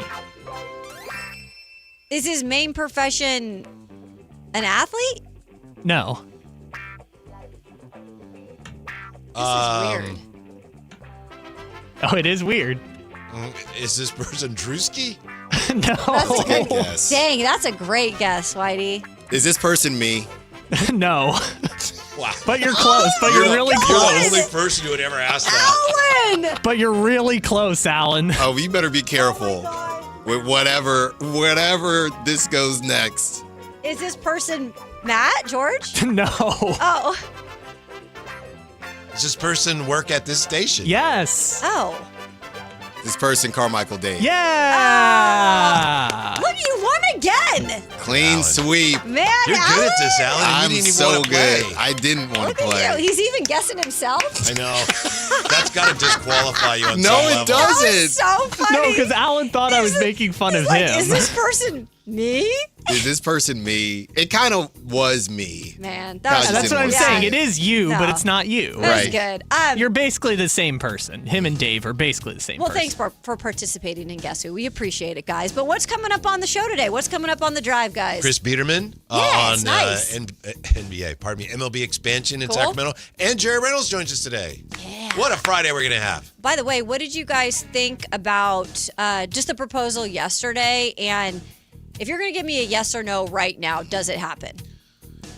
You know, once we left the Sacramento bubble a little bit, and I got onto that interesting place that is social media, it made me think it really depends on how much I think Major League Baseball cares about public perception. Because Sure. once you left the bubble, public perception, it was exactly what we talked about. Why would California get another team? They don't care about Northern, Southern. That's how they're looking at it. But maybe Major League Baseball doesn't care about that. He didn't answer your question, did he? Yes or no? I'm going to say no. I'm going to say no to protect myself Okay. and the Sacramentans that I love so dearly. And I got to hang out with them yesterday, take selfies. It was just amazing. What an amazing day. Mm-hmm. You guys did an outstanding job. Well, you were in a room. we were back in a hole. Yeah, you were They back didn't in a even room. know we were there. Well, when I was driving in, I thought, that sounds really clear. Where are they? really? You know, I mean, they got a new roadcaster. What's going on here? And then I said, oh, they're in a secluded. I had to tell Chris a passcode just to get in. Yeah. I know. I was like, hey, I mean, I don't know if anyone knows we're here, but I mean, I appreciate being here. I had to show my ID just to say what's up to you guys. Exactly. You know, it was hardcore. Yeah, we had bodyguards and everything, so. Well, you got them for the next 4 hours. It is Whitey Gleason. It is Alan Stiles. It's The Drive, guys. As for us, we'll see you on Monday. Matt George will be here. We'll see what happens with his golf game. We'll have all the updates. Until then, appreciate y'all. Peace.